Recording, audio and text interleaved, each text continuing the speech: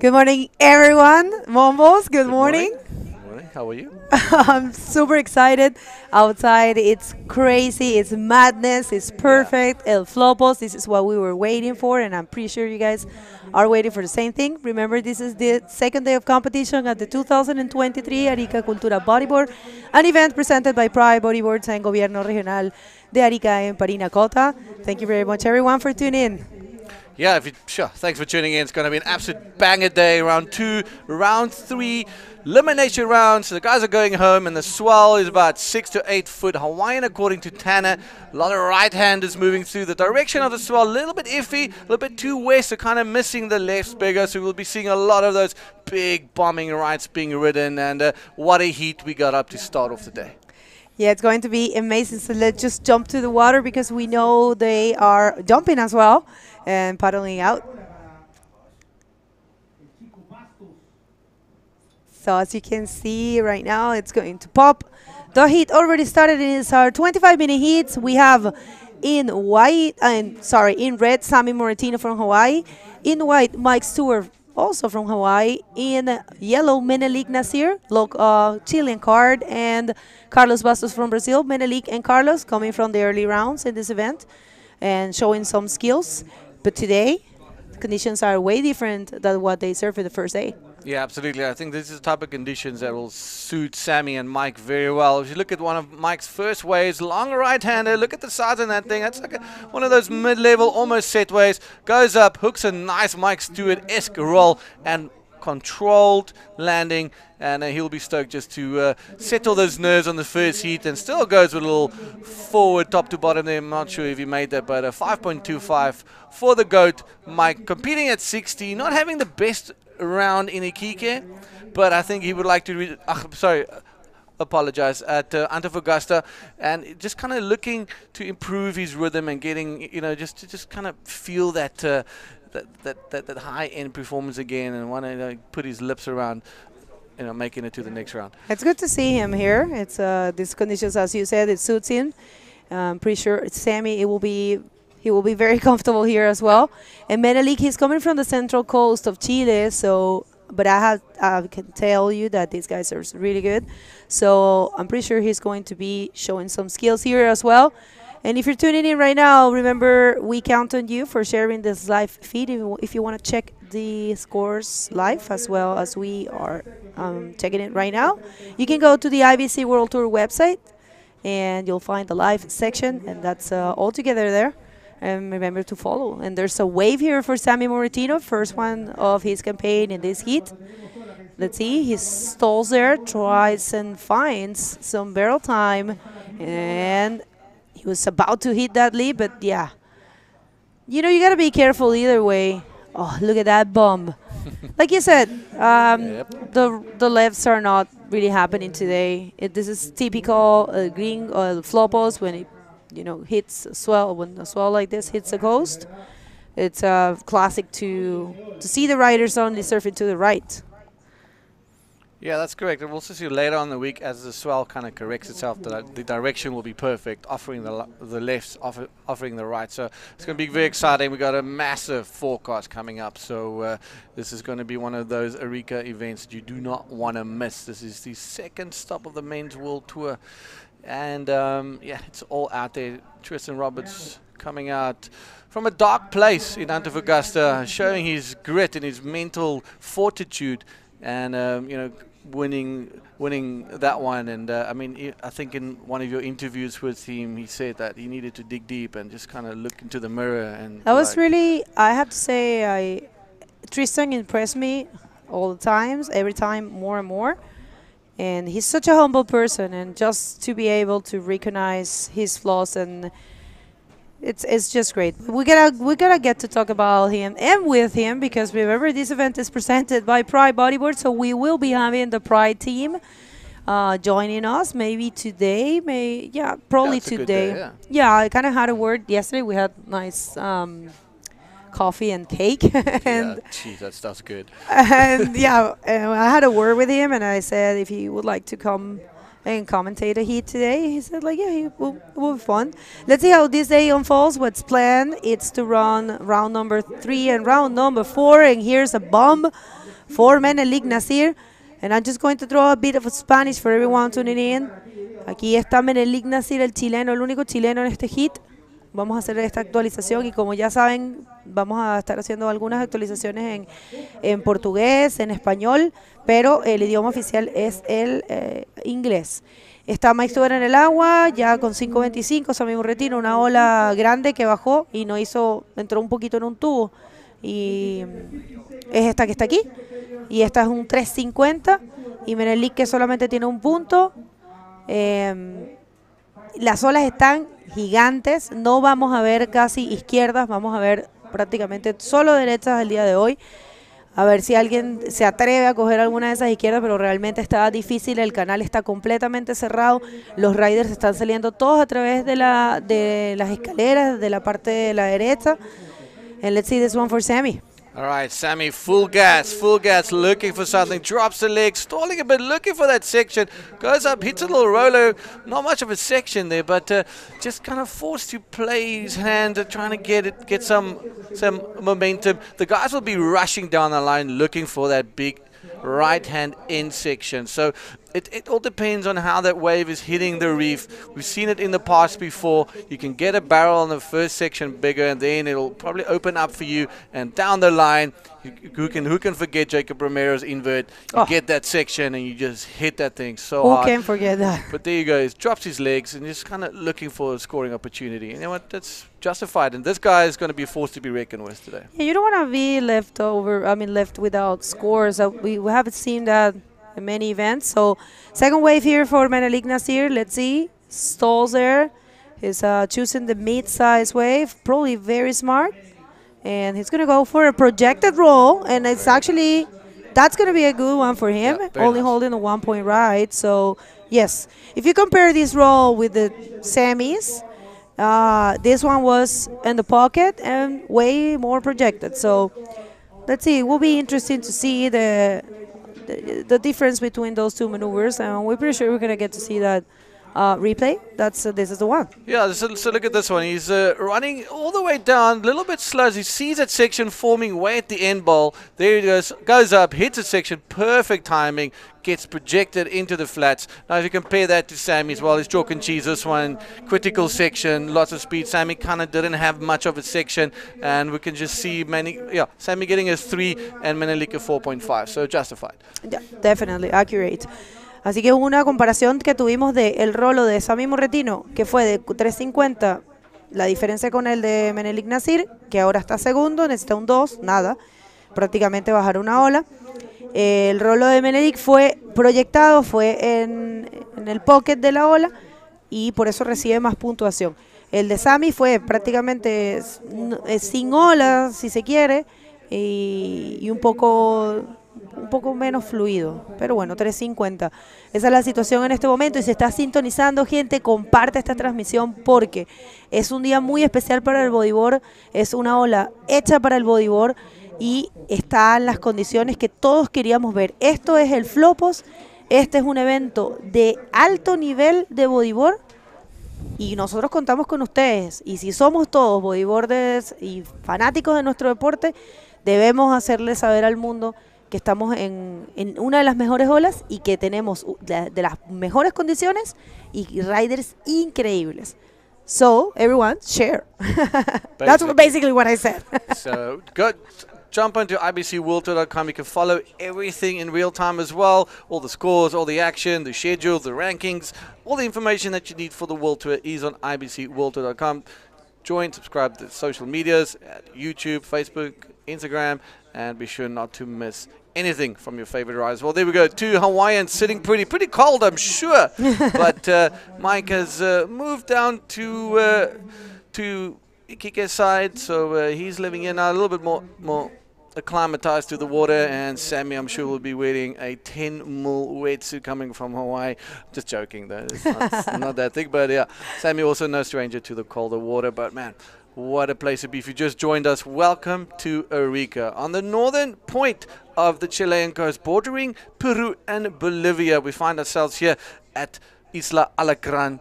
Beautiful little island, steeped in history within this town. Used to be like a pirate refuge. Like if you go scratch around, you might find some treasure, but also an event that is steeped in the history within our sport. So welcome. If you're joining in from around the world, like, subscribe, and give us a shout. We will we'll be throwing down to you guys soon. But here we go, the second stop of the men's world tour. Round number 3, heat number 1. Mike Stewart, Menelik Nazir, Sammy Moratino, and Carlos Passos. Carlos, he needs a 4.51. Mike is 0.25 because he's got the highest score of the heat so far. He just needs that backup score. Now, this is classic with a 17-second type of swell. Exactly. You get bombed by waves, and then there's quite a long extensive period, long wait in between. So the guys are kind of just trying to stay in position, knowing that the lefts are a little bit few and far in between, and focusing on the right-hander. So we're going to be seeing some big maneuvers today. Plus, you have to think there's a long way to get back. Yeah. So you do wanna choose well. And the thing with the right, it's that it's got 2 sections and two really critical sections. So if you made a mistake, you're going to be in a very dangerous and a very in a place that you don't want to be. So I think Mike is just waiting for another one. I mean, it just makes sense. He has, like you said, the highest score so far. So he just right now he's looking for basically a 0.25 to advance, which is not even, it's just like dropping a little one. Do a straight hand. Yeah. So yeah. Oh well. So this is, as you can see on your YouTube, it says day 3. It's day 3 of the waiting period, but this is day 2 of competition. We have a very funny day, the first one, and small conditions, but really perfect and glassy. Today we have a little bit of a texture, a little bit of a morning sickness, I will say. But you know what? I'm pretty sure Dion is going to get way better. And look at him. He's trying the lefts. Oh. He is trying the lefts. Oh, probably only him will dare to do that. Master Mike using that priority as well. We're touching that 10-minute mark and not capitalizing on a score. You saw something, but there's evident, guys, that there's not many opportunities on the left. But look at this right-hander, Sammy bouncing around, just gets a little cover-up. Ooh. Can he squeeze in front of the white water, drops his legs again, picks a handbrake, another nice little cover-up, reads it extremely well. Now just rushing away from that second section, and or the last section, bigger. So yeah, Sammy getting the better of this exchange, but that is gutsy from Mike Stewart. Yep. It was look at him. I don't even know where she is. He is, I'm sorry. Now. He's probably getting pummeled now. Funny enough, Tanner said that he went on the left and he ducked out like that, and he got about 10 waves on the head because the whole keyhole is now washed out. So you kind of don't know where the position is. So he was actually drifting to the right. Remember that Rockway GT kind of? So he was getting close to that side. Then he had to swim far around. So it's very sketchy, especially with the swell direction. There is a channel there. Okay, so this is a replay of the last wave of Sammy. It's coming around the 4-point score. And it's fine. He's just improving his total score right there. That's the second section that I was telling you. That one is tricky. And if you don't know how to read this wave properly, that's, it's a tricky one. But yeah, he gets a 4. And right now more solid in the first position. And Menelik is looking for a 3 only to lead. Scores are pretty tight. Last wave, second wave for Mike, it won't be a, it's just a tiny backup score. It's a 1-point ride. And well, so far it's Sammy. You can tell it's difficult because these guys right here, they know how to surf very well. In this event, level, it's not in question. Everyone that, register for this event, it's because they feel and they know they have, the ability of surf these kind of waves. And they knew what was coming because, well, of course, you don't come here thinking you're going to surf 2-foot. Yeah, never happened. There's only this wave to surf in any case. So, yeah, the guys in here, they are worth their mettle. They know what they're doing bigger. So it's a valid point. And let's talk a bit about the first heat. It's always kind of the guinea pig heat. Guys, also like all the athletes will be watching this heat keenly, seeing what the waves are doing. We still got that morning sickness, like you're saying, and the tide is still super high. So as the tide drains out, I think we'll probably see a bit better shape on those right-handers. But definitely, this first heat is always a tough one. The first heat, it's nobody wants it really. You don't really know what's going on out there. Although they did have some time to free serve. They actually we got here at 6:30, 6:45, so more or less, and there were all the French crew and many people going out, and they had like an hour to serve. But I'm not really sure if these guys were here. They got to free serve. It's a thing, you know. Some people love to free serve before their hits, and some others just try to save the energy and start a heat with with that momentum. I don't know what's best, and that's only depending of each person. And that's that guy right there. It's Marcelo Faundes from Iquique jumping into the channel, and we will see Jorge Saavedra, Jerico Rosero, and Alan Vargas full Latino heat in the next one, and it's going to be interesting. Yeah, Ecuadorian, Peruvian, Chileans. Actually, Samuel Martino was here when we got here. He was already standing on the rocks looking at what the waves are doing, and he didn't go for a free surf. He was actually just standing there for an hour plus just watching the waves. It was just getting in his own little zone. It was, and Mike came and he just looked at a few things and okay. It just shows you like you need to save the energy, and probably it's a best call to just analyze from the outside. But you know what, when you paddle out, the things look so different out there. Oh, totally. And I'm telling you, it's way bigger than what you think. A wave here from Menelik Nasir, el chileno desde la costa central, busca aquí algo, viene bien, un rolo también bien volado. Este chico ha dado mucho de qué hablar en los últimos campeonatos. Este es un combo bastante bueno para Menelik y algo más al final de la ola. Esa sección de ahí es la que menos puntos da, pero esta vez el rolo lo hizo un poco más arriba, así que él está buscando un 1.76 para ser segundo y un 3 para ser primero. Es probable que consiga, lo más seguro que consiga las notas para ser primero. All right, look at this one from Menelik. He reads it really well. Long, slow bottom turn, hits that roll, and follows up with a little forward spin, and then tries to get another one on the last bit. They makes it, turns around. I'm not too sure. We can't see from this angle whether he's made it, but that score is definitely gonna put him in contention, I reckon, for that first or second spot. As Mike now, with the last 7 minutes to go, just losing that priority, Bego, just losing that priority he was waiting for so long. And just a little bit frustration from him, just looking down there. But as we're waiting for the scores to drop, that Menelik Nasir from Chile might possibly take the lead. And there it is, 9.65, putting him in that first position, putting Mike in a very difficult spot. He needs a small 2.25, but you know, it looks good, but it's still hard out there. You can tell he's actually searching. But you know, the eternal wonder of just thinking, the eternal wonder, I will say, of knowing if the weighting technique it's good, it makes sense or not. So for some it pays off, for some others not, so you never know. So let's see this one here for Carlos Bastos. Carlos, who served so good on the first day, coming from Brazil, and not really finding himself in that one. Carlos, you have to be very careful there, you see. He actually got out of the wave in a very critical. Hold your horses, Bigger. Look at this bomb from Sammy. Look at this high midline, massive roll. How's that?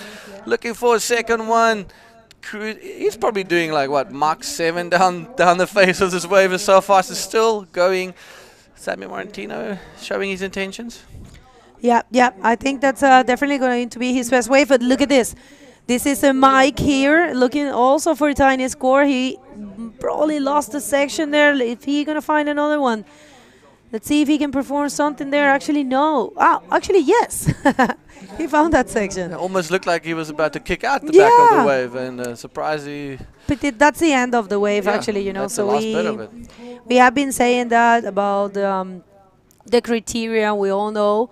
We said it a lot during Antofagasta, and the sections where you hit the leap does matter, does count. So there is a difference in points depending on where you perform the maneuver. So this one right here for Sammy. Like you said, huge section of the wave. He performed that roll, not with a huge bottom turn neither, but that was the strategy pays off, I think, and it's a 6. Yes, bigger score in this one. Yeah, this one from Mike, he was just hunt. You can see he's got his eyes set on that last little hope right at the end of this wave and goes up, hooks a nice little roller. He only needed a 2-point something, but Sammy definitely getting the better of this entire exchange with that very clever mid-face bottom turn. Because if imagine he had to go all the way to the bottom, he would have missed that section, and then Definitely. only maybe had a potential scoring at the bottom. So takes back that first position with a 6-point ride, and we'll be waiting for scores as I drop. Welcome to day number 2 of competition here at Arica Cultura on Isla Alacrán in Chile. This is round 3, heat number 1. And Bego confirmed that we will be running round 3 and round number 4 today. That's 16 heats of absolute thumping surfing. So if you just joined us, tell your mates that we are live and it's absolutely pumping here at Flopos. So get the word out and let's go. And like people, follow, it's, I have been saying it a lot.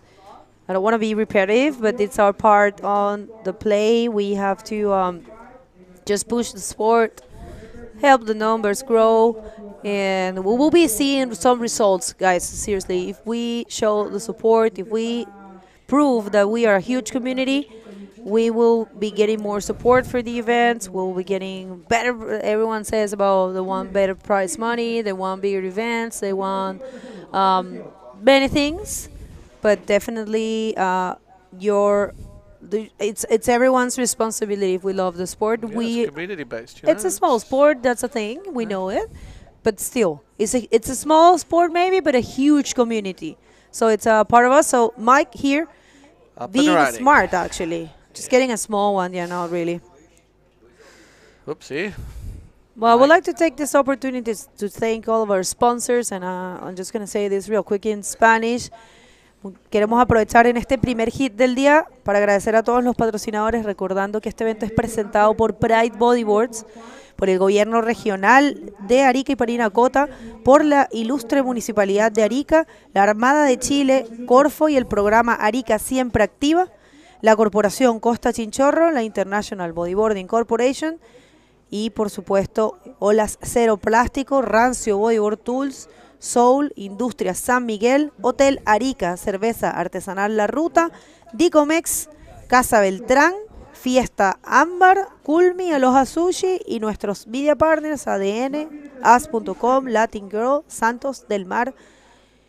Así que va a estar muy bueno y Chile Surf también está colaborando con la difusión. Gracias también a nuestro jefe del gabinete de prensa, Javier Escobar, que está haciendo un gran trabajo en difundir este evento.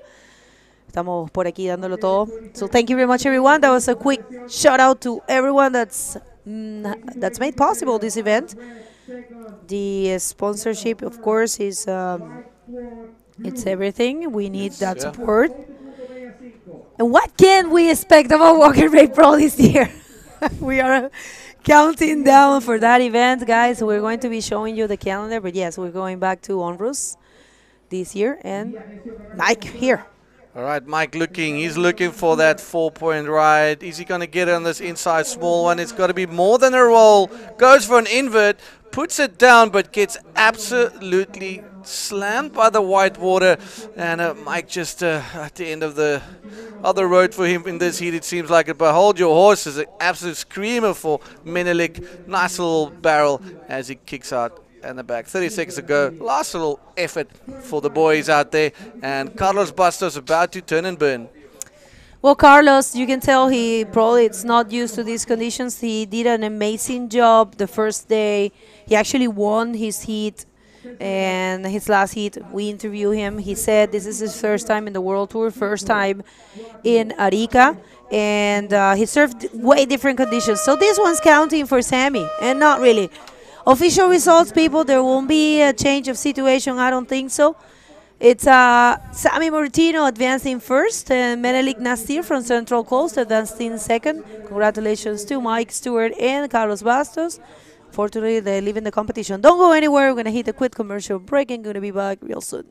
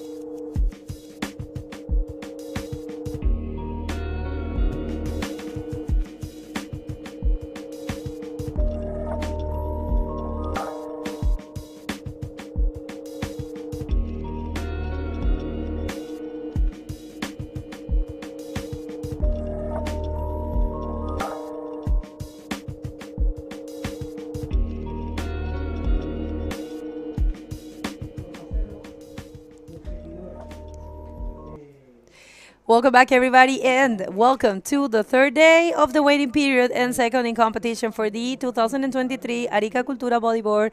Good morning, Fabio. The action out there. What is going on? How does it look out there?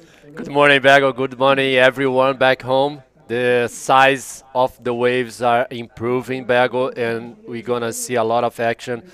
It's everybody outside. It's getting kind of shaking now because when you look to the ocean, it's like sometimes you think there's no waves, but when the set comes, it's huge.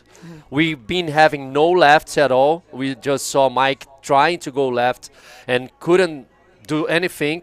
So I think the only option for today is the rights. Well, let's hit the water to see who do we have in the next heat. It's the second heat of the day, and it's a full Latino heat. We have Jerico Rosero from Ecuador in red. We have Jorge Saavedra from Peru in white.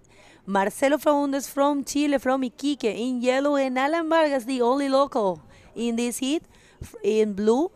It's going to be interesting. That little sea lion, it's not afraid of the sets. I was talking to Alan before, and he said he was actually so happy to see that only the rides were working because this is a strong side. He loves these rides here. He's a local. And Jerico, it's no stranger to big waves. And what about Jorge Saavedra, man? He's called El Mutant. So he loves these waves. So also Marcelo Faundes, the only thing about Marcelo is that he's pretty fluent to the lefts. So it's going to be interesting to see him surfing here to the right side, or maybe he will be daring to drop some lefts. Yeah, of course. There is some lefts still, so we're not saying here, I'm not saying here there's no lefts, but it's way more dangerous, maybe? Dangerous, yes, and hard to find the open waves. You know, like a lot of them was closing out, and here he goes. I think he's going to the left. First wave for Marcelo. He found that left. Let's see. Bottom turn. I think he will hit the lip. Yeah, that's it. Okay, yeah, not completed maneuver. Oh. It's like you just said. He will be looking for the left for sure, Marcelo. Bueno, estábamos comentando que es un hit full latino. Tenemos a Jerico Rosero, que viene de Galápagos y no tiene ningún problema con surfear olas grandes. De hecho, hay unos grandes suel siempre que van para allá. Marcelo Faundes, que es iquiqueño, y el tema de hoy es que vamos a ver más derechas, que es algo que tenía muy feliz a Alan Vargas, que es un local de acá, y estábamos justo comentando al comienzo del hit que íbamos a ver seguramente a Marcelo tratando alguna izquierda, porque es su lado más fuerte, no que no surfee para derecha, pero el lado más fuerte de Marcelo es el izquierdo.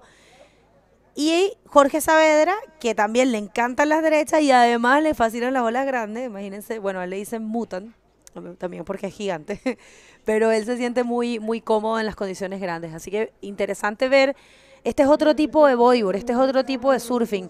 De repente el primer día vimos muchas más maniobras y muchas más, se arriesgaba más, pero este es un surfing de ola pesada, grande, en donde tienes que tomar bien tus decisiones. Es una ola, sí, que está prácticamente diseñada para bodyboard porque es perfecta, pero tienes que saber bien si es que le vas a pegar, y si le vas a pegar tienes que caer la maniobra porque puedes arriesgar muchísimo.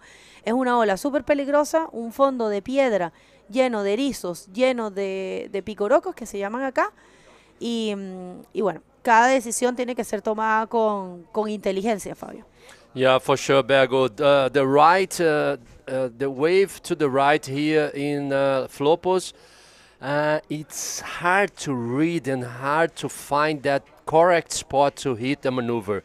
So you're gonna see a lot of maneuvers, of course, but also they have to find the best waves. And here we go, split peaks. This is Jericho Rosero, first wave to the left, pull in. Let's see. Wow. Was a close-out one, Bergo. Was a big wave. Let's see who went to the right. I'm pretty sure was just an in and out wave. Thank you, our director. So situation is still the same. We're just waiting for the scores. Jorge Saavedra went right, was just an in and out. He's still looking for scores for Jericho Rosero. Was just a barrel. Not just a barrel, it was a huge barrel, but it was incomplete. And actually he's getting a 2.25 for that effort. Jericho, que estábamos justo comentando, no le importa para nada correr grande. También le gustan mucho las izquierdas, Fabio, pero sé que sabe correr bien para ambos lados, como todos los competidores que están acá. Miren, gente, las personas que se inscribieron en este evento, los bodyboarders que están presentes acá, desde las primeras rondas son todos con nivel. Aquí no vienen chicos a probar suerte. Este es un evento de alta exigencia. Aquí viene el local Alan Vargas, se decide ir, y hacer eso aquí y que te caiga el set de atrás es complicado, pero bueno, Alan conoce muy bien este sitio, le fascinan esas derechas y vamos a ver qué pasa. Eso estábamos hablando con Dion, Fabio. Nadie va a venir a surfear en este evento si no está seguro de sus capacidades, de lo que pueden hacer, de sus habilidades, porque esta es una ola muy fuerte, es una ola que exige muchísimo, y definitivamente vamos a ver muchísimas sorpresas y muchas cosas que son propias del bodyboard, radicalidad y alto nivel de dificultad aquí en esta ola. For sure, Bergo, all the competitors here in Flopos, Arica. This is the most dangerous wave, and here it comes. White, Jorge Saavedra, stalling there. Let's see, pulling. Let's see if he can make that. Too much water there for him. No, I think it was an incomplete barrel for Fabio. Oh, Jorge, sorry, Jorge. Fabio is your son. The whole family, they are bodyboards. It's so nice to see them all together in a contest. And it was beautiful to watch Hannah yesterday surfing for the first time here. I think it was the first time, no? No. She has gone before, but you know, right now she's in great shape. You know, yeah, she's surfing really good. She's surfing really good. It was just beautiful to watch. He was with us yesterday. Well, you know what? We have the interview ready with Sammy Moritino and Dion Mayer. Please, Dion, take it away. Sammy, that was a banger heat.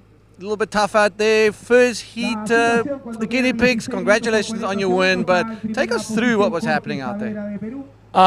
Yeah, with this rising swell, there's long lulls out there right now, so you'll be waiting for a set. It'll be flat for 5 minutes, and then next thing you know, there's a couple 8-footers rolling in, and yeah, it's difficult. There's a lot of water moving, and it's just all about choosing the right wave right now. You definitely don't want to get caught inside. With this rising swell, it's really easy to find yourself on the inside, waiting for a smaller wave to get a score, and then next thing you know, you're just taking an 8-footer on the head. So you got to kind of play it safe with that.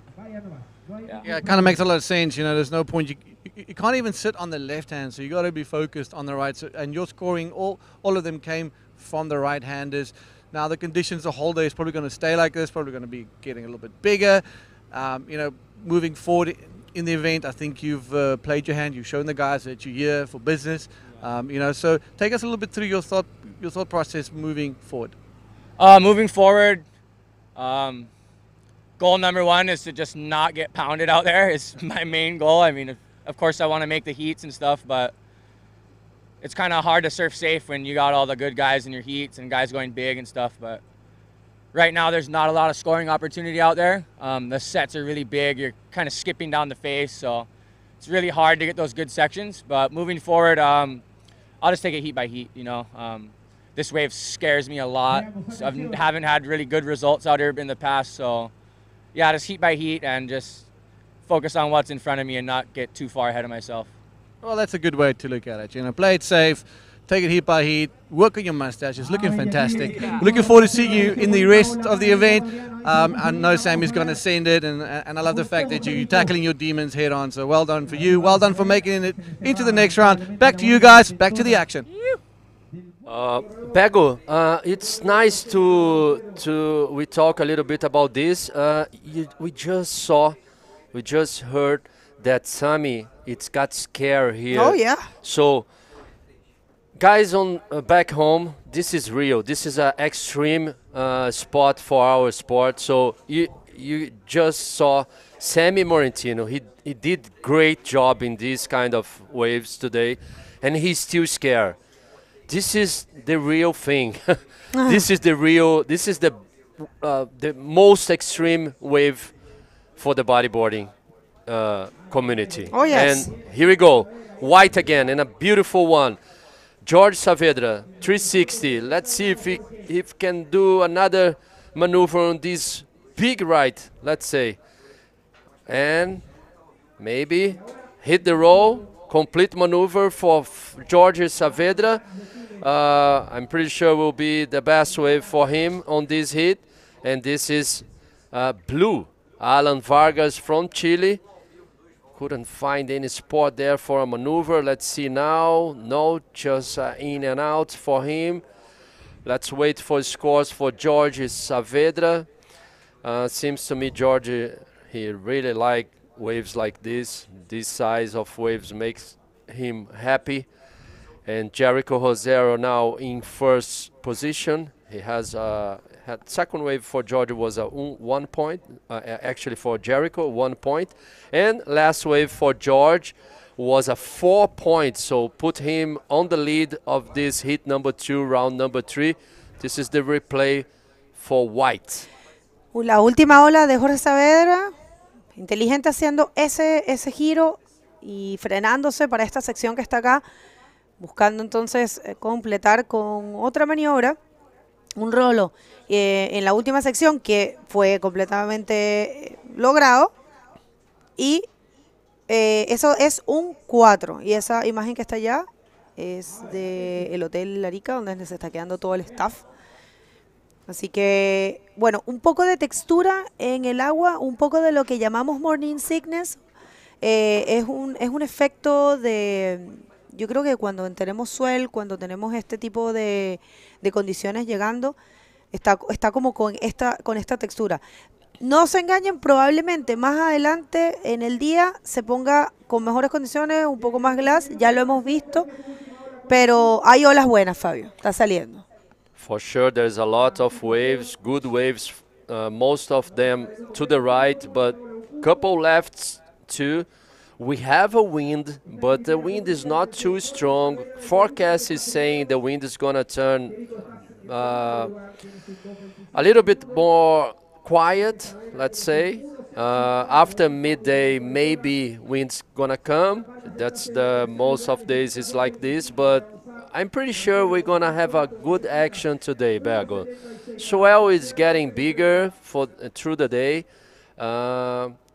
Still good conditions. I need to say that. This is like everyone who's coming to Arica, they know Arica always deliver big waves for this competition.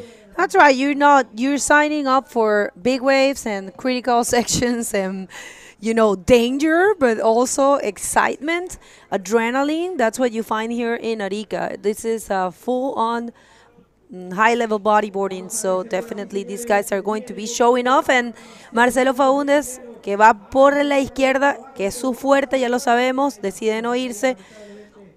1.50 tiene Marcelo y está buscando 1.76 para avanzar. No parece que no es, ese no es el score, se queda con la tercera posición. Hasta ahora, Jorge Saavedra, que consiguió un 4 con esa ola, es la nota más alta. Cuando vemos este tipo de scores y viene un set grande. Oh my God, I was going to say this, Bergo. I'm pretty sure Marcelo Founds will get one wave on the head. Vamos a ver qué pasa con Marcelito porque está por allá abajo. Ojalá que ya haya avanzado porque cayó el set. Ese es el peligro de ir. Oh, wow. Ahí está. This is George. Ahí está Jorge, sí. Imagínense que Jorge venía de allá de tomar una ola y no solamente esa ola va a recibir, viene más. Sí, vai vir como 3 más. 2 more. 1 or 2 more. Let's wait, boys. Let's wait. Oh, ahí está Jorge my de nuevo. God. Wow. Another one. Ustedes no tienen una idea de cómo se ve eso allá adentro. Yeah, it's pretty big. It's pretty big. And it's getting bigger and bigger. This is Arica. This is Flopos. This is the second stop for the 2023 IBC World Tour Men's Division. In the water, heat number 2, round number 3. This is an elimination round. George Saavedra in first place with 2 waves, 1.60 and a 4. And Jericho, whoa, how big is that wave? Look this. Jericho looked to the right, but he said no. Maybe he was too deep to drop that wave and get the wall, the open wall. So he needs to do maneuvers on the open wall. Let's see, Jericho looking to the left. No, Jericho with second priority. Alan Vargas with first priority. Alan is looking for a 2.25. Only, Bergo, only George surfed okay, good wave. Sí, Jorge que logró conseguir esa ola fue súper inteligente en hacer ese giro y en hacer ese rolo. Al final está bien complicado, está grande, están saliendo de esas derechas. No sé dónde está Marcelo Faúndez, dónde estará amarillo. Deben ahí seguro las cámaras. Está pasando esto de que se están empañando un poquito las cámaras, es por la brisa, por los cambios de temperatura. Esta brisa está bien helada. Y todavía no sé dónde está Marcelo y Jorge tampoco ha llegado arriba. 8 minutos con 10, estas son rondas de completa eliminación. Solamente pasa primero y segundo, tercero y cuarto se despiden de competencia. Tenemos a un local en cuarta posición que todavía no ha conseguido una ola buena. Tenemos a Marcelo Faúndez en tercera posición que ha optado por ir por las izquierdas y en la última, que fue una izquierda pequeña, lo tomó el set. Ya llegó allá arriba, menos mal. Y tenemos al peruano Jorge Saavedra que está haciendo un buen trabajo, está marcando las puntuaciones, está logrando avanzar. Así que, bueno, se están ajustando los riders. Es difícil, lo comentábamos con Dion, es difícil ser el primer hit. Es difícil entrar en un mar de estas condiciones, siendo que ya veníamos de 2 días de olas pequeñas. Y de la nada que crezca, de la nada que tengas que entrar, entonces puede que los primeros hits sean un poco de adaptación de todos estos riders y por eso estamos viendo esos scores pequeños. Yeah, for sure, Bergo. It's not easy today. Swell it's getting bigger, and the riders has to put themselves in a good situation in the water to find those correct waves. Otherwise, if you surf a bad wave, you can have all the set in your head. It's raining here. That's what the director told us. Yeah, our director just told us. Okay, lo que está pasando, está God. lloviendo, gente. Aquí nunca jamás llueve. Este es el suelón que estábamos esperando. Yo creo, Fabio, que el suel se va a acomodar un poco mañana y pasado. Vienen muchas olas, para que sepan ustedes en casa, revisen el suel para Arica, se van a quedar locos con lo que viene. Vienen muchísimas olas. Así que ustedes no se lo pueden perder, ayúdenos a compartir, va a estar muy bueno, va a estar bodyboarding de alto nivel.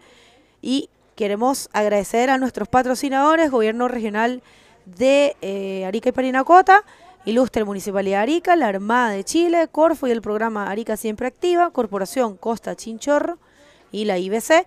Y por supuesto es un evento presentado principalmente por Pride Bodyboards. Gracias Pride, que a un trabajo, ayer veía una publicación de Pride en donde decía que ellos confían y creen que apoyar un evento de bodyboard es fundamental para el crecimiento del deporte. Así que muchísimas gracias por estar acá apoyando una vez más, porque no es la primera vez que apoyan este evento, Pride Bodyboards, como presentador.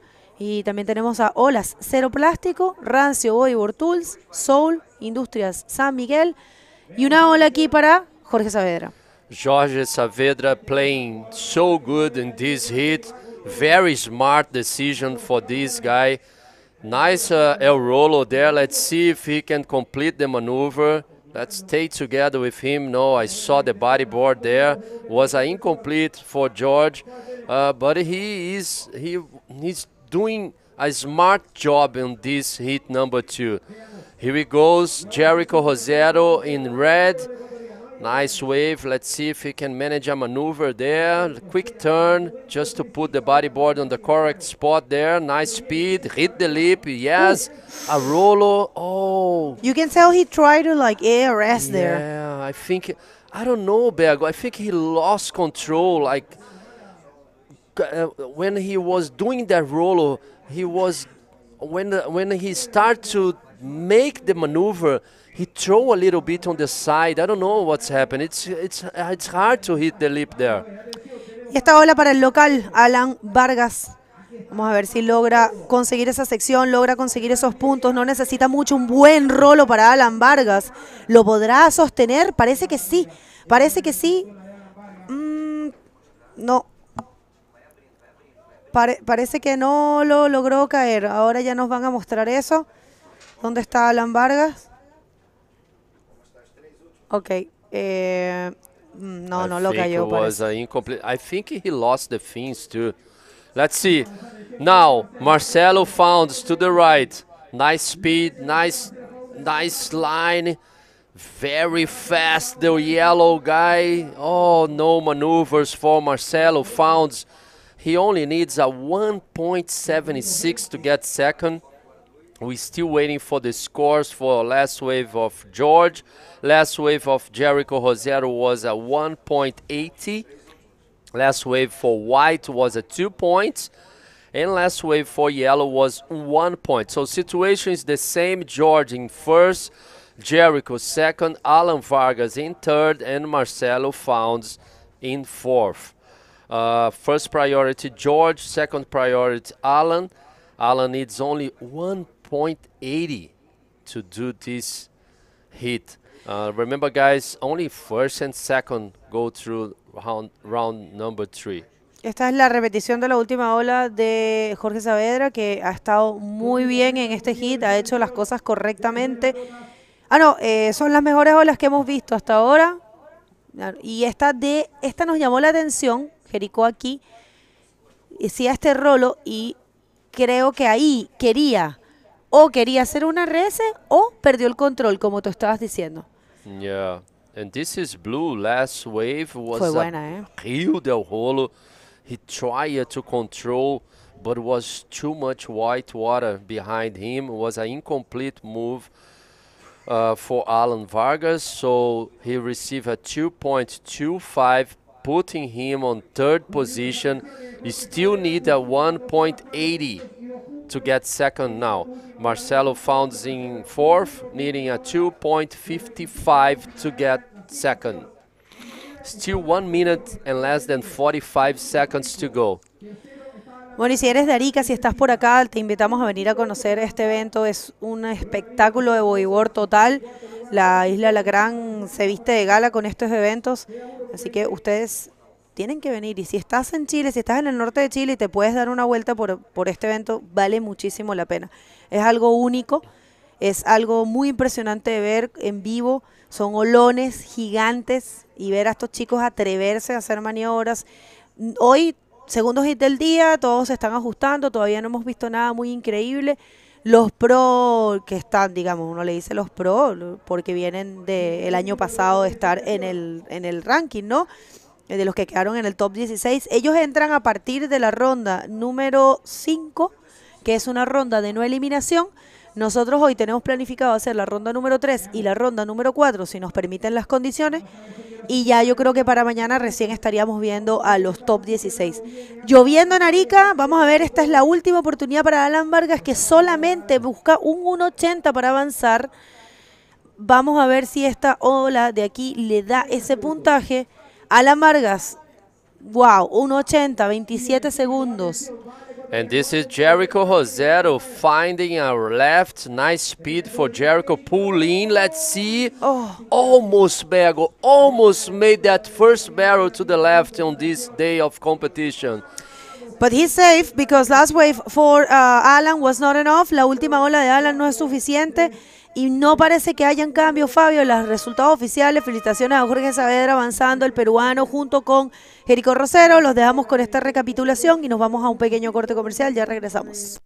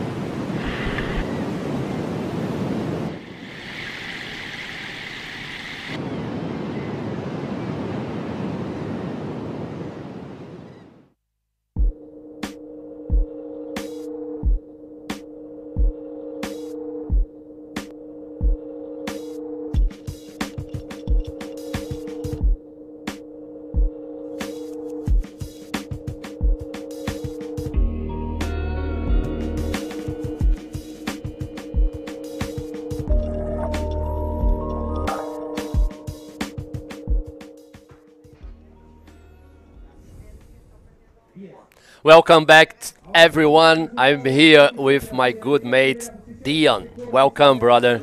It's carnage out there. It's epic out there. I cannot wait to see this heat unfold, Fabio. The last heat, some bombs came through. I was like, my jaw was on the ground, and it's drizzling in Arica. It's drizzling in Arica. I have to say it twice. How crazy is our sport, man? Brings waves and Mental. the rain to Arica. Wow. Let's jump straight to the water because we have a lot of action outside. This is Hermano Castro from Brazil. So, guys, we're having a Brazilian on this heat number 3.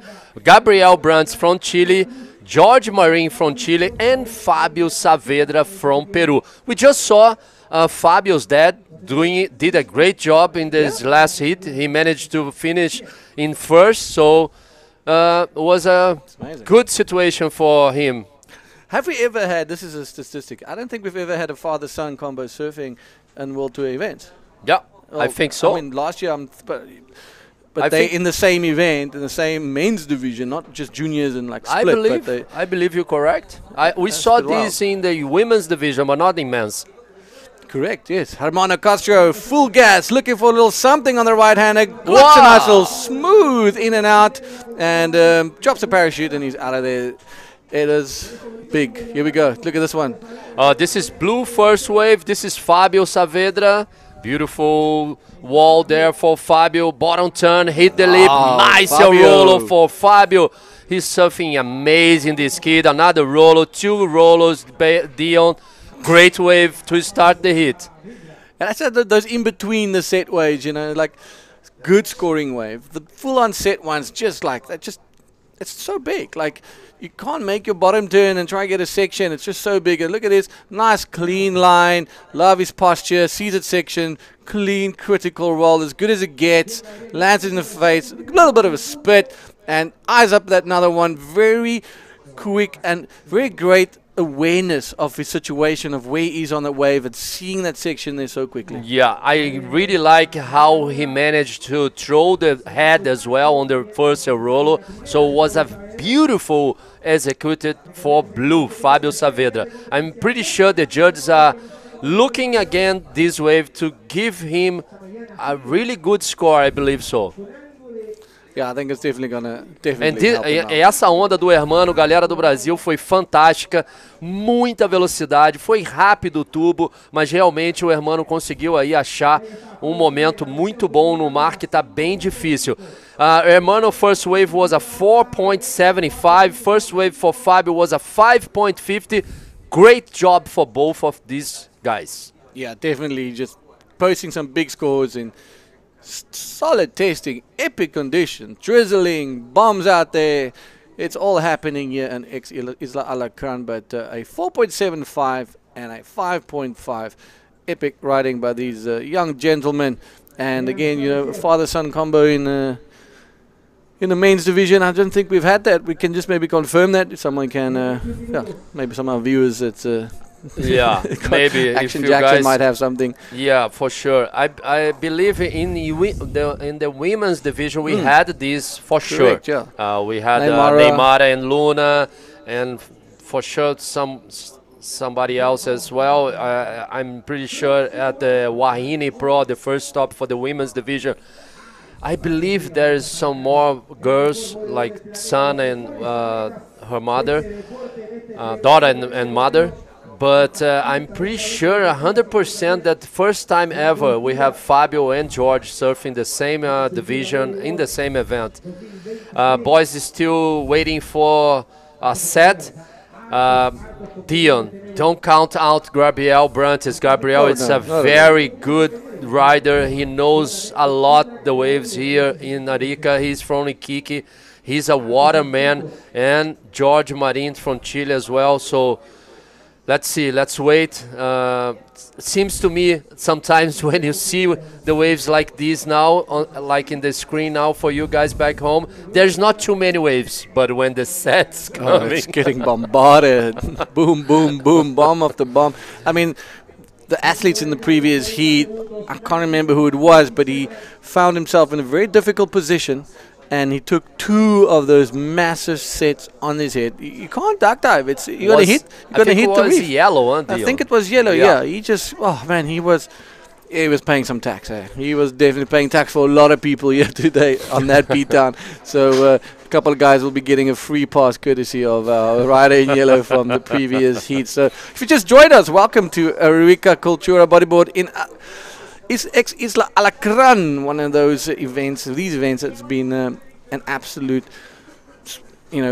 highlight of the bodyboarding fraternity, and one of those most high performance waves, and one that people love to watch, and we love to come to, love to commentate it here, because it make our job so much easier being able to see riding at this level. So always epic to be at and the second stop of the men's world tour as well. We've got a jam-packed calendar for you guys.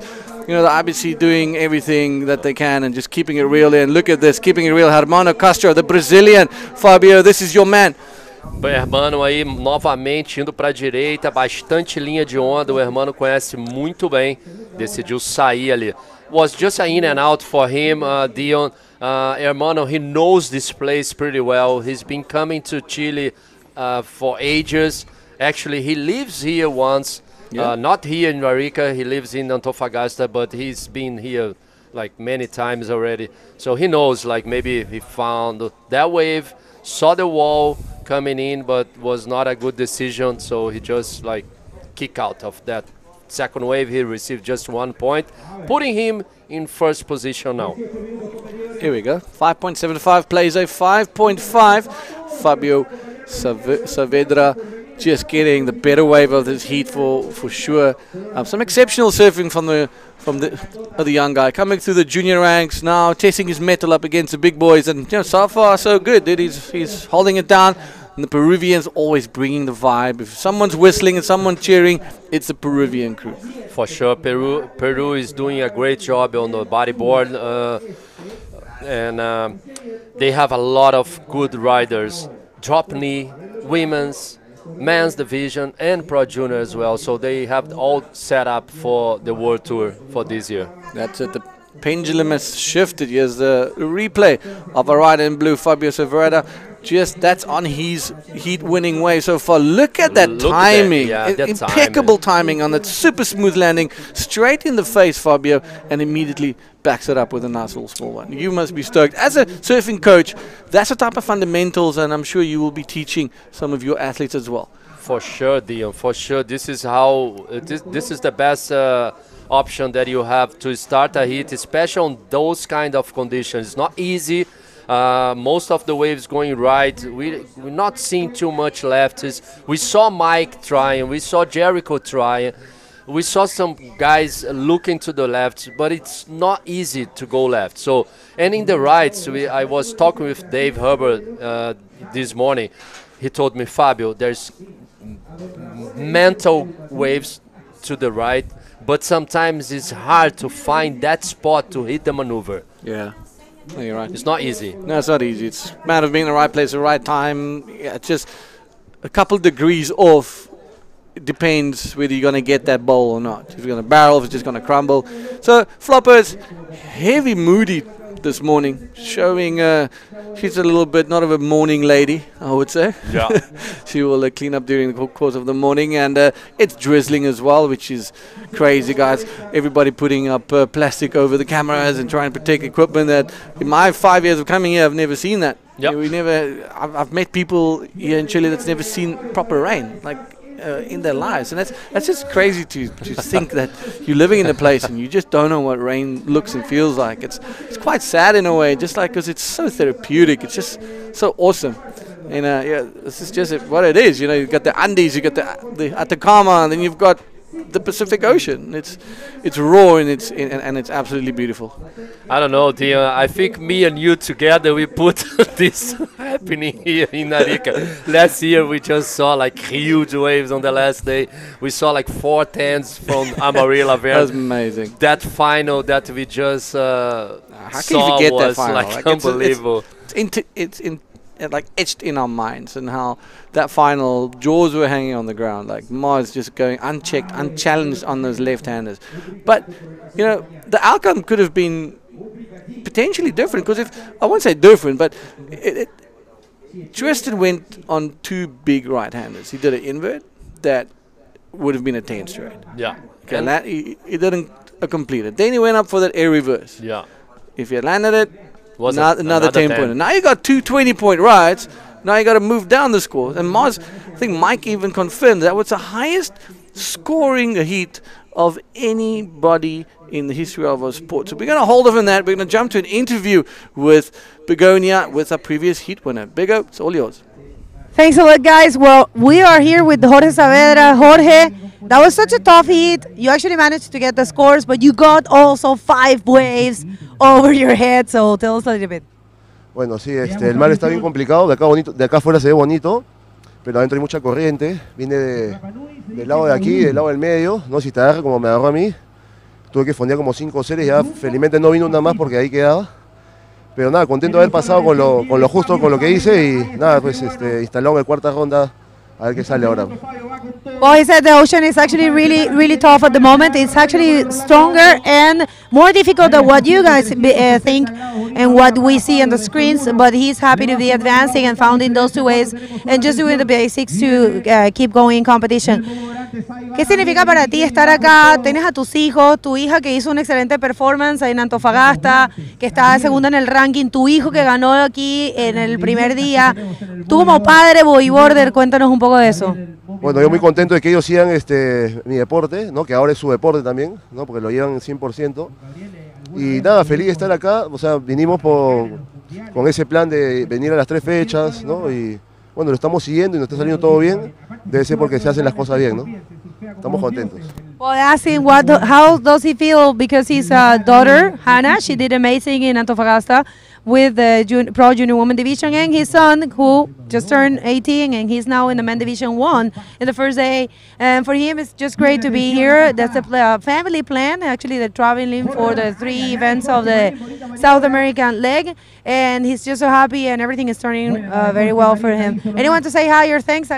Bueno, sí, agradecer a mi esposa Claudia que está acá, ¿no? A Maura también, la mamá de Pirpo, a todos los chicos de Perú, al tío Q, a mi familia que está allá, a mi hermano, a mi madre, mi padre, mi suegra.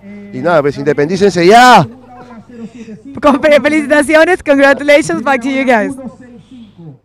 Thanks, Bego. You can't wipe that smile off with a bat. As a parent, Fabio. Yeah. And 2 of your children on the world tour doing exceptional. You can see he was looking over his shoulder to see what Fabio was doing, and the crowd was cheering. That must be special. And we saw Fabio did another combination of maneuvers and put him on first place now. Fabio Saavedra is leading this heat number 3. Last wave was a 4.25, so putting him in first. Hermano Castro now with first priority. He needs a 5.01. We saw a wave for Gabriel Brantes as well, but it was a big wave, but it was just in and out. It was a 0.75. So just waiting for George Marin next wave because he only needs a 4.11 as well. So situation are not decided yet. Plenty time, Dion, for this hit number 3. We saw George doing the interview and Fabio catching a wave on the other side of the screen. Pretty cool. This was pretty cool. Father-son vibe there. That's pretty rad, man. It's pretty humbling to see that and to have that here. I mean, it's unique. Yeah, and it's it is. super cool. Like, you traveling as a family. Your daughter making finals in Antofagasta. Your son sending it here at the moment. Yeah. Commanding this lead. And the dad winning his heat as well.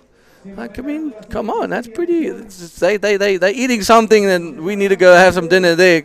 Yeah. I want to have what they having. You know, Dion, this proves that bodyboard is for everyone. So bodyboard is brother. easy to enjoy the ocean. So easy to anyone to be with us and enjoying waves. But in the other side, bodyboard can be very extreme. So we are here at Arica proving that.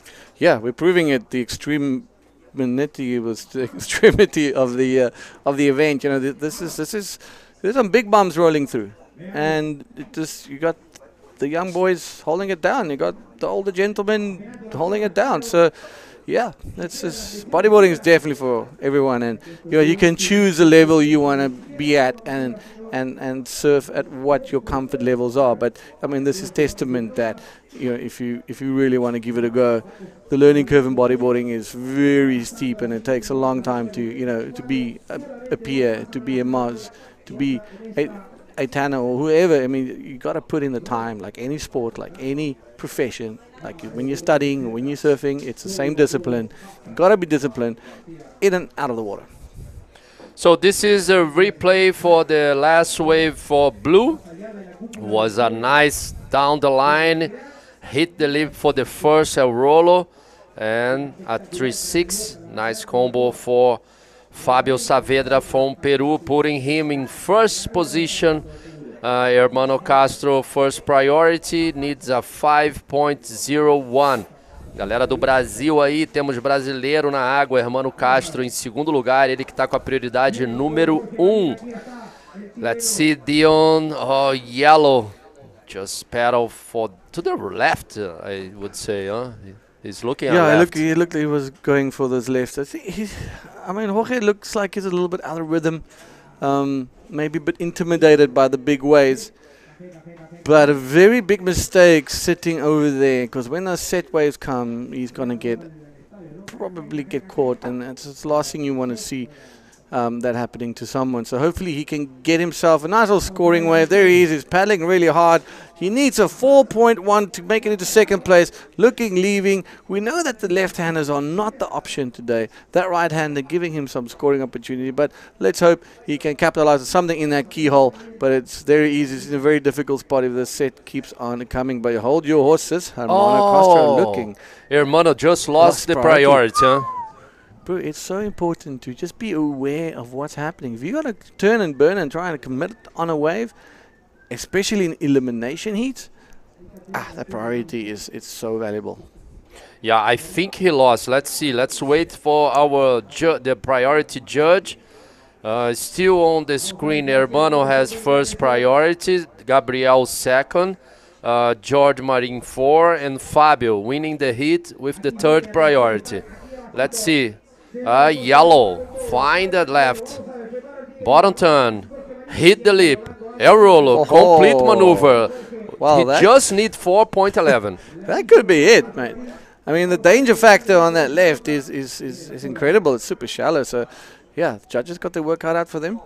And the way out too, Dion. The way out. This is the replay for yellow. Yeah, cruising down the line, bit bumpy, but there's the timing. Hits it, it's fraction delayed, but gets beautiful projection. Banged, super smooth landing.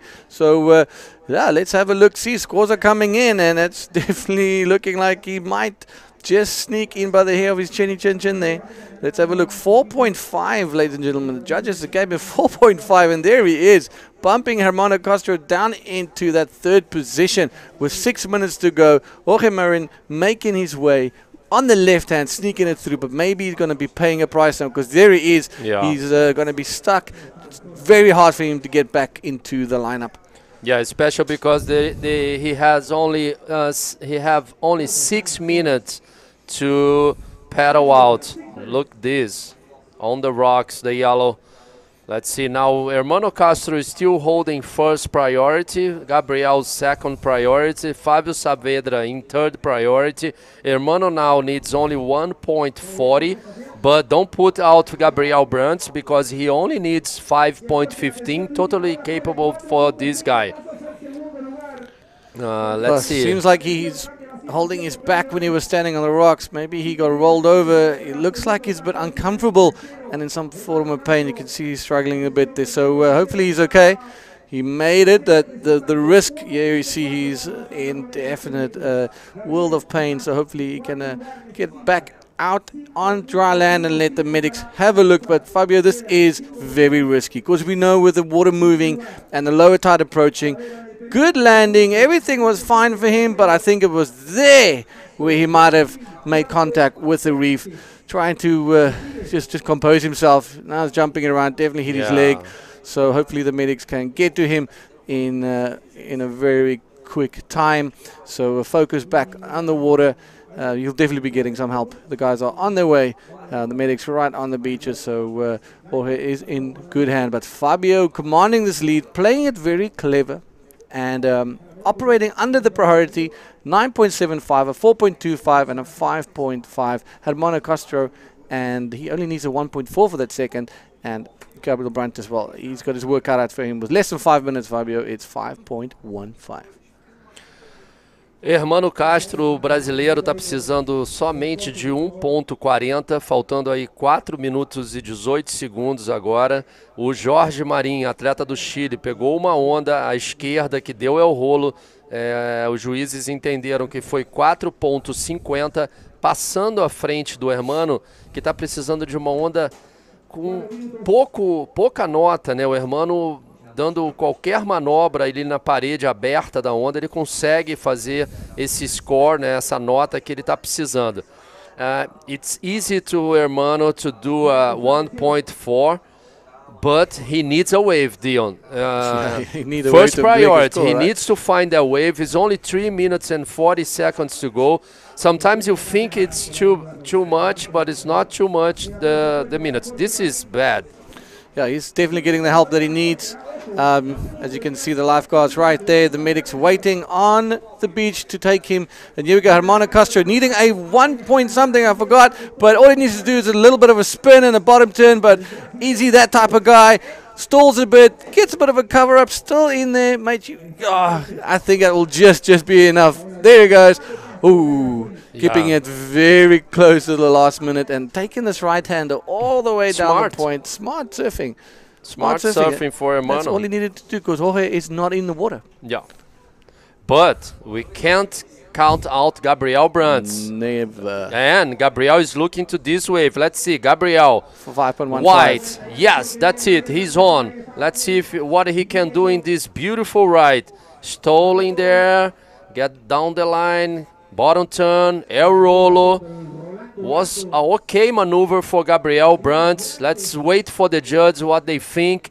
One maneuver only, and this is it, Fabio again. Yeah, heat leader screaming down the line. He is full gas. He's got his eyes on something. Are we going to see something explosive? Tries a nice little in. He drops on top of the wave. And you know what? He's having fun. A little bit of a victory parade for him. I think he must be feeling like a dog with two tails right now. Super stoked to be in the winning position of this heat. 2 minutes ago, round 3, heat number 3 at Arica. If you've just joined us, welcome, and jump into ibcworldtour.com. Follow the whole tour. All the information that you need is right at your fingertips. Let's see, last wave for Hermano Castro. This is the replay. Found a little in and out there, quick in and out, let's say. And after this, he managed to do a 360. He was looking for 1.40, and he received 2.75, putting Hermano back on second position. And this is a 3.25 that White received for this last wave. Was not enough to put him on second position. Now Gabriel Brands needs a 4.26 to advance it. Yep, so job done, Hermano Castro. Second place. Job done. Yeah. He did what he needed to do with what the wave offered him. So 7.5 total, and Jorge, which is being attended to by the medics. Once again, this place is not to be taken lightly, and it's to be respected.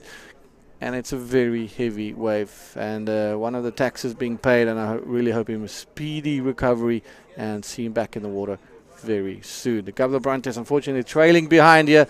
4.26 is what he needs. He's got a 3.25, still needs that backup score. You see, he's sitting somewhere. He's got that second priority. Kind of can't see him in this angle, but 30 seconds to go. It's coming down to the wire. Yellow, fortunately, not in the water, so it's safe to say that he will be going home, and Gabriel Brandt is still trying to make it happen with a few seconds to go. And we've been seeing now father and son winning the heats. Father won heat number 2, Fabio Saavedra winning heat number 3. Don't go anywhere, guys. Stay with us. A lot of action here. The second day of competition at Arica Cultura Bodyboard. Quick commercial break.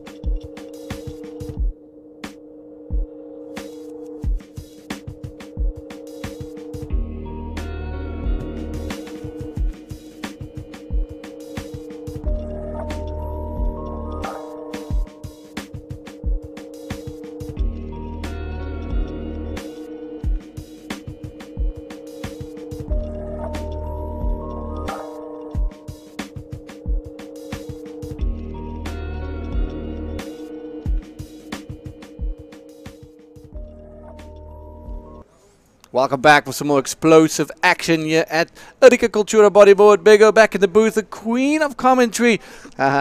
Anyways, we're having fun out here. I hope you guys are enjoying the webcast. And the riders, well, you know, they're in between having fun and having a big stress because some of those mountains have been rolling in. So let's jump into the action and bring you all the action from this heat. Así es, y en el agua, un heat full chileno. I'm just going to throw a bit of Spanish as well. We have a full Chilean heat here. Jordan Villalba from here, from Arica. Raimundo Quintana from down south Chile. Carlos Cruz and Gaspar Ruiz. That's a full Chilean heat. So make sure to tune in and make sure to share and let the world know this is bodyboarding, and these are 4 Chileans that know perfectly what to do. 4 chilenos en el agua, gente. Son 25 minutos. El suelo está creciendo y se está notando la presión, se está notando las condiciones gigantes que estábamos esperando. Vamos a ver cómo se da todo este hit. Y si están sintonizando, sí, claro, compartan. Okay. Right, you go replay of White bouncing on the left hand is just not an option and so much risk involved. But again, high risk, high reward. But look at this mountain that Jordan Villalba is cruising down. This kid has really made a nice household name for himself as a young, strong competitor. And right in yellow, Carlos Cruz just checking out of that one. Sí, todos los riders tomaron olas, todos los riders hicieron prácticamente lo mismo, entraron y salieron, un punto para cada uno. Gaspar es argentino, de hecho. Gaspar Ruiz, voy a hablar, para que le cambien el... Sí, ahora estaba revisando y sí, yo creo que Gaspar es argentino. Vamos a mirar esa situación. Pero bueno, 3 chilenos y un argentino entonces en este hit. 3 Chileans and actually Gaspar is from Argentina. Oh, wow. Yeah, they had, you know, sometimes it happens. Yeah. I wonder if he's living here, so I wonder if he actually, you know... Residency and stuff like that. Yeah, maybe he registered, he loves Chile, so he loves this place. What's not to love? You got Isla, Alacrán and Nescafe. It's fantastic. No, I'm just kidding. It was a funny one. Some interesting coffee this morning. And here we go. Round 3, heat number 4. Bigger. We're doing round 3 and 4 so far. And there's 8 heats per round. Yes. Correct me if I'm wrong. And this is your elimination round. So bottom 2 riders will be ending the ACB 2023 campaign. And it's always tough to see someone leave, but, you know, the show's got to go on. Sí, es lo que decía mi compañero. Solo avanzan primero y segundo.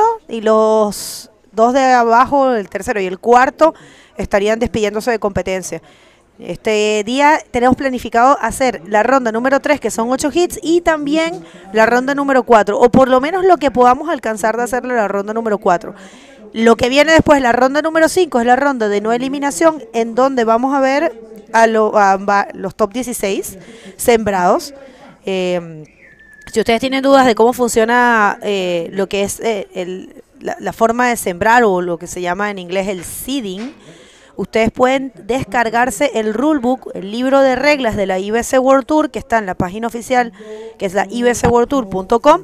Lo tienen en la parte de arriba donde dice About Us, o también lo tienen si hacen scroll hasta abajo. Aquí viene una ola, la segunda para Raimundo Quintana, va dentro del tubo. Raimundo se ha sentido súper cómodo aquí en Arica.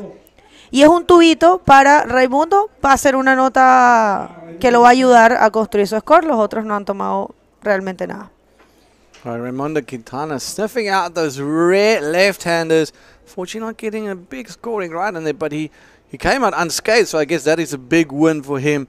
And maybe it's a show of something to come with the tide going a little bit lower. You will see blue again also opting to go left hand, so this could be a sign of the things changing. Bouncing, gets into the face, loses his rail and gets absolutely smashed down there. Hopefully he's okay.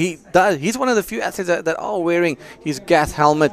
And Jordan Villalba, wow, this is looking to shaping up to be an absolute exceptional wave. Lots of speed. There it goes up the section, massive good clean roll. Back on the horse, lots of speed now. His focus on the last end section. Big O, is he going to get it? There it is. It's heaving up, And another even bigger roll. This is definitely a contender to watch. One of those young guns that I just said is making a name for himself, and he's putting his money where his mouth is. Me alegra mucho por Jordan porque no viene de tener tanto éxito en el resto de los campeonatos.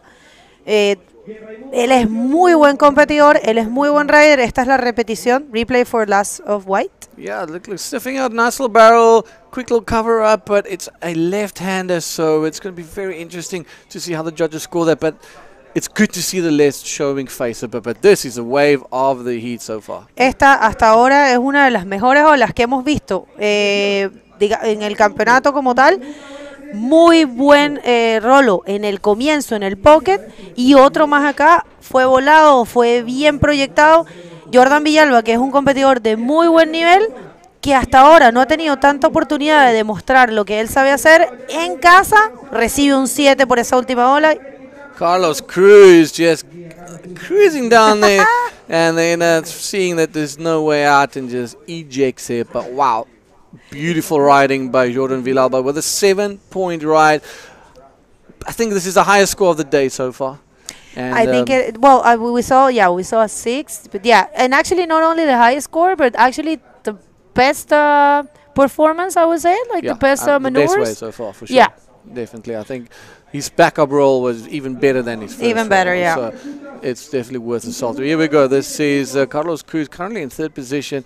A quick little in and out, full gas all the way down the face, and unfortunately just running a little bit away from him, that end section. Here Flopos just giving and taking it at this moment, and this heat, guys sniffing out 2 less so far, and Jordan just stamping his authority, and definitely the highest scoring wave of the day and the morning. Sí, muy buen trabajo para Jordan Villalba, es local, es de acá y está por fin demostrando todas sus habilidades en este hit. Un 7, una de las mejores olas, una de los mejores performances que hemos visto hasta ahora. Y Raimundo Quintana, que viene de la zona sur, una zona espectacular de olas aquí en Chile, predominante fondos de arena, puntas de izquierda, muy buenas. Y también ha estado por mucho tiempo en esta zona norte. Aquí viene justamente de quien estoy hablando, Raimundo Quintana, en esta ola, buscando conseguir una sección de tubo, la consigue, creo que va a salir y no lo logra. That was unfortunate. So close. Raimundo So coming close. from the south area, Yeah. on a part that is so good of Chile. It's full of beach breaks, Sure. mainly left point breaks. Mm-hmm. But sand bottoms, and the waves are very good and they're very consistent. So he's very good at the lefts as well. But he can serve rights. Yeah, you can see he's got a really good style. But here we go, another left-hander, Gaspar Ruiz. Bomb above him. Can he hold his rail? Gets pushed. There he is.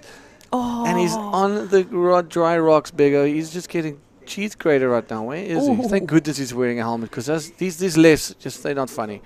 And yeah, well done. He got out of there and scratching to get back and not to get caught there. Well, we're going to throw to an interview with Fabio, with a previous heat winner. Fabio, it's all yours.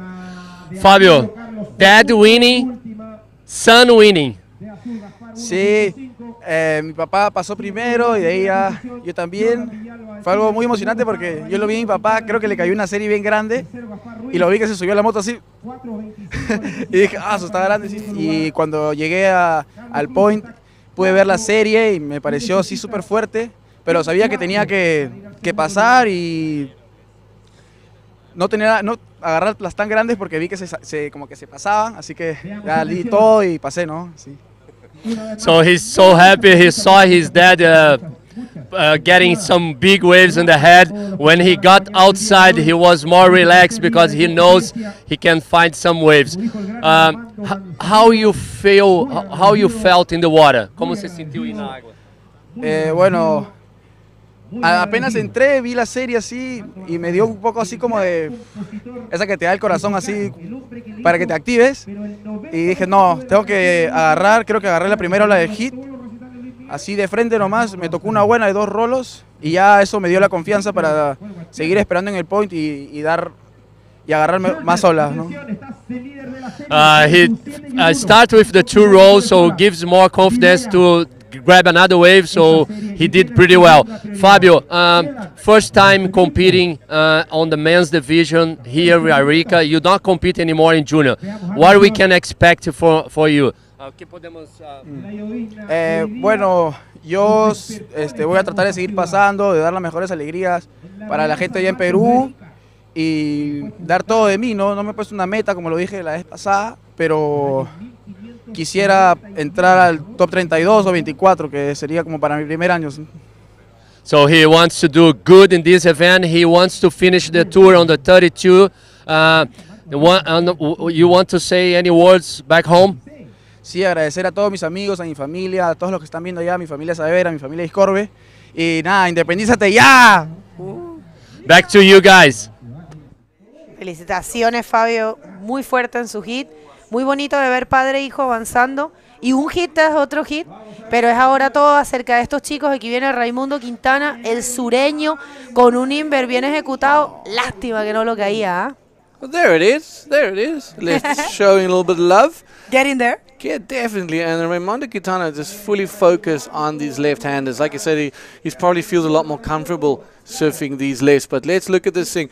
Super cool line. Cruises, just gets in front of the white water. There it is. Opens up. That's his first wave. It almost made that barrel, but the white water just catching him there. And we'll get to his other one soon. But here we go. This is the last of blue, Gasparizo. Here we go. Ooh, a little bit, a lot happening there. And last of blue, there he goes. Down the face, Big O goes for the barrel, but just sits and sits. Almost made it. There he is. And then just pinches right at the end. Fue muy buen intento de Gaspar, corrió muy bien la ola, de hecho estuvo muy cerca de salir de ese tubo. El problema es que si salía derecho, iba a caer en todas las piedras, entonces tuvo que irse por la opción de tratar de conseguir esa segunda sección de tubo, y de esa segunda sección sí que era prácticamente imposible salir, pero está ahí, está dando la pelea. Realmente es un hit en donde todos se están mostrando bien. Carlos todavía no ha tenido la oportunidad, amarillo, todavía quedan 11 minutos con 50, recuerden es una ronda full eliminatoria, es el hit número 4, la ronda número 3, vamos a hacer toda esta ronda seguro y avanzar en lo que podamos en la ronda número 4. That's what's planned for today. Sure, that was a lot. For those that don't speak Spanish, we will be doing round 3 and round 4 is 8 heats per round. So culmination of 16 heats here on a super fun, gnarly, epic Flopos. It's exactly what you can expect when you come to this place. And you know, if you just look ahead a little bit with a forecast, it's going to get even bigger, but the direction is going to improve a lot, so we'll be seeing those left-handers opening up for business. Looking forward to that. But Jordan Villalba with the highest score of the morning so far with a 7-point ride, and only has well, he doesn't have a backup score yet, let me put it that way. So he's got a 1-point ride in the 7 with an 8. So he can definitely, if he gets another 5-pointer, he's going to pull away from these guys, and some of them will be in that combination situation, which we will probably be seeing quite a lot during this event. You know, it's not a beach break where there's multiple peaks, or, you know, the riders will be keeping busier. The priority system comes into play a lot more because it's a bit of a single peak, and it's got 1 or 2 takeoff areas, so very specific. So you got to be mindful of your situational awareness, and especially where you're sitting with that priority. And I know we talk a lot about the priority, but it's such a crucial key, a critical key element that you as a wave rider in this event need to be aware of and utilize it to the best of its ability. So when it's available and you can block someone, you've got preference on the best way. So again, just read the rule book, make sure you understand it, and come have a go. Yeah, I completely agree with you. Priority is a great tool, and it's one of those that you need to know how to handle. Remember, heats are that the competition is that it all comes down on how you handle and how you use those tools, and priority is one of those. Aquí un split pick situation, ahí se comparte la ola, tanto para Gaspar azul como para Jordan, si no me equivoco, que fue para la derecha. Vamos a ver esa repetición. Y mi compañero estaba hablando de la importancia de la prioridad. que es una de las herramientas que obtienes, y competencia, gente, es acerca de utilizar correctamente las herramientas, entre ellas el tiempo, la cantidad de olas, la selección de olas, la prioridad, y muy, muy importante, ese formato de prioridad fue inventado por nuestro jefe de jueces, Chico Garritano. Ah, esta había sido amarillo, disculpe, pensé que había sido rojo. Yeah, that's yellow. Punches a nice little roll through there. He'll be posting a score on ejects. He's nothing at the end there, but this our split pick action on the left with Gasparese. Him and Raimundo Quintana both just focusing on these left-handers, and as he dives out, he gets shut down. But Bigger, I'm pretty stoked to see the lefts showing a little bit of a presence here this morning. It's been rights all the way. We've had some big bombs coming through. It almost seems that the ocean is kind of finally in a bit of a rhythm, and the swell is becoming a bit more consistent. This morning was a bit crazy, because you remember when we got here, we didn't see for about 30 minutes any bigger waves, and as the sun came up, things started changing. Yeah, it's building, definitely. We know that. You guys can check the forecast, and you will be amazed. Just the number for the period, it's so high. It's like in the Pacific, 18 seconds, 17 seconds. Mental. It's a lot, and this is only the beginning, guys. We're going to have lots of waves. We're going to have a huge bodyboarding show, and we count on you. So remember, your part in this play is to share and to let the world know this is professional bodyboarding. And right now is Jordan Villalba, who has done such a good job with one single wave. He has been keeping that first position for a long time. And we did have him here going to the right, but this is Raimundo going to left. Good job also. Yes, let's see what Red did. Oh, well, a backflip. Oh, we're going to get to see those replays. But yeah, that's a good backup score. Definitely. Both Raimundo and Jordan getting good scores. Raimundo clocking in a nice little barrel on that left-hander. And right at the end there, Jordan hooking a little flip there. So beautiful little backflips. But it looked a bit messy. Legs were all over the show. But that end section, and look at this thing just exploding on the reef. Absolutely massive here. And just swinging wide. So we'll bring you a little replay on that the left of Raymond Quintana, because that was a very good barrel. So we'll give it a go here. All right, Bigger. Bueno, este es el score de respaldo, la nota de respaldo para Jordan Villalba. Está haciendo un muy buen trabajo. Jordan se fue por ese backflip, lo logra concretar y este va a estar bueno.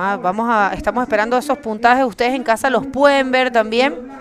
Están cayendo, va con un 4 puntos, recordando que la maniobra fue hecha en la última sección de la ola, pero está muy bien. Ahora él tiene una sumatoria de 11, que hasta ahora es de lo más alto que hemos visto, y Raimundo Quintana está buscando un 5.01 para tomar esa primera posición. Carlos Cruz recibió un 4 por su última ola, lo llevó a la tercera posición, y Gaspar está en una situación un poco más complicada, porque no tiene ningún score, digamos, de valor.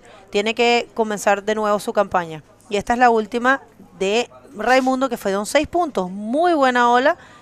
Raimundo Quintana, que ha conseguido esas izquierdas que los demás no han tenido la posibilidad. He has actually been very wise in choosing the waves and found those lefts. Definitely. And also playing the waiting game. The guys were keeping busy on the rights, and you'll see Raymond just waiting, and definitely paid off. Beautiful barrel, 6-point ride, 9.75. Jordan getting a 4-point ride for that last one.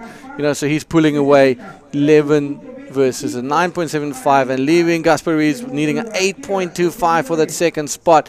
And Carlos Cruz with a 5.76, less than 5 minutes, round 3, heat number 4 here on Isla X Alacrán. We're watching the 2023 edition of the ACB. Second stop of the men's world tour. Head over to ibcwalter.com. All the information that you need for every event is available at your fingertips, and jump onto our socials. Join, like us, subscribe, and we'll bring you every single bit from the World Tour throughout the 2023 season. Bigger, you guys have been coming from long days in Antofagasta. Long days of work, but fun and happy. I think we are all very satisfied with the results, and the event was amazing. Thank you very much, everyone back in Antofagasta, for having us there and bringing such a good event. And I would like to thank all of our sponsors. There's a very key presenter of this event, which is Pride Bodyboards. And we will be talking about Pride throughout the event. And if you guys want to check their website, pridebodyboards.com. And the good thing about that website is that you have it in French, in Spanish, and in English. Nice. So there is a lot of cool information. Pride is not just a bodyboarding brand. They actually have a lot of very unique technologies, and they also work very hard in sustainability. And it's a pretty cool brand. We have a lot of Pride riders here, and we will be hearing from them. So thank you very much, Pride Bodyboards, for being the presenter of this event. And also, of course, the Gobierno Regional of Arica and Parinacota, which is the regional government or state government here, and Municipalidad de Arica as well, always supporting Armada de Chile, Corfo y el programa Arica Siempre Activa, la Corporación Costa Chinchorro. También dentro de los auspiciadores, aparte de Pride como presentador, tenemos a Olas Cero Plástico, a Rancio Bodyboard Tools, a Soul, a Industrias San Miguel, Hotel Arica, Cerveza Artesanal La Ruta, Dicomex, Casa Beltrán, que es el hotel en donde nos estamos quedando nosotros, los streamers, los webcasters, y The Hotel. Fiesta Ámbar, que es la fiesta que va a clausurar el evento, va a estar muy buena. Culmi, Aloha Sushi, y bueno, nuestros media partners que son ADN, as.com, Latin Girl y Santos del Mar, también Chile Surf. Muchas gracias a todos, de verdad que su apoyo es fundamental. Estamos más que felices, Dion, porque esto es el bodyboarding más radical que podemos ver tal vez en las etapas de, bueno, ojo, porque Itacoachara es fuerte, ¿eh? Vamos a ver algo muy parecido a esto, pero con arena. Así que estamos muy contentos de traer este nivel de bodyboard, alto nivel de bodyboard. Thank you very much. And you know what? It's awesome to see that long list of amazing sponsors that make these events possible. And you know, it's a plea for anybody out there. You know, for every promoter, it's really tough to put on a show like this. It's a lot. Oh, look at that! It is massive. You know, it's a lot to be considered, and a lot of resources needed to put up a show like this. You know, so wherever you are and your country has an event, you know, whether it's support in monetary value or your time and stuff, everything has a monetary value to it. So, you know, we're pleading for your support, and you know, let's grow this sport even further. And without a list of sponsors like that, we will not be able to fly across the world to come and to bring you this show. Look at this. This is what you want to see. You want to see 10-foot bombs exploding like that. This is why we come here. This is what we do it for all our viewers and all our fans of bodyboarding. Bodyboarding is definitely stepping up its game big time and getting the attention of definitely some bigger brands around it. But hold your horses, bigger. This is an absolute screamer. He's going all the way. I don't know where he's going. He's running away from that monster. That's insane. And now he's about to get held under so long to get tea with SpongeBob SquarePants there in the reef somewhere. But Carlos Cruz just clocking in an absolute hammer, just going down. Just wanted to get the wind in his hair and kind of just feel what it feels like to fly again. So bodyboarding is rad. It's alive. We love it, and this is why we're here. Thank you to all our sponsors and everybody involved, the team behind the scenes, in front of the scenes, all the scenes. Thank you very much, and thank you, Flopos, for delivering these absolute nuggets. Well, this is the end of the heat, guys. Coming to the closing moments, Jordan Villalba, Raimundo Quintana making it through to the next round as we jump into a quick commercial break. Don't go anywhere. We'll be back with some more high-flying action here from Arica.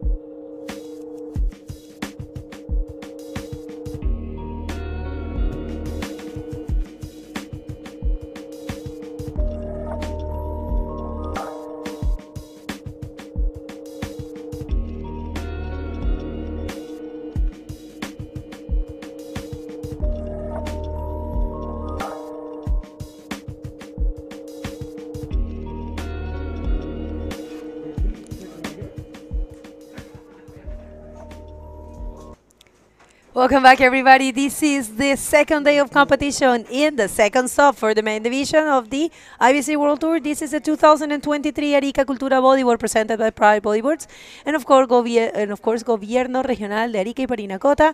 Fabio, what a day. Let's just go straight to the water. We have a full Spanish and one Brazilian heat. So, Rashid Lawrence in red from Canary Islands, William Lohan in white from Canary Islands, and this is a wave here for Rashid going with the helmet.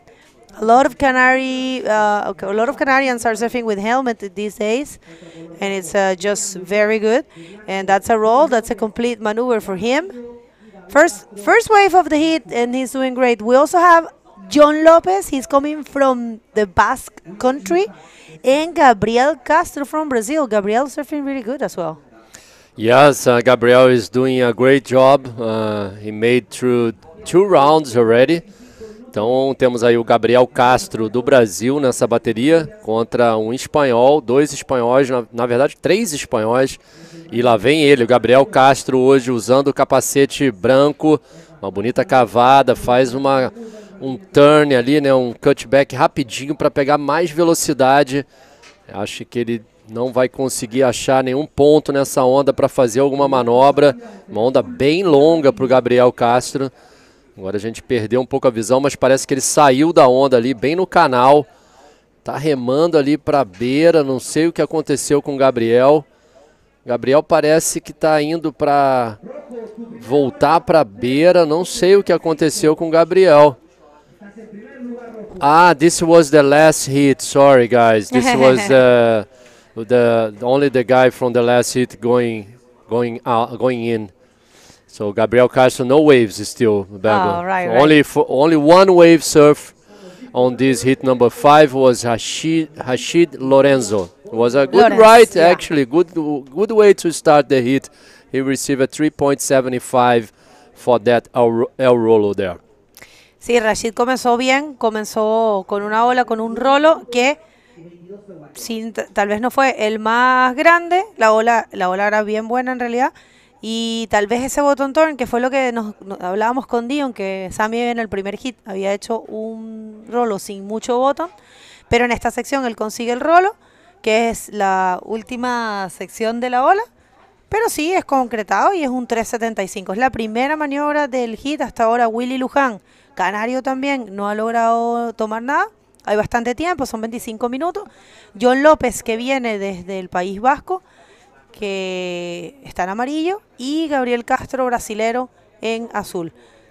Condiciones impresionantes aquí en el Flopos. Se sabía que iba a venir esto.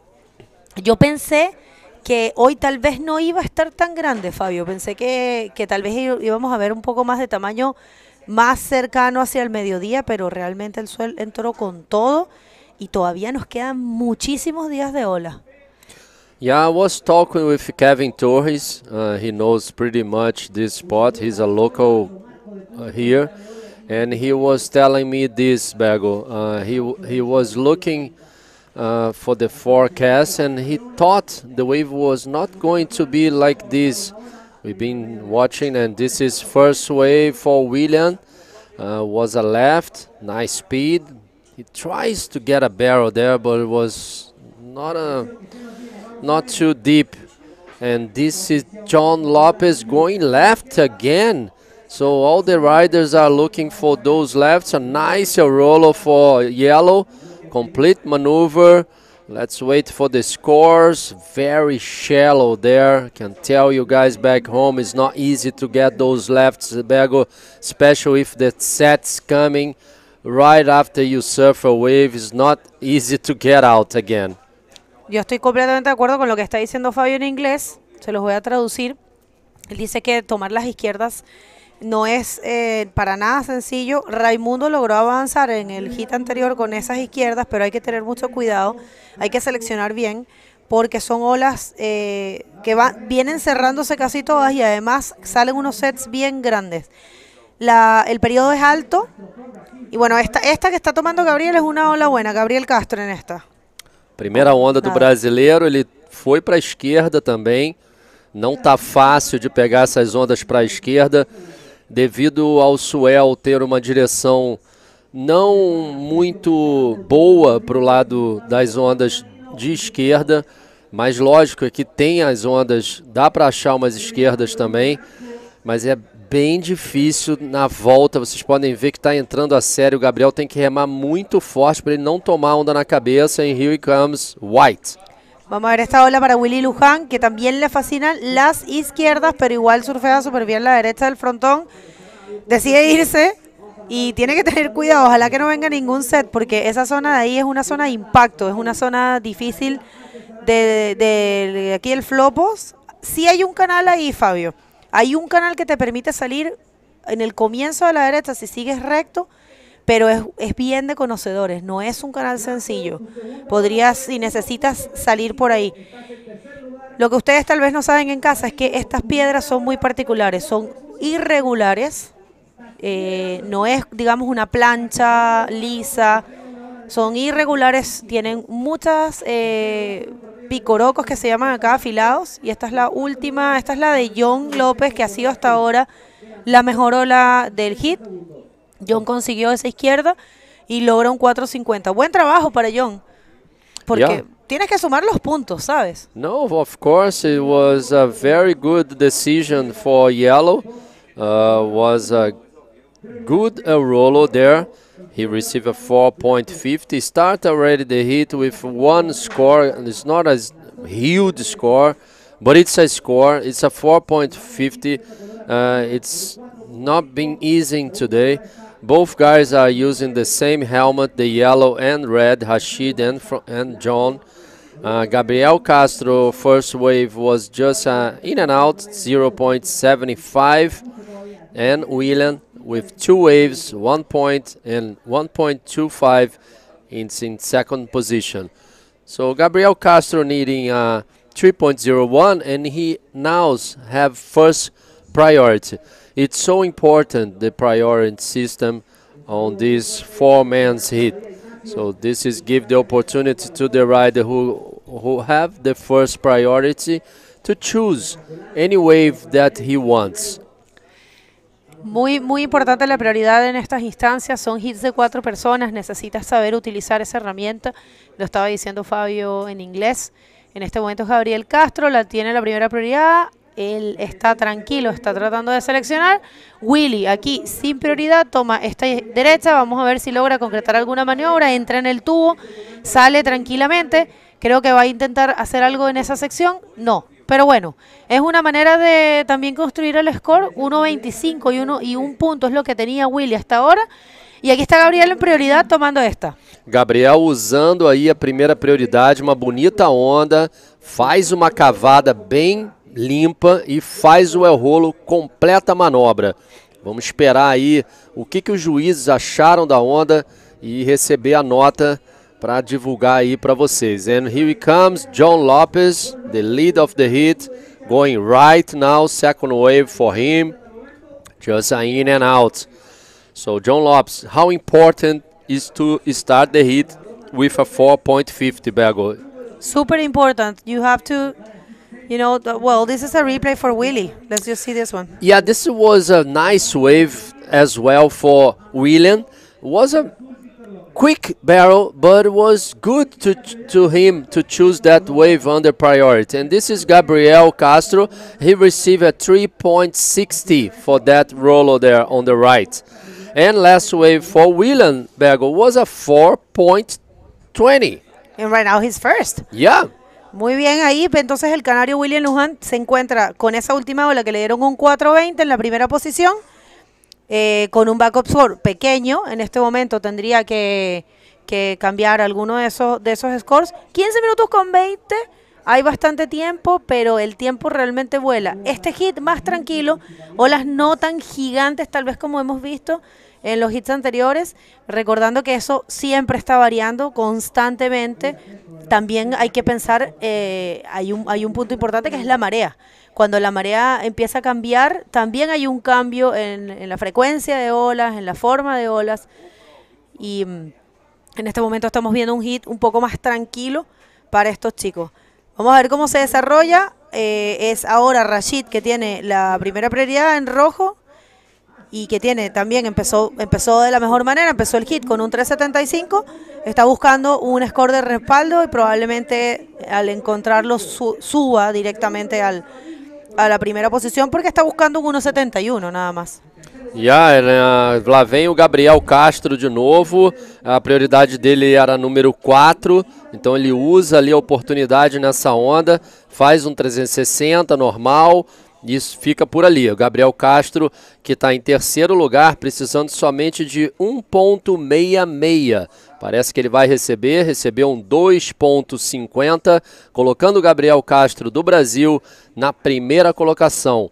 Vamos torcer aí, galera, o brasileiro na água. So last wave for blue was a 2.50, putting him on first position, but here he comes, John Lopez again going right. Let's see, just in and out again for John Lopez. And Bego, we start the day with the high tide, you was talking about this, and we're gonna have low tide at 1:41 p.m. The tide will change a lot. We start the day with a 4.1 feet, and the tide goes to 2.50. Oh, sorry, 2 feet. And we have a... Go. Go ahead. We have an interview ready with Dion. Take it away. All right, guys, thank you. Here with our previous heat winner, Jordan Villalba. Felicitaciones, exceptional surfing from a young man like you with great scoring, the highest single score of the morning so far. Take us through your heat. Nada, las condiciones estaban un poco difíciles, estaba grande, complicado y nada, exigió, tuvo el hit con buenos competidores y alcancé a agarrar una ola de 7 puntos, de 2 rolos grandes y nada, eso es la que me llevó a pasar al siguiente round. Gracias, hermana. And is there anyone you would like to say hello, a shout out to someone here in Arica or back home or wherever home might be? Quiero mandar un saludo a mis auspiciadores, a mi familia, a mi abuelo, a mi papá que están aquí apoyándome, a mis tíos y a mi auspiciador y a mi club Unión Flopos que siempre me ha apoyado. Gracias. Guys, back to you guys for more action. Thank you, Dion. This kid, he was surfing yesterday, so he's so focused on this competition. Good job for him. We're gonna watch him again maybe today. The technical director said we're gonna run the round number 5. I'm pretty sure we're gonna be on the round number 4 too. And it's not the 100% decision because we are expecting kind of windy, I don't know, but forecast is saying it's good for us today. So I'm pretty sure we're gonna run round number 3, also round number 4. So stay with us, don't go anywhere. This is the second stop for the men's division. We are here in Arica, Flopos, for the Arica Cultura Bodyboard. In the water, Gabriel Castro is still first. John Lopez now in second. Last wave of John was 1 point, so put him in second position again. And William Lujan is looking for just 1.31, Bego.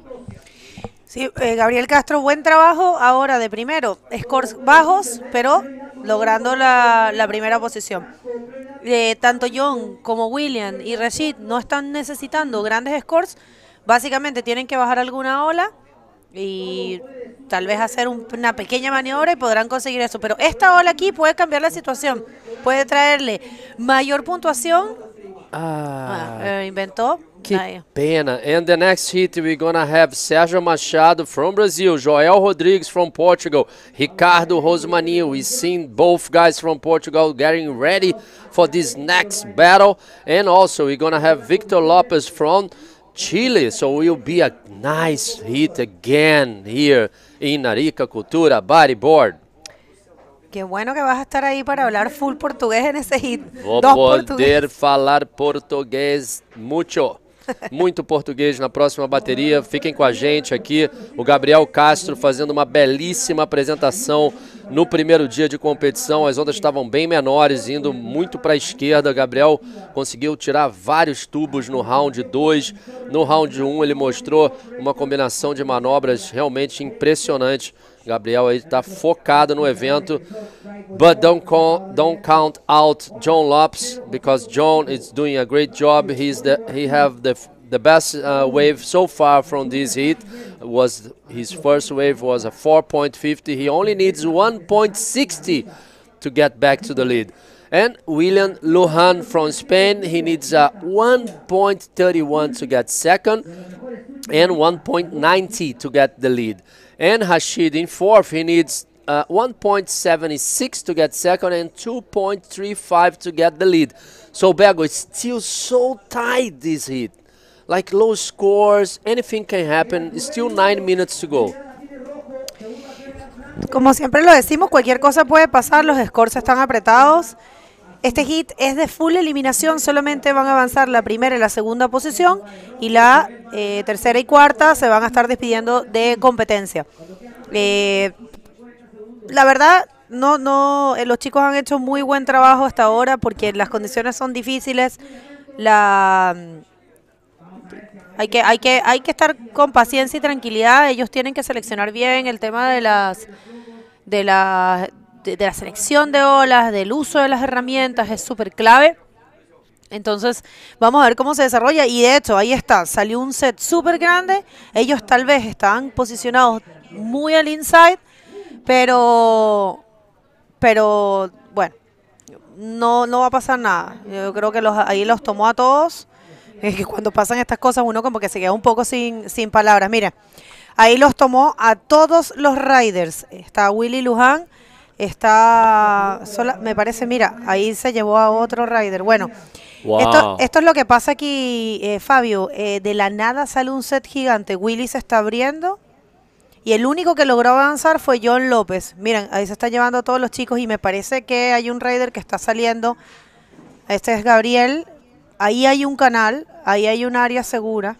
Para ir para a arena, você fala? Bueno, arena. No? Arena. No, arena, para as rocas. Oh, mira John ahí arriba. Wow, it's a big set. That's what Bego is saying. It's so important. Oh my God, the jet ski.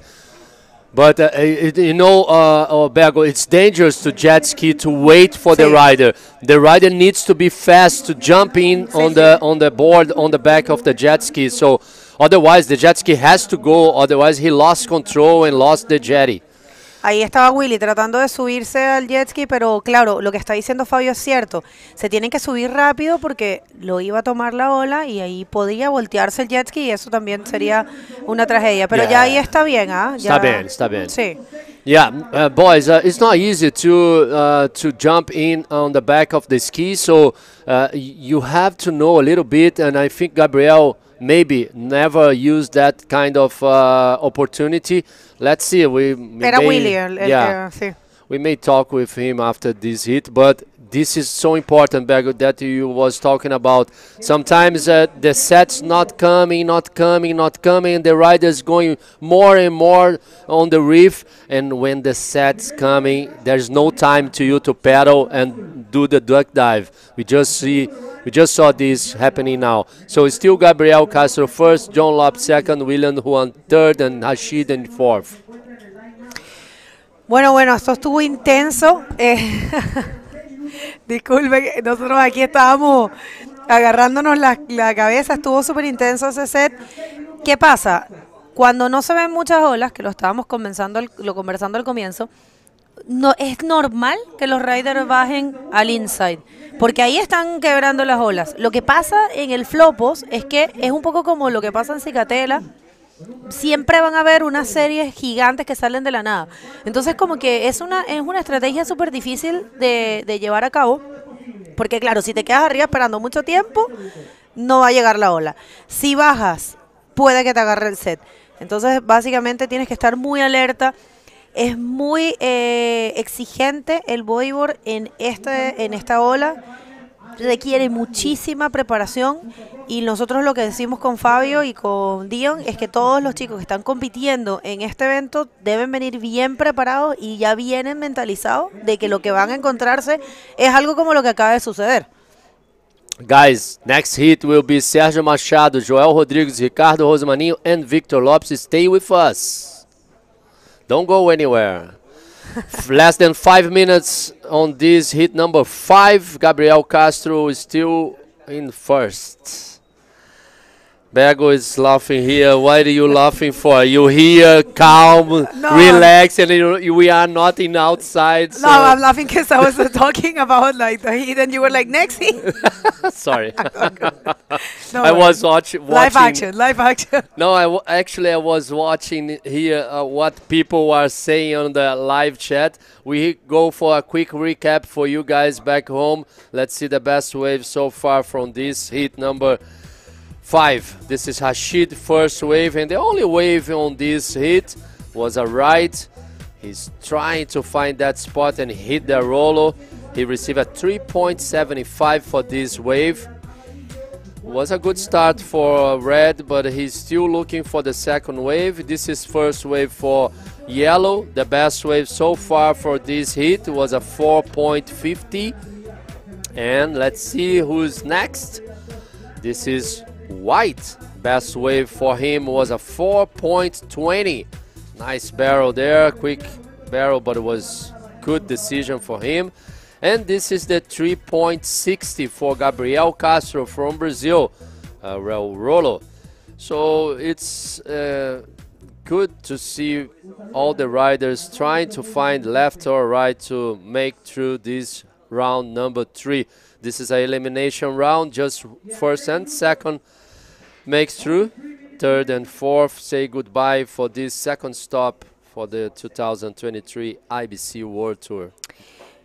Gracias por esa actualización, Fabio, en inglés. Y este hit de full latinos, bueno, 2 canarios, un español y un brasilero. Hasta ahora el brasilero que lo tomó la serie, pero por suerte está bien, está ganando el hit. Y John López de segundo lugar. Willy Luján buscando únicamente un 1.31 para poder avanzar. Y Rashid únicamente un 1.76. Completamente posible. Es Rashid quien tiene la primera prioridad. Y la verdad, yo les diría un mensaje. Agarren cualquier ola, hagan un giro o hagan un rolo y consigan ese puntaje para poder avanzar, porque realmente es muy poco. Aquí viene justamente Rashid con la prioridad, un 1.76 para avanzar está buscando, entra en ese tubo. Wow. Y yo creo que el 1.76 sí o sí lo va a tener, y está buscando un 3.25 para ser primero en este. Y hace un rolo. Esto puede que sea la nota para ser primero, Let's wait. It was a good decision to Rashid. How important is to catch 2 waves already on the start of the hit? Rashid was the first guy to catch a wave, and he got the second wave less than 2 minutes to go. And this is white again. Let's see. Oh, the wave just closed out in front of him. So putting some pressure on all the riders. Rashid still waiting for the score. Bergo, it's coming in, the score. I'm pretty sure will be the best wave for the hit. That's it. 5.10 put him in first. Muy buen trabajo de Rashid en este hit. Es esta que viene aquí. Háblanos de este replay, Fabio. Was a nice wave, a nice job for him. Beautiful barrel. He can manage to be more inside the barrel, more deep in the barrel. But it was a good wave, putting him straight in the first position. Managed to do a roll at the end, Bergo. Nice job. Good job for him. Aparte, otra cosa que destaco de él, que supo guardar la prioridad. Solamente había tomado... Lleva 2 olas y con 2 olas está primero. Así que un performance bueno. Y aquí Willy, que necesitaba súper poco para tomar la segunda posición, con lo que acaba de pasar con Rashid y él quedándose ahí abajo sin prioridad, yo creo que puede ser el final para William Luján. John López 1.60 está buscando, ojo. Eso. Y William 1.90, pero es que William está hasta abajo, ¿sabes? Y ahora va a quedar con la cuarta prioridad o tercera. Y quedan 22 segundos. Y hasta ahora... and Gabriel now has the first priority, less than 10 seconds. Y Gabriel está en la segunda posición. Bueno, cómo cambiaron estos resultados, y hay que destacar definitivamente las decisiones que tomó Rashid Lawrence en este hit. Y es así, con 2 olas el canario logra posicionarse en el primer lugar y avanzaría con él Gabriel Castro. Son los resultados oficiales, no se muevan, vamos a unos cortes comerciales y ya volvemos.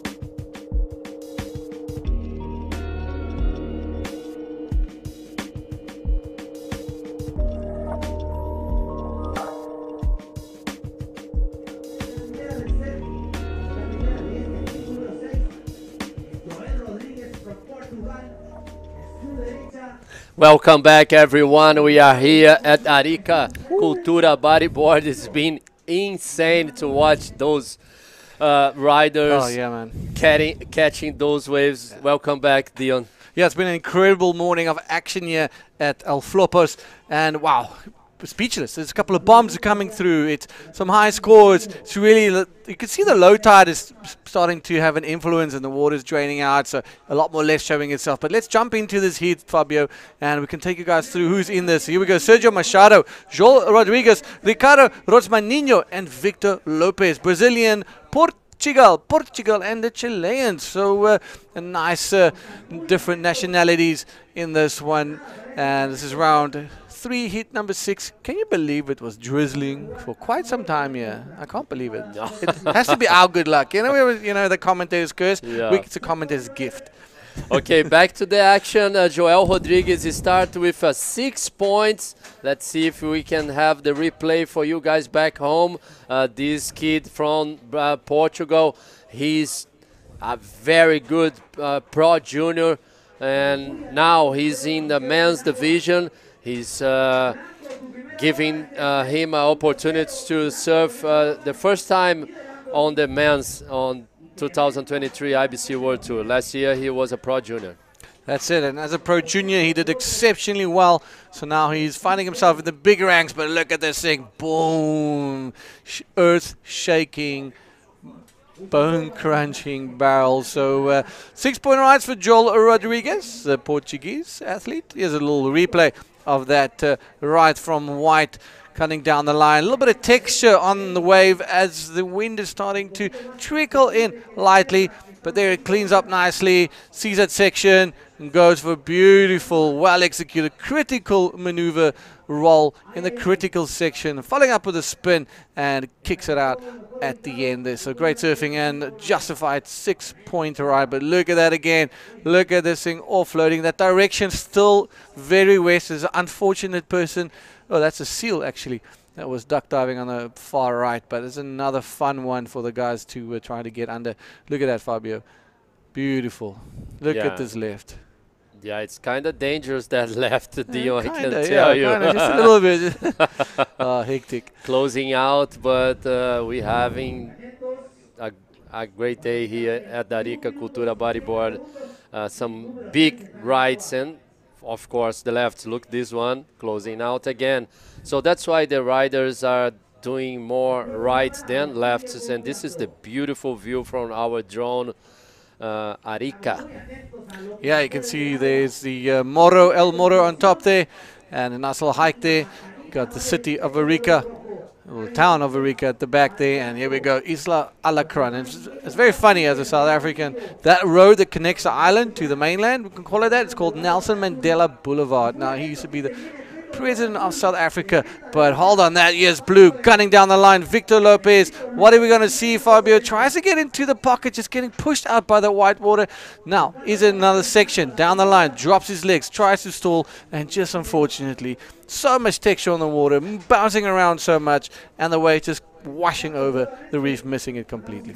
Yeah, it was a good wave, but unfortunately he couldn't find that spot to do a maneuver there. Sometimes it's hard, Dion. It's not easy to make a maneuver on the rights here. So much water moving, so strong current as well. I was talking with Jorge Saavedra outside, and he told me it was not easy at all to paddle and to stay on the correct place to get a wave. So, na bateria agora temos o Sérgio Machado, atleta brasileiro, junto aí com dois atletas de Portugal, o Joel Rodrigues está de branco e o Ricardo Rosmaninho em amarelo. Isso aí é uma visão do nosso setup aqui do evento de Arica, o Arica Cultura Bodyboard. And I don't know if you know, Dion, in the water we have the Portuguese champion and the second place of the Portuguese tour, Ricardo Rosmaninho. Both guys are doing great job back in Portugal and here in Chile. Yeah, that's great to see Portugal's finest here, but we're going to throw to an interview with Begonia. Begonia, it's all yours. Thanks a lot, guys. Well, Rashid Lawrence, such a good job. You actually keep the priority. You actually got the 2 waves you needed. Only 2 waves, and you advanced in a heat with strong competitors. So how do you feel? Las condiciones hoy están muy difíciles aquí en el Flopos. Quien conoce la ola sabe que es complicada. Y intenté mantener la prioridad todo lo que pude. Cuando me cayó el set de encima, tuve que aguantar abajo y volver a subir. Me mantuvieron la prioridad. Gracias a eso conseguí pasar con una segunda ola. Well, he says whoever knows of Flopos knows today is a very difficult, we have very difficult conditions and there's a very difficult moment. So for him, he actually got a set in his head as well as the rest of the competitors, and he kept the priority. He actually managed to advance. And with only 2 waves. ¿Tú estabas esperando este tipo de condiciones? ¿Tú sabías a lo que venías? ¿Te preparaste mentalmente? ¿Te preparaste físicamente para venir a competir aquí? Were you expecting these conditions? Have you prepared yourself for this mentally and physically? Me preparé todo lo que pude, la verdad. Sabía que el Flopos podía acontecer de estas maneras. La verdad que cuando ya llegó el momento no me sentí preparado. El mantener la calma creo que fue lo importante, sobre todo cuando me cayó el set encima. Well, he said he tried to prepare himself physically and mentally, but actually when the moment arrived to go there and he was out there, he felt he was not prepared. But yeah, he tried to just remain calm and found the waves and happy to be advancing. Anyone to say hi or thanks? ¿Alguien a quien saludar? Sí, quiero saludar en especial a mi madre y a mi padre. Mi padre está malo, así que un fuerte saludo, un abrazo enorme. Independízate ya. Y a toda la isla de Lanzarote, un abrazo enorme. Felicitaciones y lo mejor para el resto del campeonato. Back to you guys. Fabio, lots of action during this interview, and we're going to be keen to bring you guys those replays. But wow, Joel Rodriguez throwing down a monstrous roll. But we'll get to his. But here we go, Ricardo Rosmaninho going up, and look at how he takes an elevator down. Oh, that is a very unpleasant place to be as it gets sucked over. But here we go. Look at this one. This is the one of the moment for me. Joel Rodriguez running to perfect timing. Hits that thing. Lands really hard in front of the wave. And boom. That is why he is one of Portugal's finest bodyboarders here at Arica. Vimos aí o Joel Rodrigues realmente com uma conexão enorme aqui nas ondas do Chile, vou dizer assim, porque desde lá de Antofagasta ele está pegando muito bem, surfando muito bem, com uma conexão tremenda. Esse aí é o Michael Yance, do Peru, que vai para a próxima bateria com a camiseta azul. Atleta que venceu lá em Antofagasta na categoria Pro Júnior. Então vamos ter aí uma bela batalha junto com o Michael Pascoal, Javi Domingues e Juan Fischer. E também o Joel Rodrigues na última onda, ele recebeu 7 pontos na liderança aí com um total de 13 pontos. A última onda do Sérgio Machado que a gente viu durante a entrevista foi uns 5 pontos. Esse é o replay da camiseta branca, Joel Rodrigues.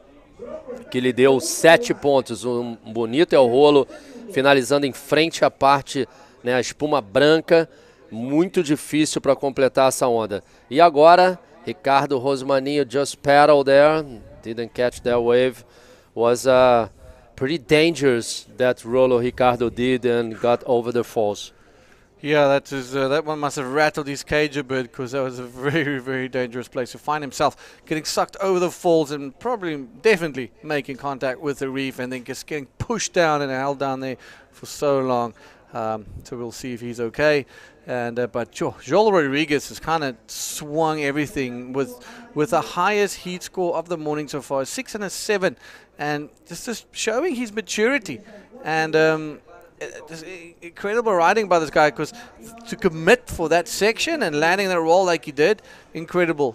He had so much strength and just holding on to that. Great timing. So great scoring and great riding for the young man from Portugal. Sergio Machado, he's in your second position. He needs an 8-point ride for that first spot. Victor Lopez needs a 3.26 for the second position. And Ricardo Rosmaninho, the other Portuguese athlete in this heat, needs a 3.51 for that second place, and he is very close to that combination situation, needing I think a 9.5 to get himself into that 8.5 and above to get himself back into first position. 14 minutes ago, round 3, heat number 6. We're running 8 heats in round number 3. Shall be moving on into round number 4 as well, if the conditions stay like it is.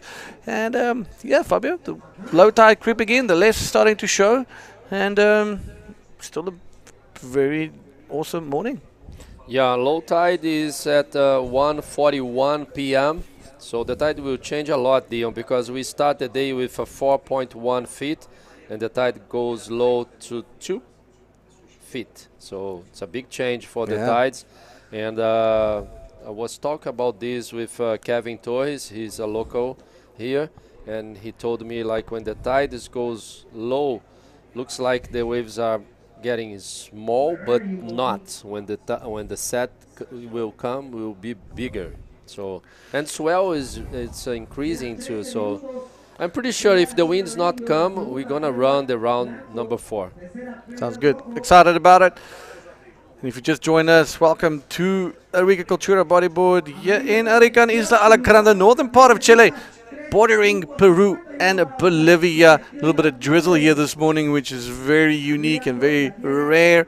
A lot of mud sliding around now, so it's pretty funny out there. But all focus on what's happening in the water. We've got good swell, bit of a weird direction today, a little bit too west, and holding those left-handers at bay.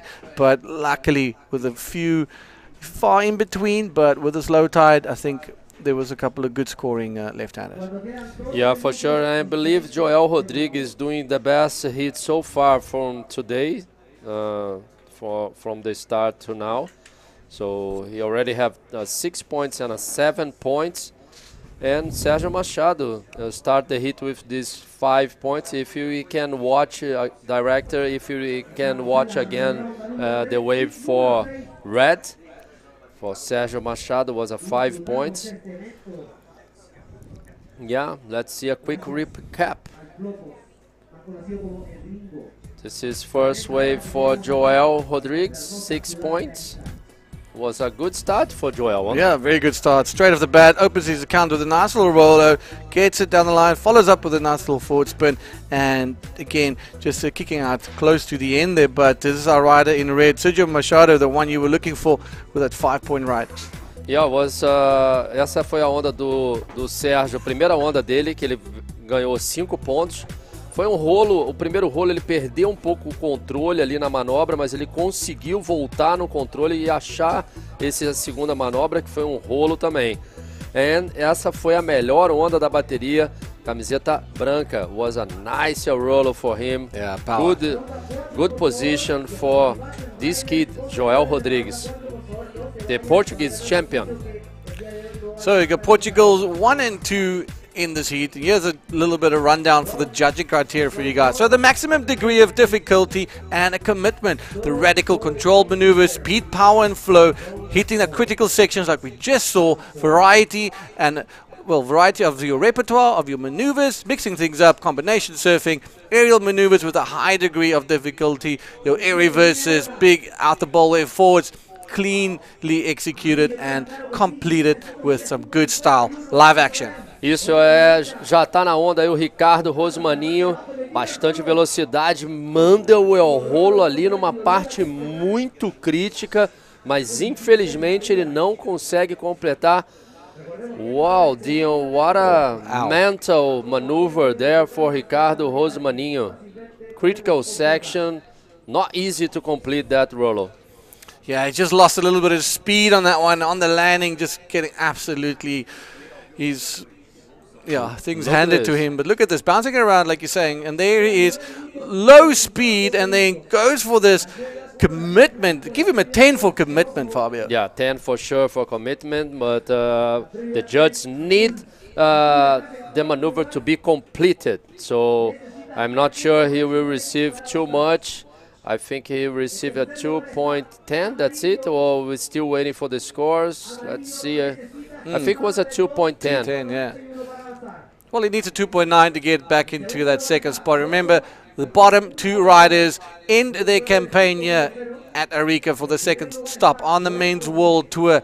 So unfortunately, there will be all she wrote for the bottom two riders. And we've seen already a couple of upsets with Mike Stewart, unfortunately, not advancing into the next round. He was in the first heat this morning up against Sammy Morantino. So, yeah, it was, it's just all out there. It's competition, you know, that's just the nature of the beast.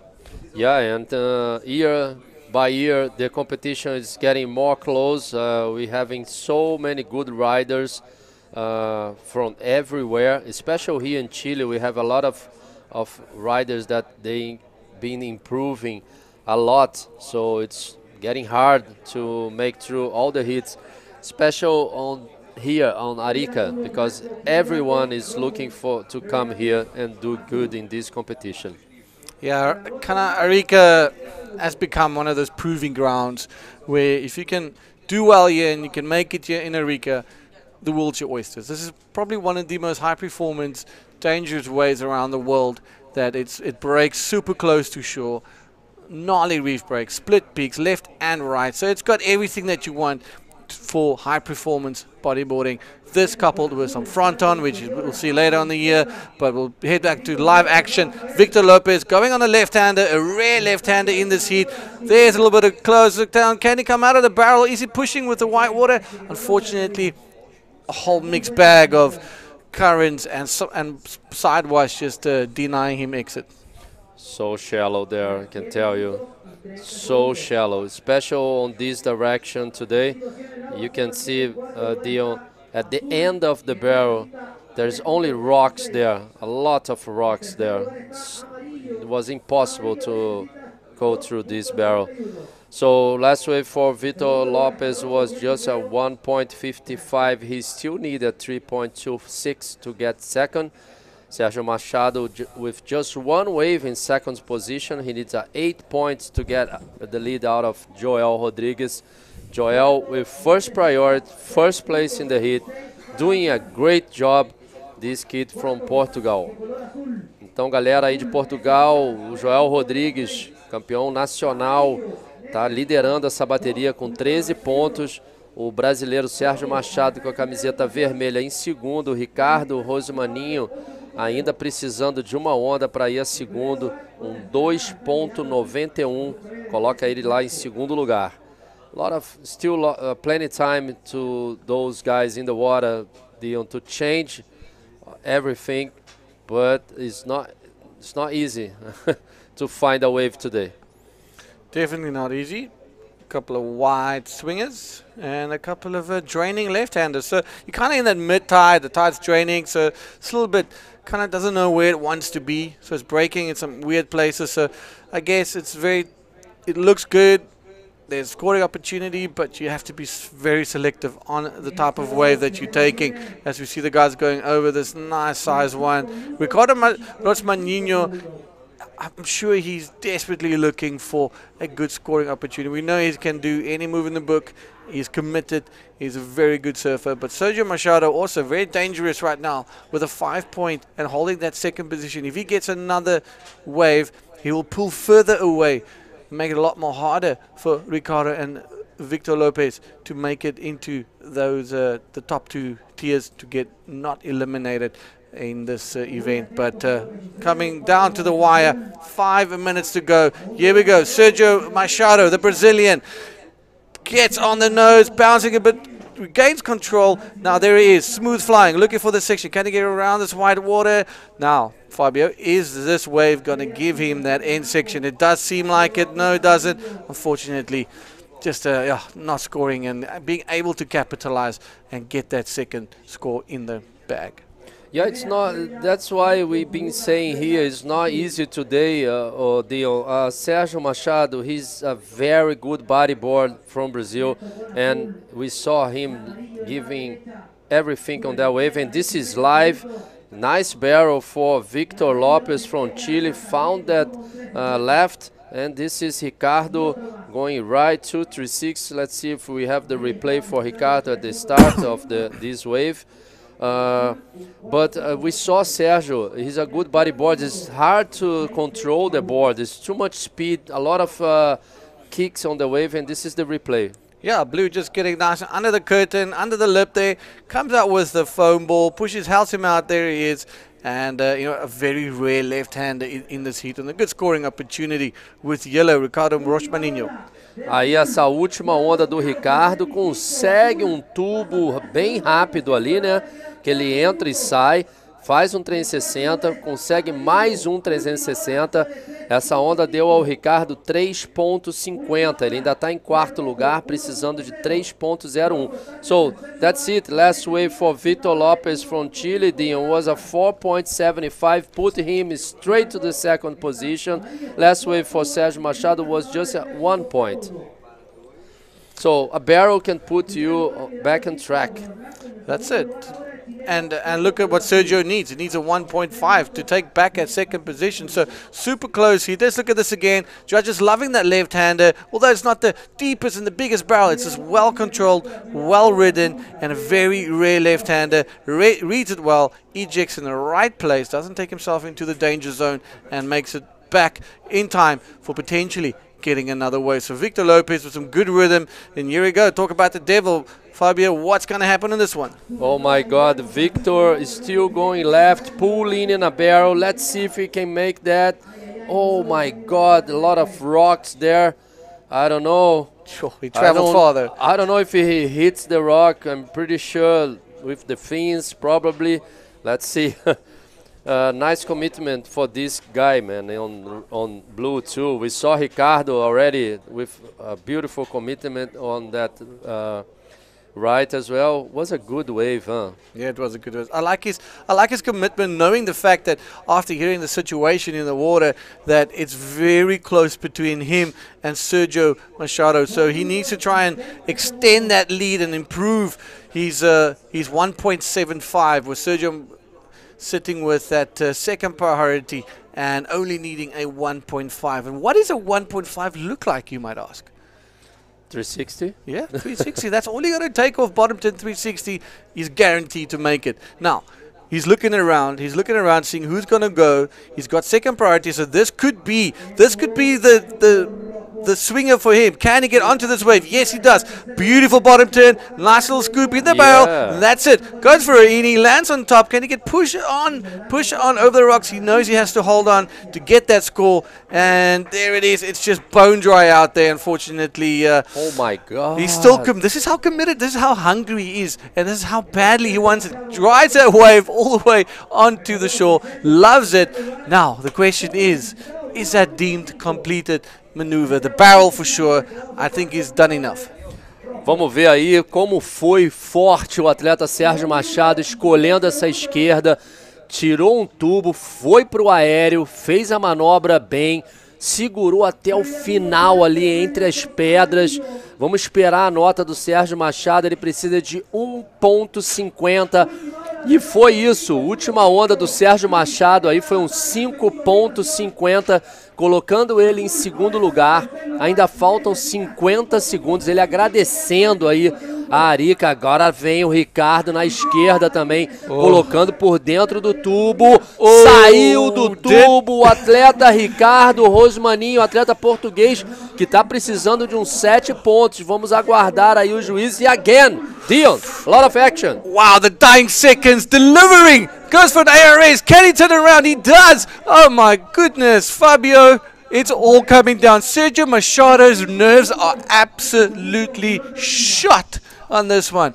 Who can believe in the last couple of seconds, your competitors, look at him, he is devastated. He knows what he just saw. Rosmaninho can take it. Lopez can take it. Take us through this thing. This was a good wave for Vitor Lopez. Was a good backflip there. He used a little bit of the leg to make this maneuver. I don't know. Still needing scores for the judges is giving them. Our director gave them an opportunity to watch the replays. Okay, last wave for Vitor Lopez was not enough, was a 4.35. Last wave for Yellow was a 5.15. Dion, I think we have Joel Rodrigues in first and Sérgio Machado in second. Sérgio vibrando muito. What a heat. What an ending to this fantastic heat. With Sergio Machado, Joel Rodriguez taking it on to the next round. Don't go anywhere. We'll be back with some more nail-biting action here from Arica Cultura.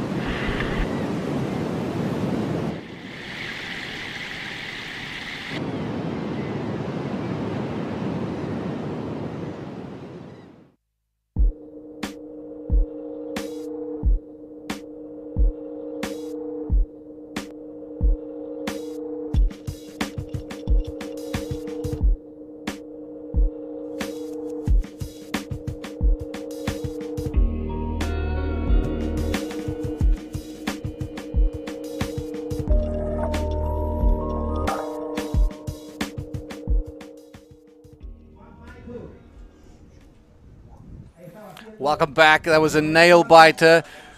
Oh, that was incredible. I loved watching this one. Bego, the waves are turning on. Things are moving. The tide is really now showing those left-handers, and yeah, I'm excited. So let's take it back to the water. Bego, you were out there. You saw things real time. You felt a little bit of the vibe out there. What's it like standing in between the crowd at the moment? I'm gonna get back to that. I just want to present this heat. It's Michael Pascal in red from Chile, Javi Dominguez from Canary Islands in white, Juan Fischer from Iquique from Chile in yellow, and Michael Jansen from Peru in blue. This is going to be a very strong heat as well. Outside, man, there's a lot of people and the vibes are so high. And this is Michael Jansen, his first wave. Pirpo coming from taking the win in the Pro Junior Man Division in Antofagasta. Just boosting that roll in a great fashion, and that's a very good way to start the heat. Indeed, opening his account, building his house, as they say, with a 5.25. Juan Fischer with a 7.25. So, you know, these Peruvians really showing their mettle, and honestly, a force to be reckoned with. Every heat that they surf in, they deliver good results. We've seen it now with the previous two father-son combinations, surfing incredible, both of them from Peru, and winning their heats. Well, we're into round number 3, heat number 7. 22 minutes to go. A little bit of a quiet one. 2 ways ridden, and currently in the lead with a higher score. It's a 5.25. Here's a little replay from yellow. Esta es la última ola, o la primera, la de 2.75 de Juanito Fischer, iquiqueño que tiene una trayectoria grandísima de bodyboard. Ese rolo en la última sección de la derecha, un iquiqueño que fue de los mayores nombres que Iquique tuvo en la época del de Mike Stewart. Incluso él ganó a Mike Stewart en un hit hace muchos años y hoy en día está formando atletas jóvenes, entre ellos el hijo de Alexander Whitman, su propio hijo y muchos niños más de Iquique, con un club que se llama Océano. Así que es un gran competidor y es una gran figura chilena. Y Michael Pascal, que divide su corazón entre Arica y Iquique, porque es prácticamente de ambos sitios, también un localazo y también parte del Club Unión Flopos, contra Javi Domínguez, que es una revelación canaria que ha tenido un performance alucinante en el frontón a lo largo de los últimos años. Vamos a ver esta ola de Michael Janssen. Michael Janssen staying busy, under priority, looking for some good scores, as he's already got a 5.25, stalls the high line, reads it well, looking for a little something down at the end, and hooks a nice little backflip, but unfortunately it looks like he got caught on that one, landing facing the inside of the barrel, and due to that not able to turn around quick enough to make it up. But look at this mountain standing up in front of the athletes, a little bit of a clean-up set just to make sure you are awake when you're out there, not to lose any form of concentration. So Michael Janssen 6.72, Juan Fischer with a 2.75, bit of a slow quiet heat, but still 20 minutes to go, ample time, round number 3, heat number 7. Welcome to Arica. That's right, and our plans is to keep going. We will be seeing at least a few hits of round number 4. Remember, we have a period of time. We would like to be here all throughout the whole swell, but we are running until day number 7. on the 7th of June. So, and then we have to go really fast to Itacoachara because we're going to do the Itacoachara Pro. So yes, we will be running today, tomorrow, and Saturday for sure. And we will see how Sunday is looking like, because as well it's really big. It says it's going to be really big on Sunday. So yes, that's the plans. And right now Michael Janssen, the first position, coming from winning there in Antofagasta, and he actually ended up second last year in the World Tour rankings for the Pro Junior Men division, and he's doing so well in the men division that with only 16 years of age, I tell you, the future is warranty with this guy. Definitely, he's a very talented young rider, and it's so awesome to see these young riders, the juniors, the pro juniors, coming through the ranks and stepping into the big leagues and taking on some of the bigger names. And this is the only way you're going to be getting that experience. So by the time when you're 18 and you can join the men's, you've got a lot of experience. You got more experience than some of your fellow competitors, and you come in with that maturity that you've developed over the time, surfing events like this and surfing in the men's division. So you can only learn from this. Yeah, we actually encourage all the juniors to surf in the major leagues, if you say so. Yeah, major leagues. Just to gain that experience. It's when you turn the 18, you're gonna be ready for that, and that's Joel Rodriguez getting ready for his interview with Fabio. And what a hit you guys were commentating. I was out there watching live and also listening to what you guys were saying, and it was a lot of excitement. Of course, it was really tight, and it was really exciting. And okay, just a quick update. Oh, but we do have the interview ready with Fabio and Joel. Fabio, go ahead. So Joel, first time surfing here, tell me. Bem, é uma onda difícil de avaliar e estou muito contente. Sempre era a etapa que eu mais queria ir aqui no Tour, porque sempre pareceu altas ondas e acho que também fazia um pouco o meu tipo de surf. So it's the first time for Joel here. He was like not easy. He was looking and trying to hit this competition, and he did good. Joel, you start the hit very early and found the second good wave. Tell us. Bem, consegui fazer o que tento sempre fazer no hit, começar o mais rápido possível a construir o hit e saí logo com uma onda boa, consegui escolher bem e não falhei. E depois ainda entrou uma onda melhor, estava bem posicionado e depois acabei por ter o hit feito e depois foi descontrair e gerir bem as prioridades. He always wants to start the hit very early. He found a wave and then he managed to find another one. Very good for Joel. Joel, you want to say some words back to Portugal? We have a lot of guys from Portugal. Que agradecer a toda a gente que está a me apoiar, principalmente à minha família e aos meus patrocinadores. Obrigado. Back to you guys. Parabéns, Joel. Congratulations, felicitaciones. Bueno, lo que tenemos ahora, 16 minutos con 50. Esta es la ronda número 3. Son 8 hits. Vamos a continuar con la ronda número 4 hasta donde podamos. Tenemos un periodo de 7 días de trabajo. O sea, son 7 días de ventana, como se dice. Y vamos a trabajar casi todos los días. El domingo no sabemos si se va a llevar a cabo por un tema de que probablemente esté demasiado grande. Eso lo va a decidir la comisión técnica. Pero bueno, hoy estamos en el hit número 7. Nos falta uno más para esta ronda. Es Michael Yance, el peruano, que ha sido una gran revelación de este año y el pasado también, que quedó vicecampeón. Está Juanito Fischer, un iquiqueño de mucha trayectoria, que hoy en día está formando grandes riders. Está Michael Pascal, que es un poco entre local de aquí y de Iquique, chileno.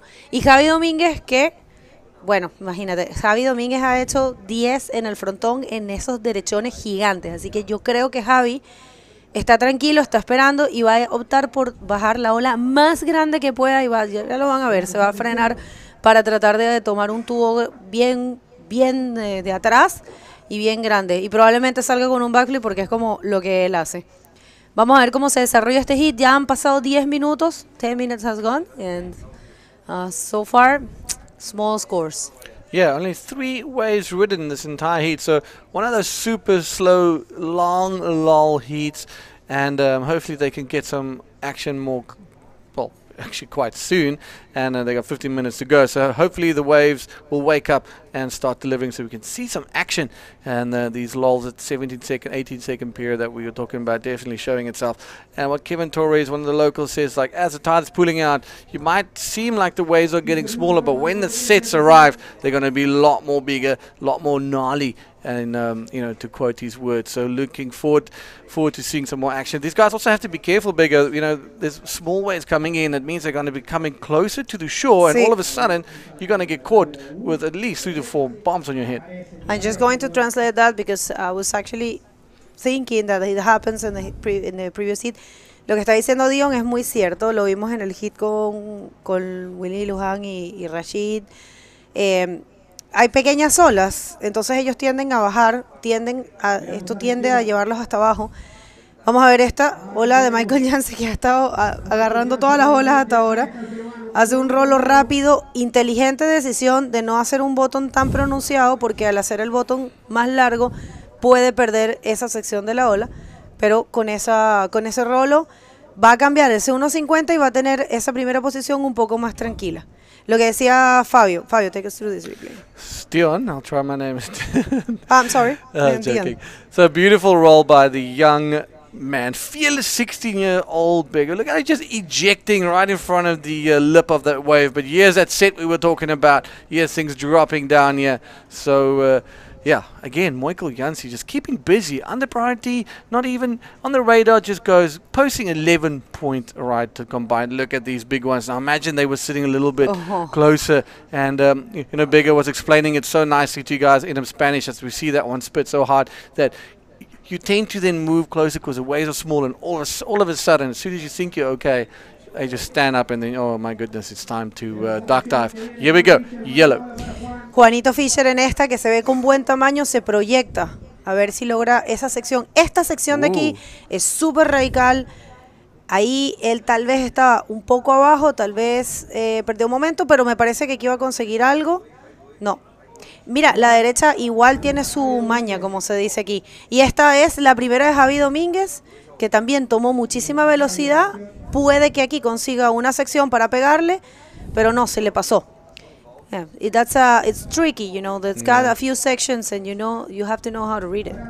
All right, yes, Michael cruising down another bomb face. Unfortunately, all of these waves, it looks like they're just washing across the reef. Little speed check, looking for that section. There's something above him, but unfortunately just too far. Tries a little maneuver. I'm not sure if he managed to do a roll there, but there's another section above him, and just running, chasing for that channel. 3 waves ridden.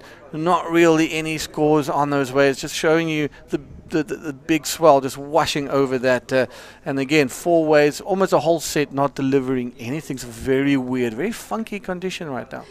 Yeah, it's got its technique, you know. You gotta know where to hit it. You gotta seize every opportunity, because it will take you a long time to get back there. So definitely, well, we're no one to judge. We are not out there. Just being out there is dangerous. It's scary, and the wave looks way different when you are out there.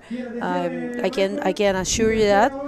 Estar allá afuera es otra historia, gente. La ola se ve mucho más pesada, mucho más heavy, mucho más peligrosa de lo que nosotros podemos ver, siempre recordando que tenemos una imagen amplificada que no podemos tal vez entender en lo que vemos en pantalla, porque obviamente tenemos que seguir al rider desde distancia, entonces tenemos que usar el zoom, pero los jueces sí ven la imagen completa y ellos pueden analizar de una manera más correcta lo que está pasando en el agua. Hasta ahora, muy buen trabajo del peruano, que tiene un 5.25 y tiene un 5.75, que está ya primero, tranquilo, mientras que los otros competidores no han tenido para nada suerte. Solo Michael Pascal, la última ola, es un 2.50, y bueno, Juanito, que tiene un 2.75 y un 1.50, pero Javi Domínguez no ha podido conectar, como quien se dice. Se está yendo el tiempo, quedan 10 minutos con 40, a veces pensaríamos que es mucho, pero cuando estás en un hit con 4 personas y con prioridades, este tiempo puede ser poco, y sobre todo cuando no sabes si te va a salir una serie de la nada gigante, que es lo que ha estado pasando a lo largo de todo el campeonato. Yeah, thank you for that, Bego, and thank you for all our Spanish viewers and viewers from around the world as we bring you a multilingual webcast. Quick little replay of the action from This Is Our Ride in Red. Michael Pascal, it's a very big wave, shakes the water out of his eyes, looking down the line, a little speed check. There's a section above him, but just racing away from it, not getting anything on that one. And he got a 2.5 for his mammoth ride. The length of this ride was all the way down into the bay and a very long swim back. We've got 3 riders back in the channel, and we're waiting for Michael Pascal. Bego, Juan Fischer and Michael Pascal, are they from Arica or are they from different parts of Chile? Michael Pascal, actually, he has a split heart, because he's from Iquique. He has lived in Iquique for a long time, but he was born here in Arica. Okay. So right now he's back in Arica. His song is from Iquique. He lives, so you know, he spends his time between Arica and Iquique, but he knows his place very well. Actually, back in 2013, we had the women division. Okay. And in Arica? Yeah, and this size. Oh wow! Jeez, well. And they allowed us to go to paddle up with the coach. Okay. And actually, I picked him. Nice. Nice little background on that. And what about Juan Fischer? I heard you call him Juanito. So you guys close? He is from Iquique. Okay. And he is a long-time rider. He has a long career. Back in the day, I believe 20 years ago, he used to be the best bodyboarder from Iquique in competition. He actually beat Mike Stewart back in the day. Sure. And well, 20 years might be an exaggeration, but I think probably 15 years ago.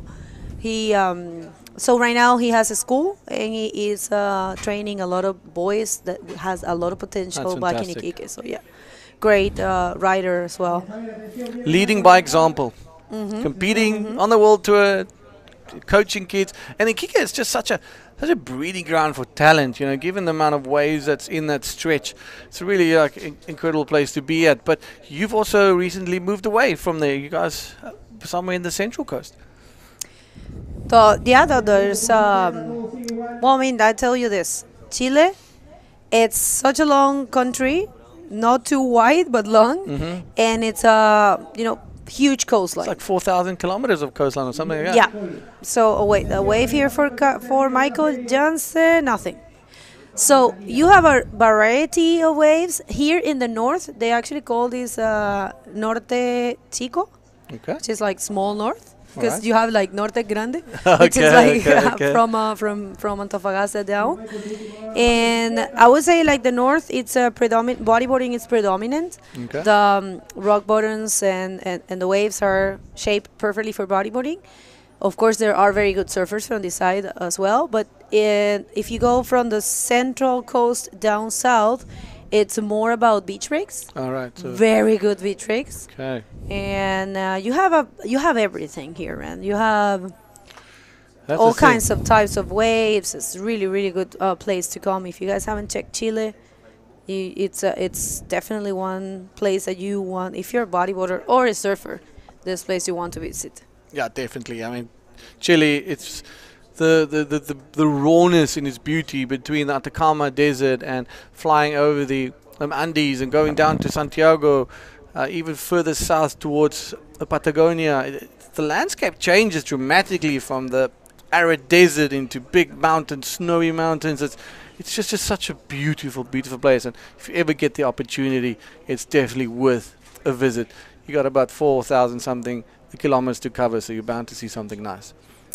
Estábamos conversando con, I'm going just to translate that, estábamos conversando con Dion de la diversidad que hay en Chile, que es un país súper largo, no muy ancho, pero tiene más de 4.000 kilómetros de costa.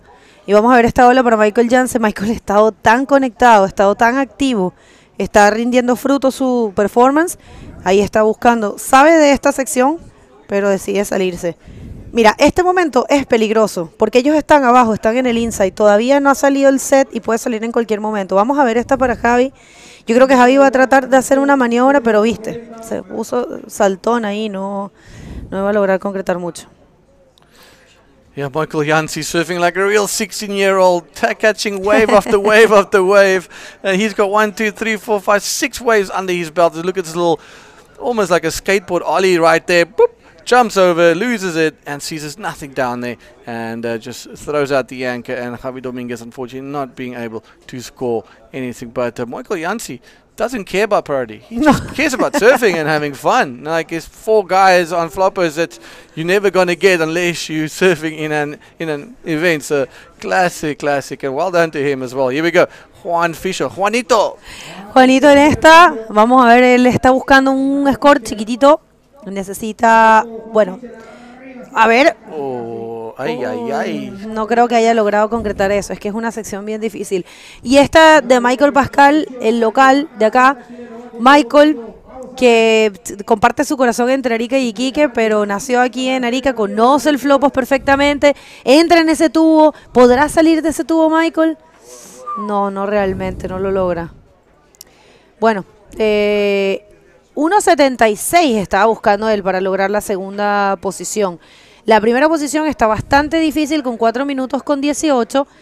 Se está reduciendo la cosa, está quedando la cosa en la segunda posición, me parece a mí. I think it's coming down to the second position at this point.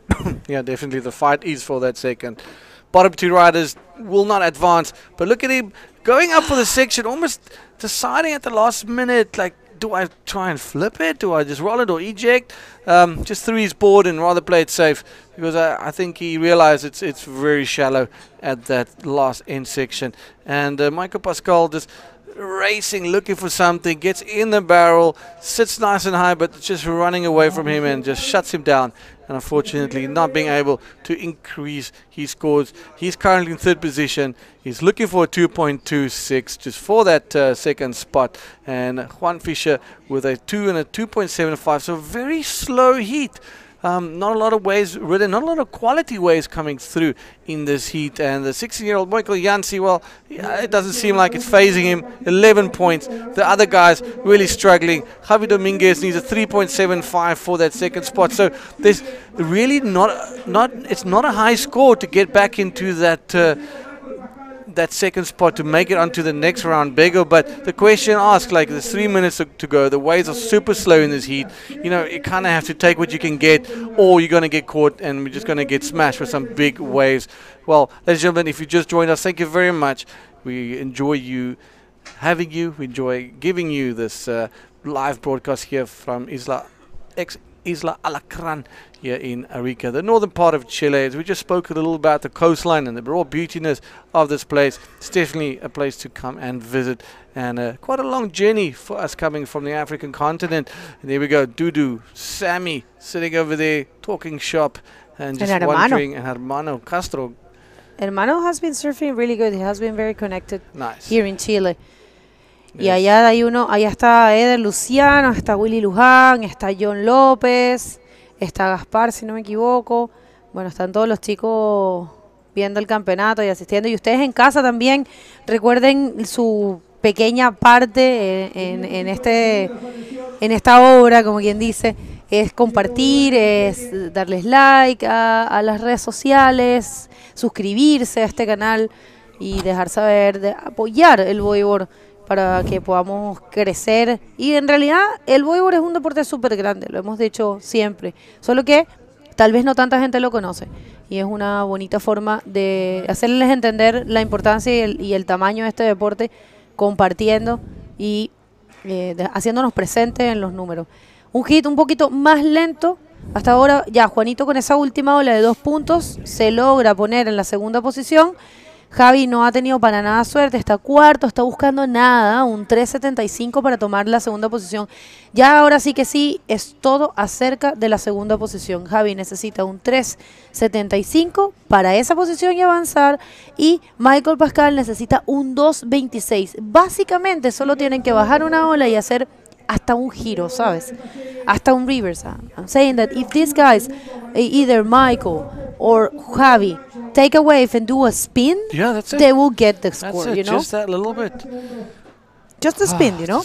Yeah, it's sad that it comes down to you just losing by such a small margin, you know, like I just needed a spin, I just needed a wave. Unfortunately, this heat just going absolutely flat on us, you know, making it hard for everybody out there, because these guys, they need to post some scores, and there's 25 seconds to go. We're approaching the end of this heat. Michael Pascal, Javi Dominguez, they on the chopping block. Juan Fischer, Michael Jansi. Michael Jansi sitting pretty, he's just having fun. This Peruvian storm continues to deliver, but 10 seconds to go, Biggo. It's not looking good for Michael and Javi. Sí, ya estamos en la cuenta regresiva, gente, y parece que los resultados son los oficiales. Hay que felicitar a Michael Janse por un excelente trabajo y a Juan Fischer. Ellos serían los que estuvieran avanzando. Lamentablemente Michael Pascal y Javi Domínguez se despiden. Nosotros vamos a una recapitulación y a unos cortes comerciales y ya volvemos, no se muevan.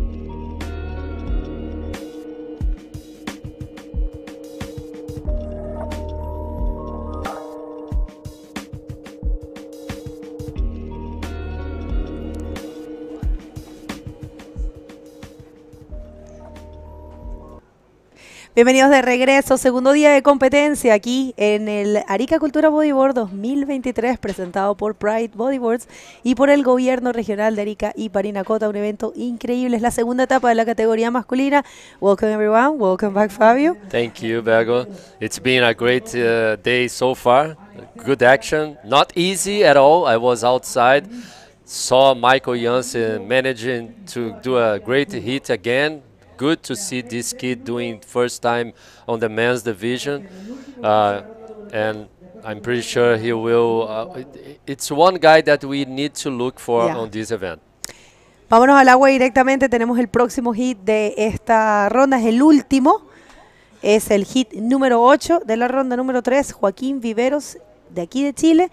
En rojo, Alex Sebastián, España. En blanco, André Luis, brasilero, en amarillo, y Cristóbal Charafia en azul. Va a estar buenazo este también, ¿ah?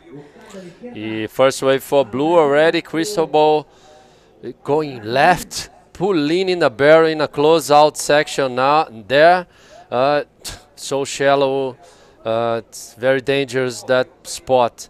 And here goes André Luiz, brasileiro na água, galera, indo para a direita. O André já começando a bateria com uma onda, imprimindo muita velocidade, mas ele fica por ali. First wave for blue was only 1.75, and this is white. Wow, just an in and out for him, Alex Sebastian from Spain. Last wave for André Luiz was just 1 point. A última onda ali do atleta brasileiro foi 1 ponto. Somente entrou na onda e saiu. E agora o camiseta vermelha com a primeira prioridade. Parece que ele deu uma remada ali, mas acho que não. Acho que ele vai manter a prioridade número 1. Sí, estaba Fabio comentando el tema de las prioridades. Recuerden que los hits comienzan sin prioridad, pero ya hubo algunas olas remadas. Ahora viene Alex Sebastián en esta ola. Solo tenía un 0.35, esta también va a ser un score pequeñito. Cristóbal, que trató de entrar a ese tubo con un 1.75. Y les recordamos que todas estas rondas son de eliminación, esta y la que viene. Con lo cual únicamente la primera y la segunda posición van a estar clasificando, van a estar siguiendo en competencia. La ronda número 4 de igual forma, 25 minutos, full eliminación, 4 riders, prioridad y bueno, ahí están algunos chicos del País Vasco. Ahí tenemos a Jimmy Bow sacando fotos desde Antofagasta. Y nada, les iba a contar que la ronda de no eliminación, en donde vamos a ver a nuestros sembrados, que son los chicos que quedaron el año pasado dentro del top 16, recién es la ronda número 5. Esa ronda sí que definitivamente no la vamos a ver hoy. Hoy vamos a tratar de avanzar lo máximo que nos permitan las condiciones en la ronda número 4, que son de 8 hits también. Yes, that's it, Bego. I just talked with our technical director, and he told me round number 4, it's on. Sí. They only gonna stop the contest if the wind pick up too much, because we have good conditions, we have good waves, we've been seeing some really good performers. So stay tuned with us, guys. First hit of round number 4 will be in 20 minutes. Crystal in first position now with a 1.75. Low scores to this 5 minutes. Still plenty time. So this is Sammy getting ready. He's in the first hit, round number 4.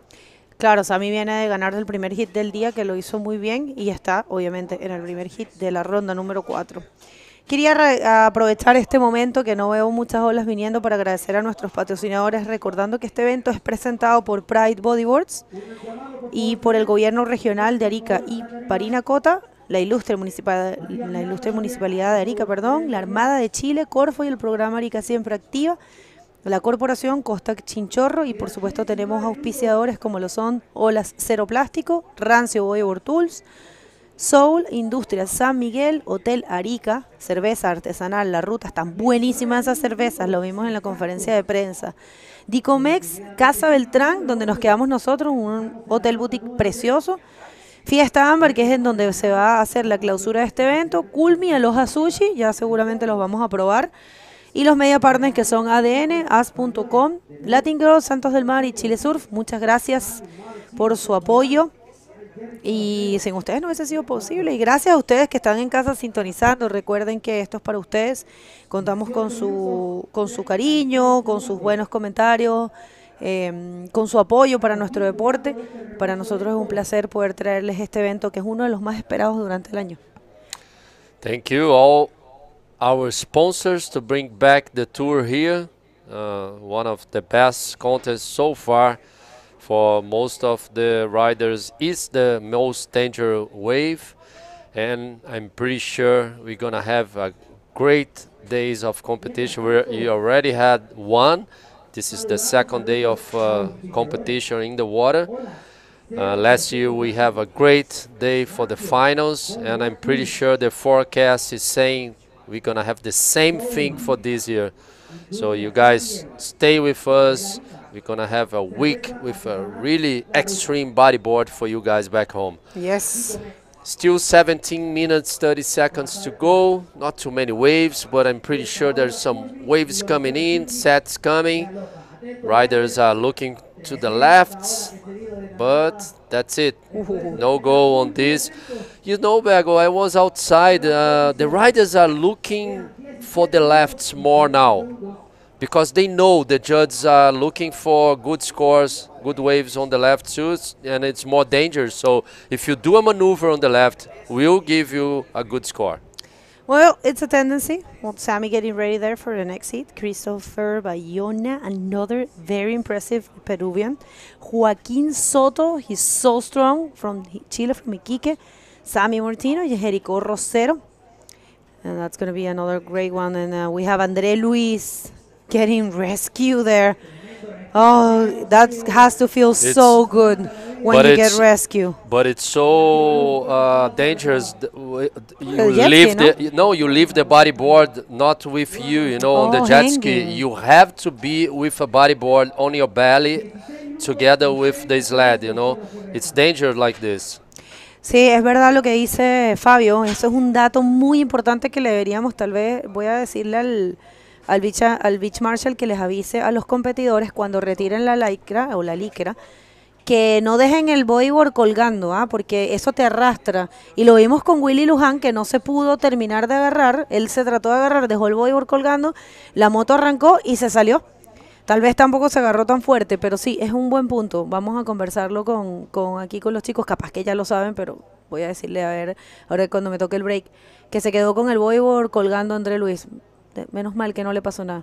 Pero que bien se debe sentir, Fabio, cuando estás en ese lugar peligroso, viene un set y te saca la moto, debes decir, gracias a Dios. Yeah, sim. Não sei se hablo em português. Vai português, tem brasileiro aqui, ó, e é André Luis. Foi muito importante ali essa colocação que a gente fez, porque o André Luiz, ele foi resgatado ali pelo jet ski, mas ele deixou a prancha sem estar com ele, né? Na verdade, ele teria que estar com a prancha ali na barriga dele, junto com o sled, que é aquela prancha grande que fica atrás do jet ski, que é muito importante você estar junto com a prancha. Ele deixou a prancha meio que voando e ele agarrado no jet ski, ali na prancha atrás do jet ski, e isso às vezes é perigoso, porque se a prancha pega ali na água, ela pode ficar presa na água e levar ele junto. Então ele não ia conseguir ficar preso ali, porque ia fazer muita pressão a prancha e talvez até arrebentar o leash dele, né? Estourar o strap dele. Vamos ver o replay do resgate. O jet ski vai lá, o André Luiz vai em cima do sled, mas ele deixa a prancha de lado. Tentou. Mas isso é uma técnica que não é fácil, mas tem que ser feita assim, com a prancha embaixo dele. E o jet ski não pode esperar, porque a onda está vindo, e se ele perde o jet ali nas pedras, vai ser assim, perda total, porque até tirar o jet dali, Bego, é muito difícil. Sí, es verdad. Según jet ski se va contra esas piedras, es como dice Fabio, puede ser pérdida total, realmente. Esas piedras están afiladísimas, gente, de verdad. Son súper irregulares, están llenas de erizos, están llenas de conchitas que acá se llaman picorocos, que en Canarias creo que le dicen sacabocao. Y mira, están tomando litas chicas. Qué peligroso eso, Fabio, me pone nervioso. Muito. It's so dangerous to get those small waves, especially because if the set will come now, the white is gonna have a hard time to get out again, to get out, sorry. And we have an interview ready with Dion. Take it away, Dion. All right, thanks, guys. I'm here with the previous heat winner, Michel Jansi. You're surfing like a 16-year-old, which you are, very relaxed, composed, enjoying yourself out there, having fun. Take us through your heat. Nada, muy contento. Sí, como tú dices, estaba relajado, pero en sí estaba con mucho miedo. La primera vez que corro grande en el Flopos, la ola es muy grande, nunca había sentido una masa tan fuerte y me tocaron 2 olas y pude pasar mi manga. Fantastic. And this whole Peruvian storm, your whole Peruvian crew delivering great results throughout this event. Going to the next round, you must be feeling confident. Nada, que me toquen las olas para seguir pasando. Espero que el mar ya esté un poco más chico, así o mediano, para poderle pegar mejores maniobras y poder seguir pasando en mis hits. Well, congratulations. You a quick shout out to anybody back home? Quiero mandar saludos a mi familia, mandar saludos al señor Denis Hall de Store Perú por apoyarme, al señor alcalde Eloy Guaigua y independízate ya. ¡Woo! All right, well, back to you guys. Yes, such a good interview. Buenas esa entrevista y Michael Jansen, como decía Dion, surfeando como lo que es, un niño de 16 años pasándolo muy bien ahí. Así que gran felicitaciones a él. Y una ola acá con un poco más de tamaño para Cristóbal Tarafia.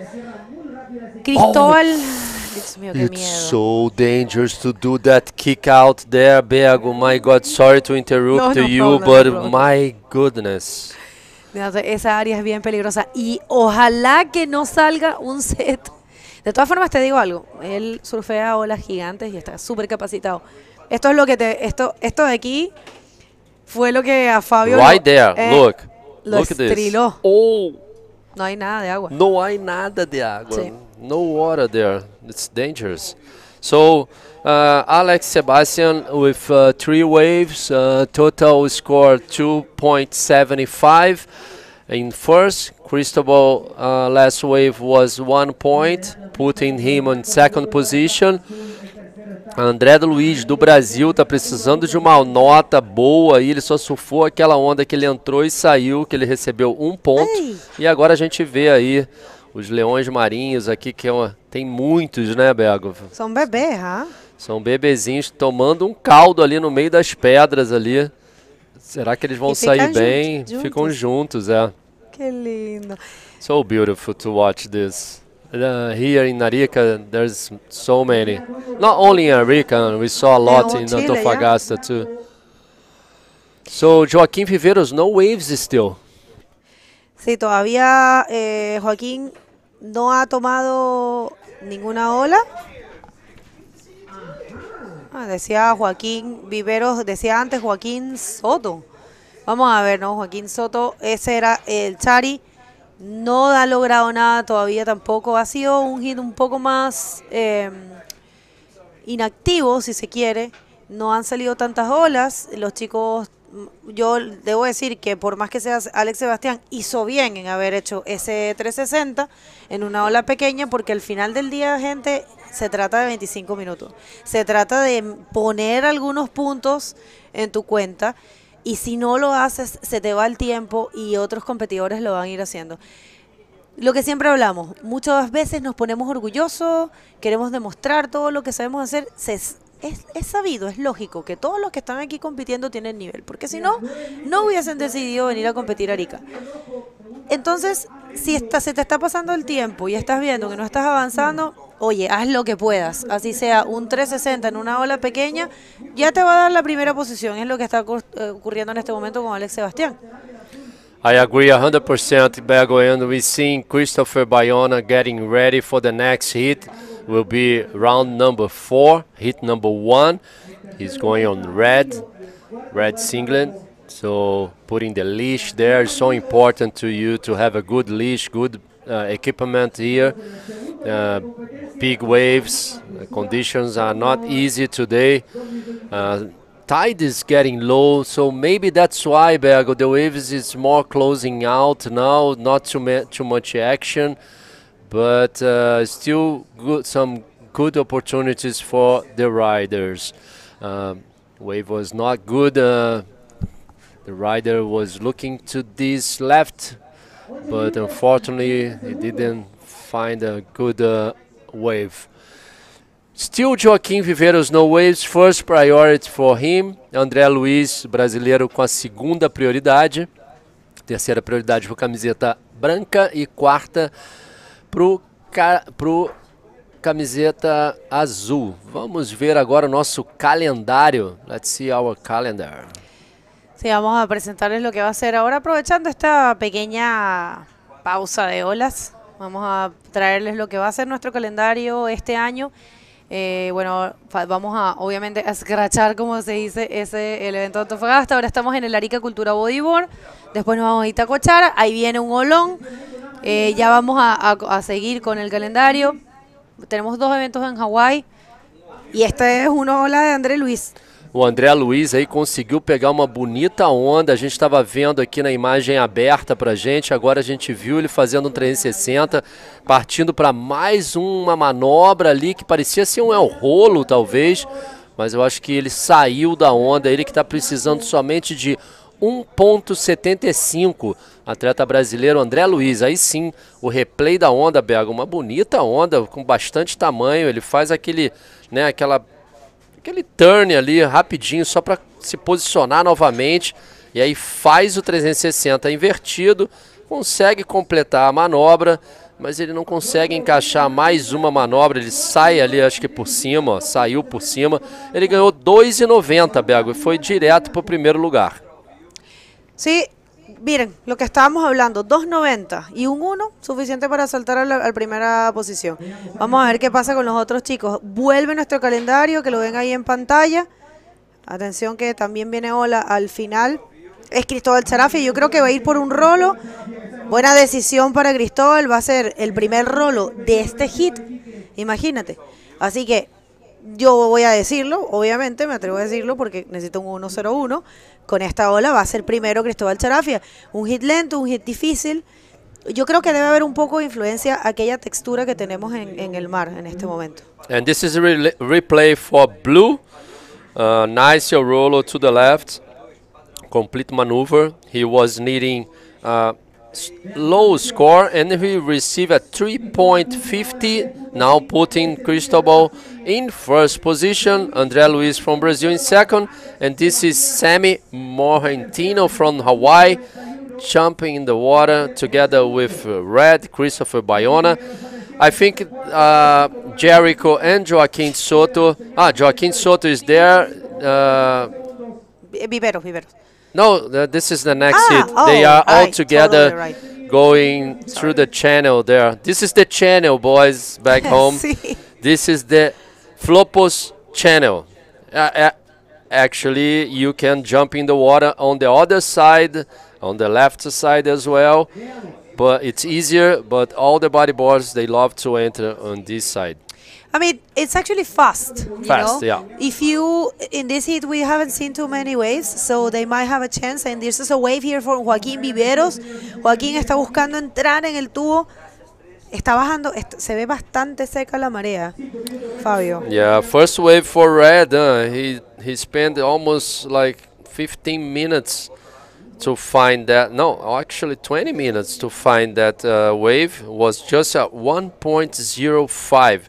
He's still looking for a low score of 2.86. So it's still time for Red. And here he comes, White. Alex Sebastian from Spain going left, barrel, but it was an incomplete barrel, so shallow at the end of this wave. Have to take care a lot, the riders, because it's pretty dangerous to pull in on those barrels, especially today. For sure, Flopos can provide some really good waves to the left. I think it's, in my opinion, is the best waves here is left. But today it's kind of dangerous because the swell, it's going more to the right. So still 3 minutes and less than 50 seconds. Cristobal now in first, André Luiz second. Last wave for White was only 1.80, so it's not enough. He's looking for 1.91. And Joaquim Viveros is still looking for 2.86.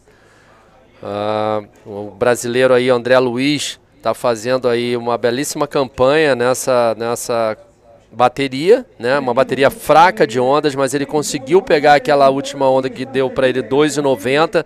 Tá colocando ele como classificado, tá com a segunda prioridade, precisa de mais uma onda para trocar aquela nota dele de backup de 1 ponto. Lembrando que os atletas, eles só somam as melhores 2 notas deles. Então por isso que vocês estão vendo aí uma combinação de 2 notas, está dando 5,25 para o Cristobal, que está em primeiro.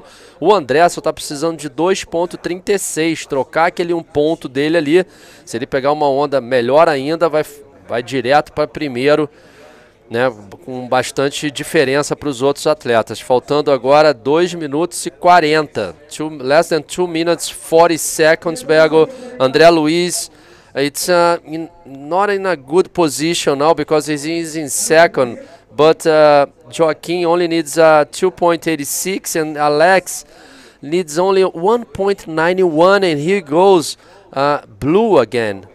Vamos a ver esta ola de Cristóbal Charafia. Cristóbal, que de verdad se conoce bien este lugar, un rolo true de lip, cayendo en las piedras, Fabio, arriesgándolo todo. Esto va a ser bueno, eso va a pagar su precio, pero atención que se viene André Luis en esta. André también ha surfeado aquí. Vamos a ver si logra conectar. Aquí hay una sección, la perdió, pero mira, Cristóbal salió prácticamente, quedó en el canal, probablemente hasta se golpeó, pero vuelve. Yo no sé si volvería, si hubiese caído en el canal ahí. Yo creo que ya me salgo una vez con 1 minuto con 40, yo me voy saliendo, porque este rolo va a servir para él. Sim, foi uma boa onda aí pro atleta de azul. Fez rolo ali, furando o lip, né, o through the lip roll, e completou a manobra recebendo 4.65, se distanciando do brasileiro. Agora o brasileiro precisa de 5.25. Last wave for André Luiz from Brazil was only 1.25. So he improved a little bit, 0.25, but it's not enough like to put him in a relaxed situation, let's say.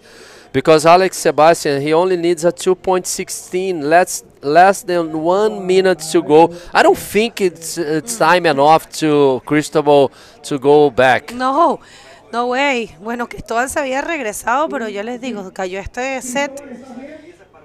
De hecho, parece que le está hablando el beach announcer. Aquí viene esta ola, esta sí puede ser la última oportunidad para André Luis. Vamos a ver si consigue algo. André Luis está buscando un 5.25 para estar primero, pero hasta ahora está en zona de clasificación. Esta ola, no sé si vaya a hacer alguna diferencia. Los que lo tienen más complicado es Alex Sebastián y Joaquín Viveros. Sin embargo, ambos necesitan un score pequeño. O sea, Fabio, si alguno de ellos toma esta ola y hace alguna maniobra, van a pasar. Sí, of course, Bergo. It's just one wave. One maneuver can make Alex Sebastian go to the second place. But I think, Bergo, that's it. The hit is finished. Congratulations for all the riders, but Cristobal managed to finish first and André Luiz from Brazil in second. Stay with us, guys. Don't go anywhere. We're gonna be back pretty soon.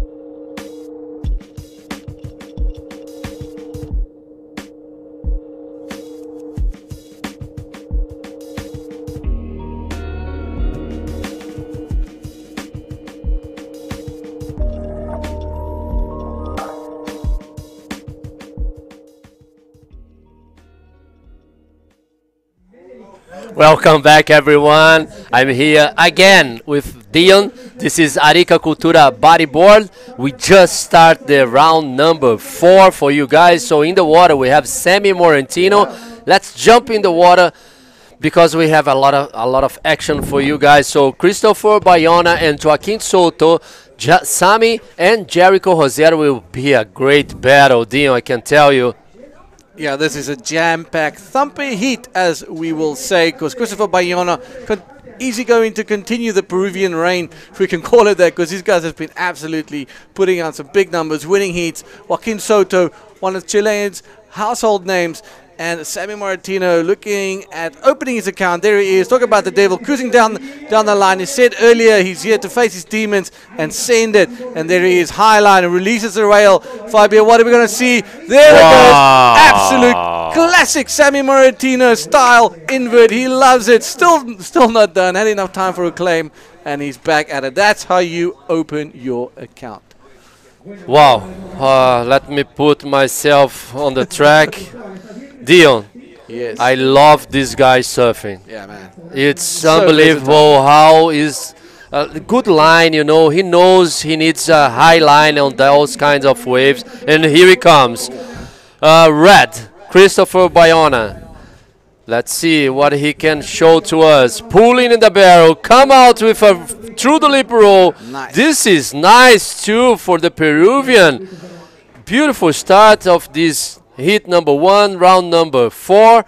Wow, 8.75, the best wave so far for today. Best, highest score for a single wave for sure. Let's take a moment and just think about that and what he's done. Let's look at this thing. Here we go.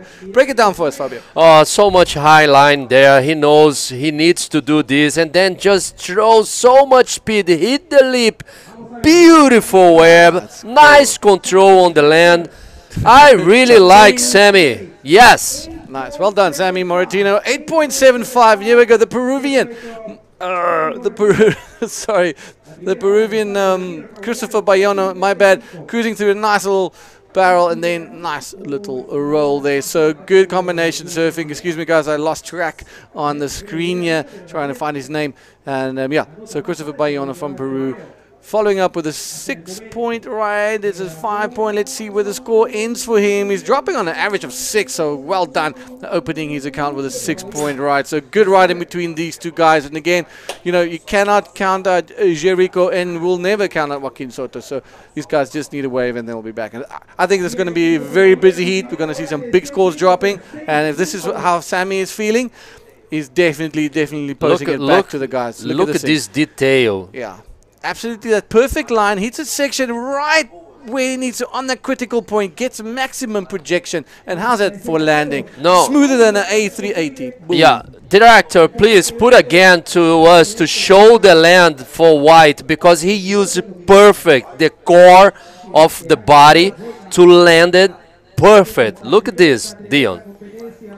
Explain to us what you mean about the core. So there he goes up, hits it. The core, the belly, boom. You know, he used the belly, the elbow, and here he goes. Jericho Rosero, blue, beautiful wave. Let's see, nice bottom turn, hit the lip.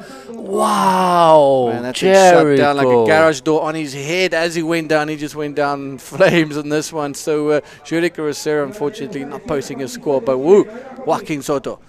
Joaquin, nice wave too, controlling the speed. Long bottom turn, unfortunately was not capable to find that spot to hit the maneuver there. And here he comes, the Hawaiian again, Dion. Flying Hawaiian, Sammy Martino again hugging the high line, releases the rail, still mid-face. There it is, full gas, bouncing a bit.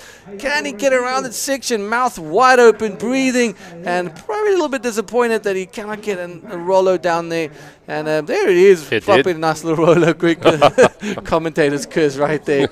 So backing it up at least. He's got that second score, and that's the most important thing about this right now. For sure. You need to building the score sometimes, so that's what Sammy is trying to do. Of course, he has a 8.75, but he knows he needs another wave, and this is it. He received 3 points for the second wave, putting a lot of pressure on those riders. Christopher Bayona, his first wave was a 6, and I think we have interview ready. So take it away, Bago. Thank you very much, guys. We're Cristobal Charafia from Iquique. Difficult heat, very slow. You find 2 waves. You did a basic maneuvers, basic surfing. Tell us a little bit about that. Bueno, las condiciones estuvieron muy heavy, muy grande la ola, pero en sí me enfoqué en lo que había que hacer, pasar el hit. Con rolos, como fuera tenía que pasarlo, entonces me dediqué a eso porque la ola está demasiado inmensa, es una masa que mueve no hay agua, entonces lo único que hay que concentrarse es en poder hacer alguna maniobra y poder pasar el hit, porque ese es parte de mi trabajo, pasar el hit. Well, he says he knew the wave is dangerous, it's big, it's actually massive, that's what he's saying. And he was just focusing on performing basic maneuvers, just doing the points, and that's it. That's what he did, 2 rolls in fairly small waves, and he managed to advance. This event for you, este evento para ti, un evento que tiene 18 ediciones, que se ha hecho aquí en Arica, que siempre ha traído alto nivel de bodyboard en una de las olas más difíciles. Cuéntanos un poco acerca de qué significa para ti. Bueno, yo la primera vez que vine fue el 2004, cuando vino Ryan Hardy y Jeff Hubbard. Entonces para mí estar acá en la 18 versión es increíble. Imagínate que ver a todos los riders, Ben Player, Dave Winchester, Jeff Hubbard, Mitch Rowling, en esta ola fue impresionante. Vi todo el proceso. Ahora para mí es como una revancha porque estoy compitiendo más que trabajando, entonces siempre los trabajé todos los eventos, entonces para mí es emocionante estar y tratando de avanzar, por eso quiero llegar más lejos, cada vez más lejos. Well, I asked him what does this event means for him. He's from Iquique. He has been coming here since 2004. He's a filmmaker, so he always works here. And he says for him, he came the first time in 2004, saw me, Ryan Hardy for the first time, big names, Mitch Rollins, Ben Player, so many people that has passed through this event. So for him, it's very special right now to be competing and advancing in this event. So he is really happy and proud of himself as well. You want to say something? You want to say hi or thanks to anyone? Agradecer o saludar a alguien. Bueno, siempre a mi hijo, que lo amo, saludo Cristodalito, a mi hermano Sebastián, que a lo mejor me está viendo, claro, siempre me sigue, a mi familia, a mi padre, bueno, y a mis patrocinadores, Erizo, Surpram, y a Noria Film. Eso, todo. Bueno, felicitaciones y lo mejor para el resto de la competencia. Back to you guys with more action. There we go, lots of action in the water. Christopher Bayona not advancing or getting in, well, not being able to increase his second wave with a 1-point ride, but Samuel Martina pulling away a little bit with a 3 and an 8.75. Jericho and Joaquin both needing big scores with a 6-point ride and a 5-point ride for that second position. Samuel Martina feeling comfortable, feeling relaxed, and Christopher Bayona right behind him with a 6-point ride. He will definitely would want to be going for that win and keeping this this momentum from the Peruvians going. That's it. Sammy still in first position. 15 minutes, less than 50 seconds to go. This is hit number 1, round number 4. This is second stop for our 2023 IBC World Tour in a great Arica Cultura Bodyboard. Lot of action. This is only the second day of competition, Dion. Forecast is looking amazing. Yeah, this is the type of place where you just want to have everything slow down a bit and just kind of be here for a little bit, or just watch more waves explode on the reefs, and just, you know, as the direction's going to be increasing, the riding's going to get a lot more better. Guys have to play it a bit safe because we've got all these wide bombs coming through, but man, what a place to watch bodyboarding at its finest. And definitely, here we go, live action. Jericho Rosero gunning down the line, nice little cutback, goes into the shower, but there he is. Can he follow up and get that little section? Unfortunately, oh, there we go.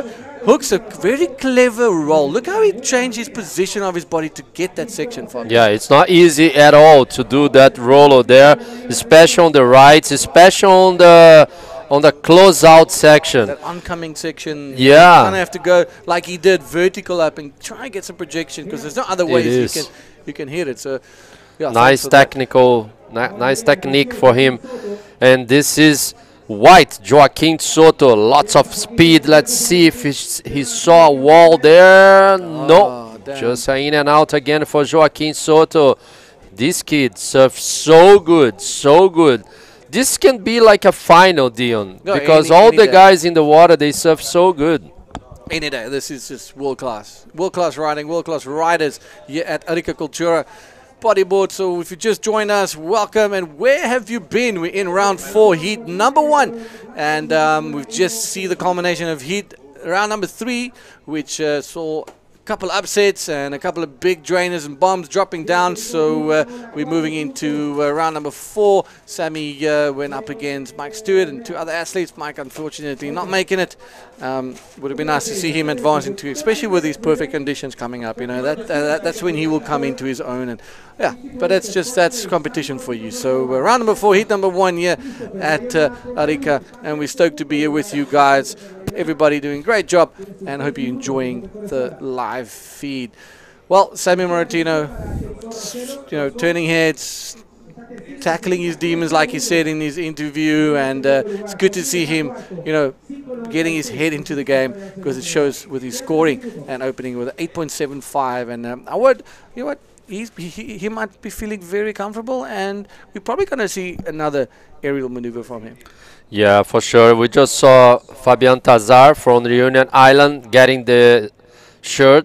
He will be in red on the next heat number 2, round number 4, together with Yoshua Toledo from Chile in white, George Saavedra in yellow from Peru, and Menelik Nazir in blue from Chile as well. So 2 Chilenos in the next heat against a Peruvian and a Reunion Island. Oh, we have a situation there, but Sammy has first priority. He used the priority. Was a nice wave, nice down the line, backflip easily, but was not completed. The meerkat just jumping around on that one.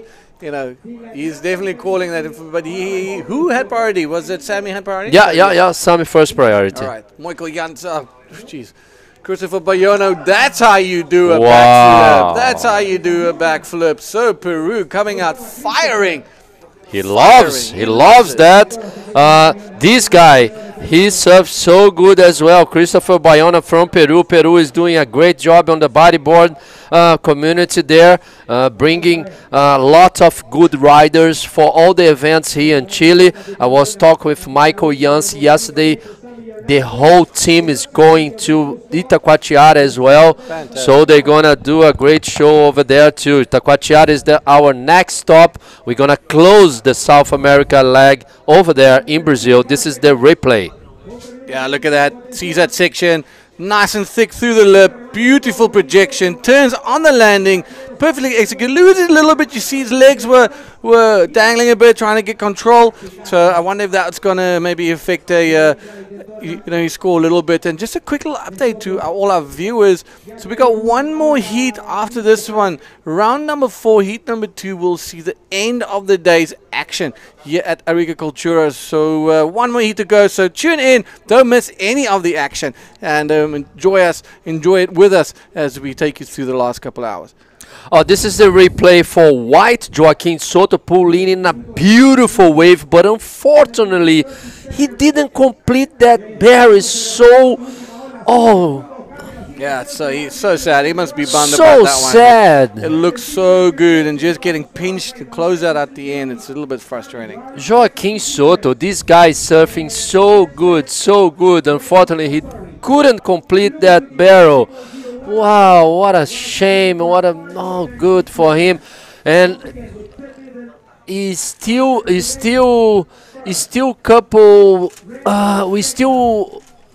the last wave for red, Dion.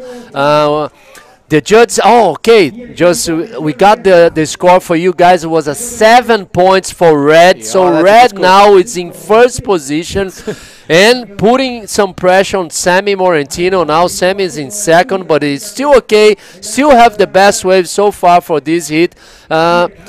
It's been a great day so far, and pretty good for you guys back home and watching these waves. Yeah, it makes for good television, so thank you guys for tuning in and watching. But Sammy Martino keeping it real, but these Peruvians on another level right now. So far, every heat that the Peruvians have been served in, they've won.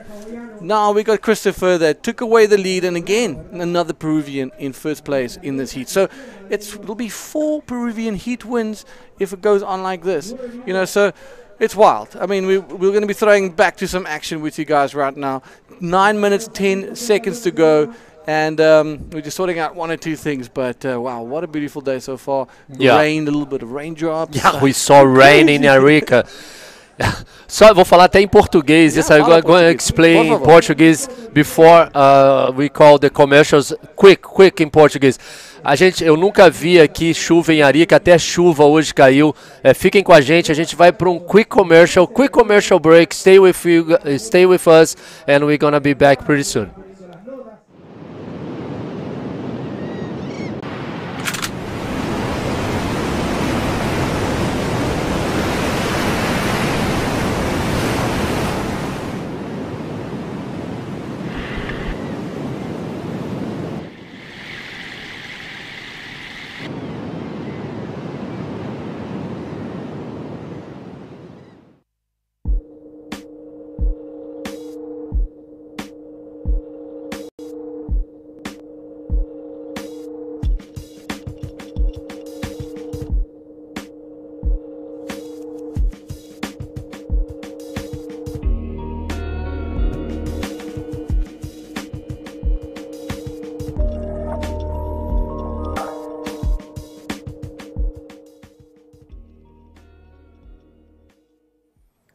All right, welcome back. Sorry for the technical breakdown, but we're back to the last few seconds of this heat. And Sammy Moratino following his 8.75 opener, knocking out another 8.25 with a total heat score of 17. And Christopher Bayona not too far behind him, but in another level, 13 points. So Sammy just asserting his dominance on this heat. Nice job. Good job for Sammy Moratino, the Hawaiian. Highest score for today. Congratulations for Christopher Bayona for the second place. Also Joaquin Soto and Jericho Rosero. Don't go anywhere, guys. Stay with us. Second heat will be pretty soon in the water.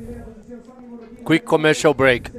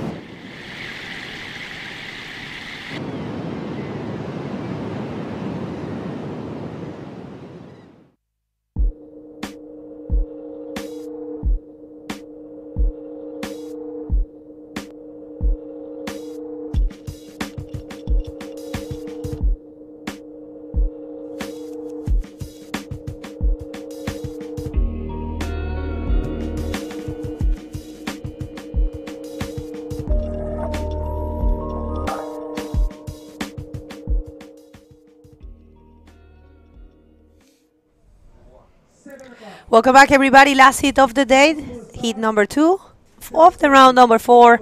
Sorry about the technical issue, but we are back, and we're going to give you those results in a bit. Fabian Tazar in red from Reunion Island, Joshua Toledo in white from Chile, Jorge Saavedra from Peru in yellow, and Menelik Nasir from Chile. This is going to be, oh, well, and we have a drone. How beautiful is this shot? All right, Fabian Tazar going down like Tarzan. Look at this thing. It's a massive wave cruising down the face. Wow, that is big. And let's see, anything comes, and a nice little roller, clever little bottom turn, and it goes for a good opener here on the last heat of the day, round 4, heat number 2.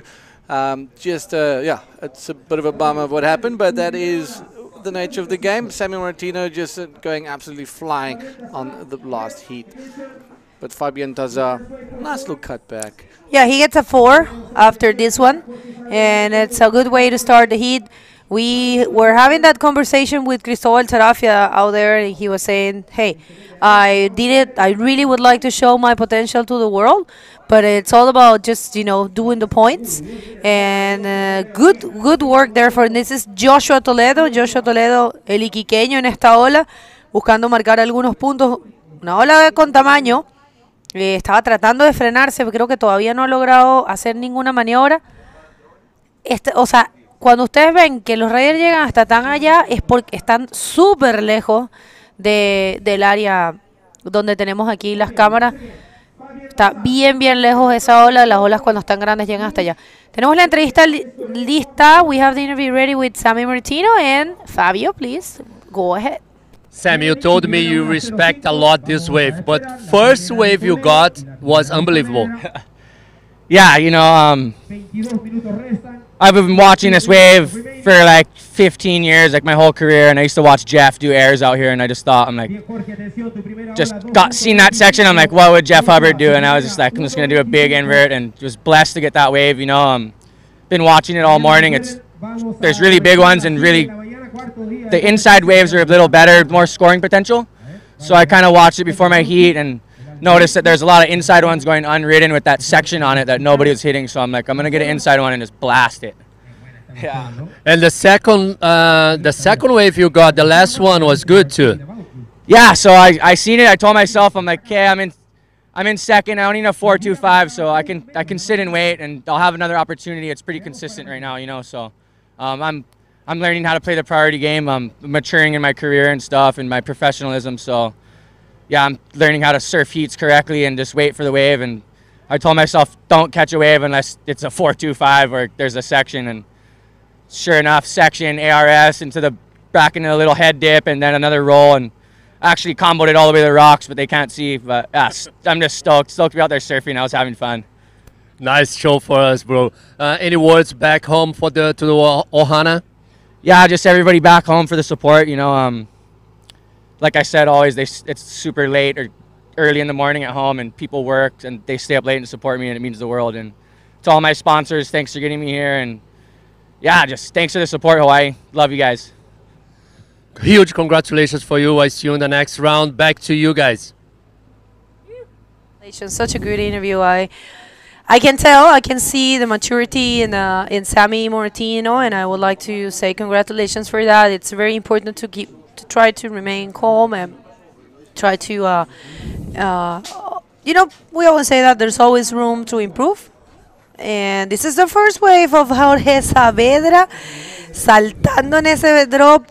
Vamos, él consiguió un 2.25. Él entró en ese tubo.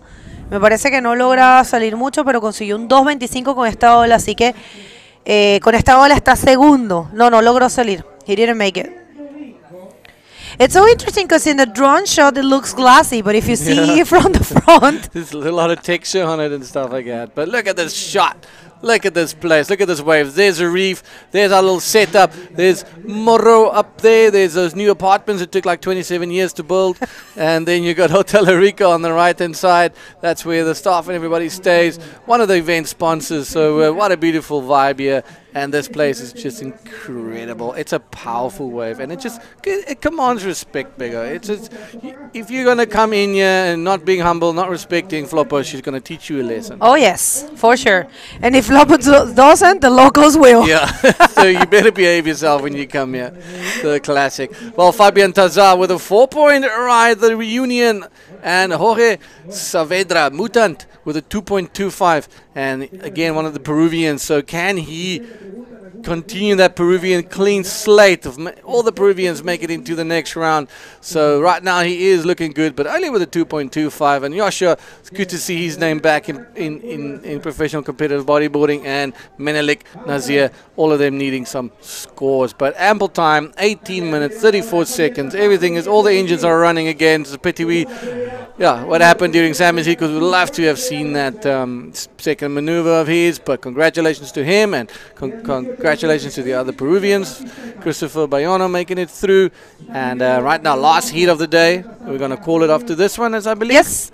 You know how I call them? Inca Power. Inca Power. We have the Tuga Power, which are the Portuguese. We have the Inca Power. Yeah. And yes, Inca Power showing off. And what's the South African power? Is that like the Biltong Power? The Safa Power. Yeah. Safa Power. Yeah. Biltong. Okay. Oh my God, it's offshore now. What's going on with the Flopos? Weird. I'm pretty sure a lot of people is gonna jump in the water after this. Last hit of the day, gente. Este es el último hit. Vamos a resumir la competencia en esta instancia. Hemos avanzado con 10 hits en este campeonato. Nos vamos a quedar en esta ronda número 4. Y mañana vamos a volver con ella para finalizarla y muy probablemente, yo creo bastante seguro que vamos a comenzar la ronda número 5, que es la ronda de no eliminación, en donde vamos a ver por primera vez a nuestros top 16 del año pasado. So tomorrow, pretty likely that we're going to see the top 16 for the first time for the non-elimination round, which is the round number 5. Round number 5. And tomorrow's a Friday, so isn't it the Arica festival this weekend as well? I mean, the celebration of that battle against Bolivia. I believe it's on the 7th. Yes, okay. When is the 7th? What day is the 1st? So that's sometime next week. Okay. That's a big celebration, yeah.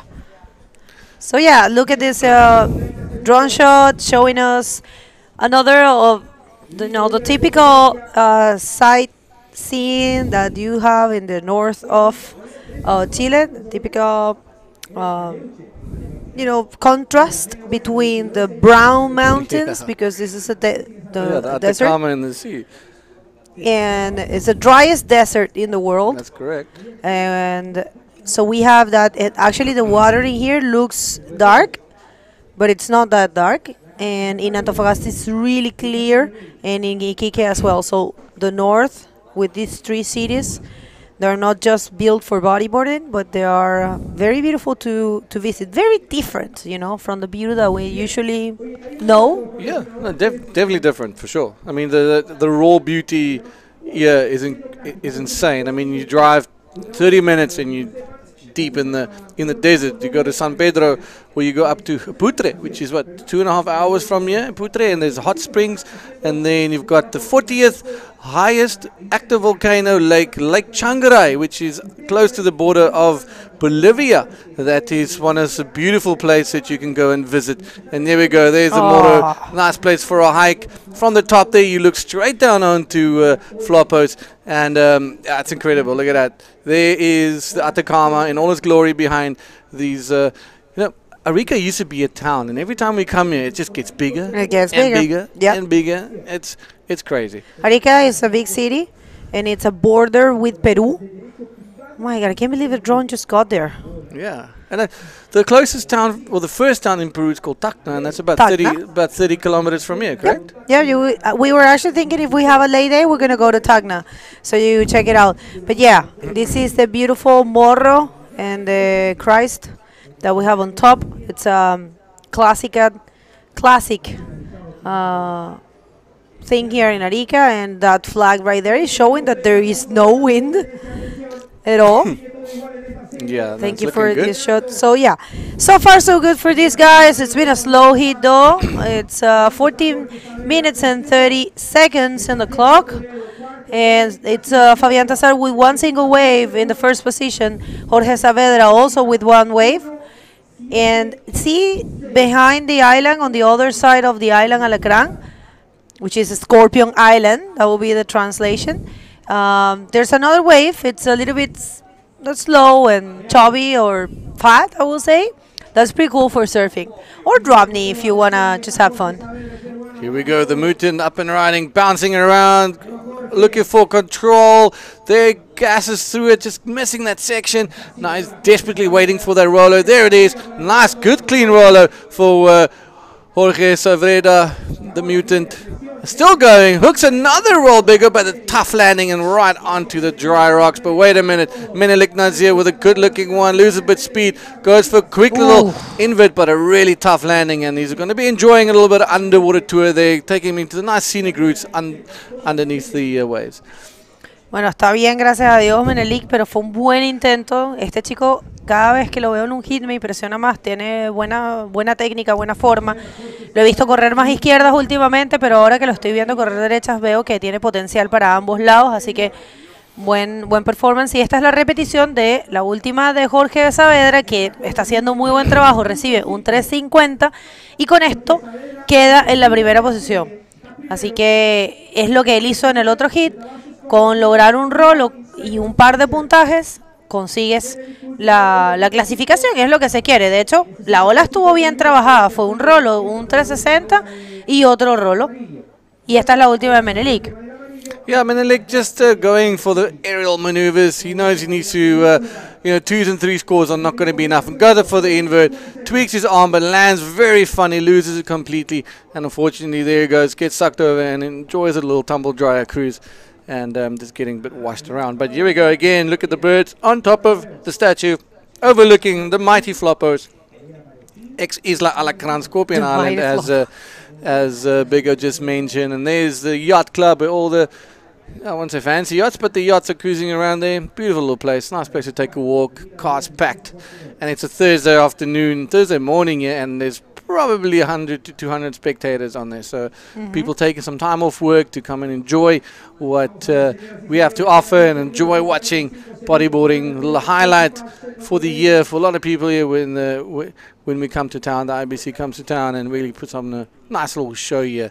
But again, beautiful. And that road is just, still trips me out that road is called Nelson Mandela Boulevard. We got the exact same one in Cape Town.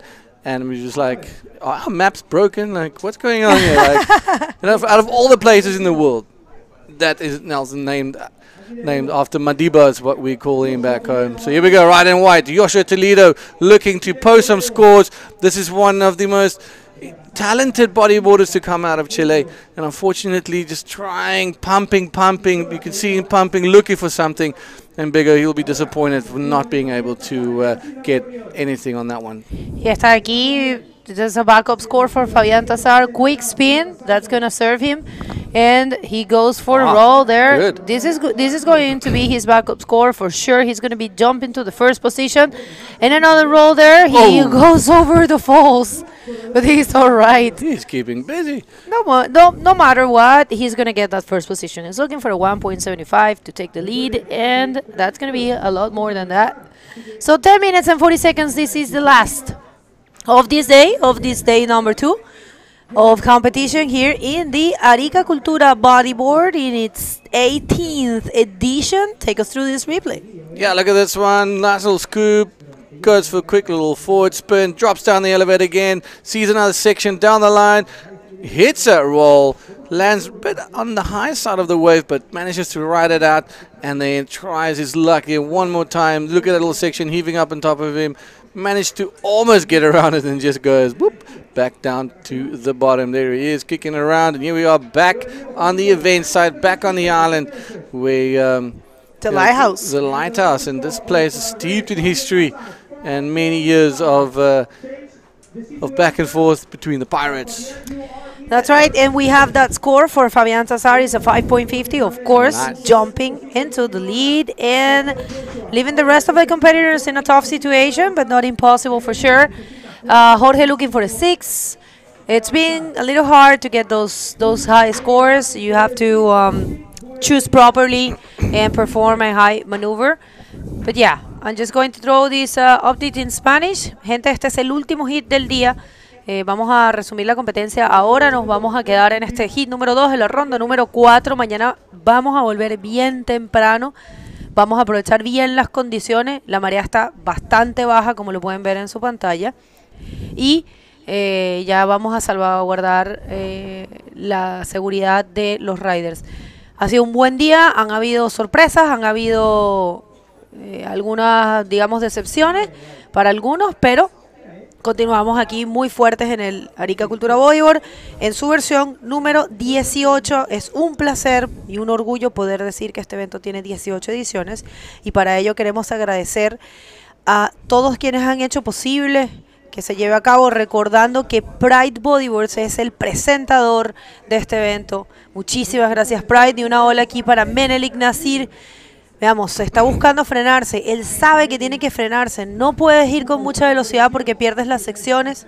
Sin embargo, no lograba mucho ahí. All right, Menelik. Disappointed he didn't get an opportunity to put up a score.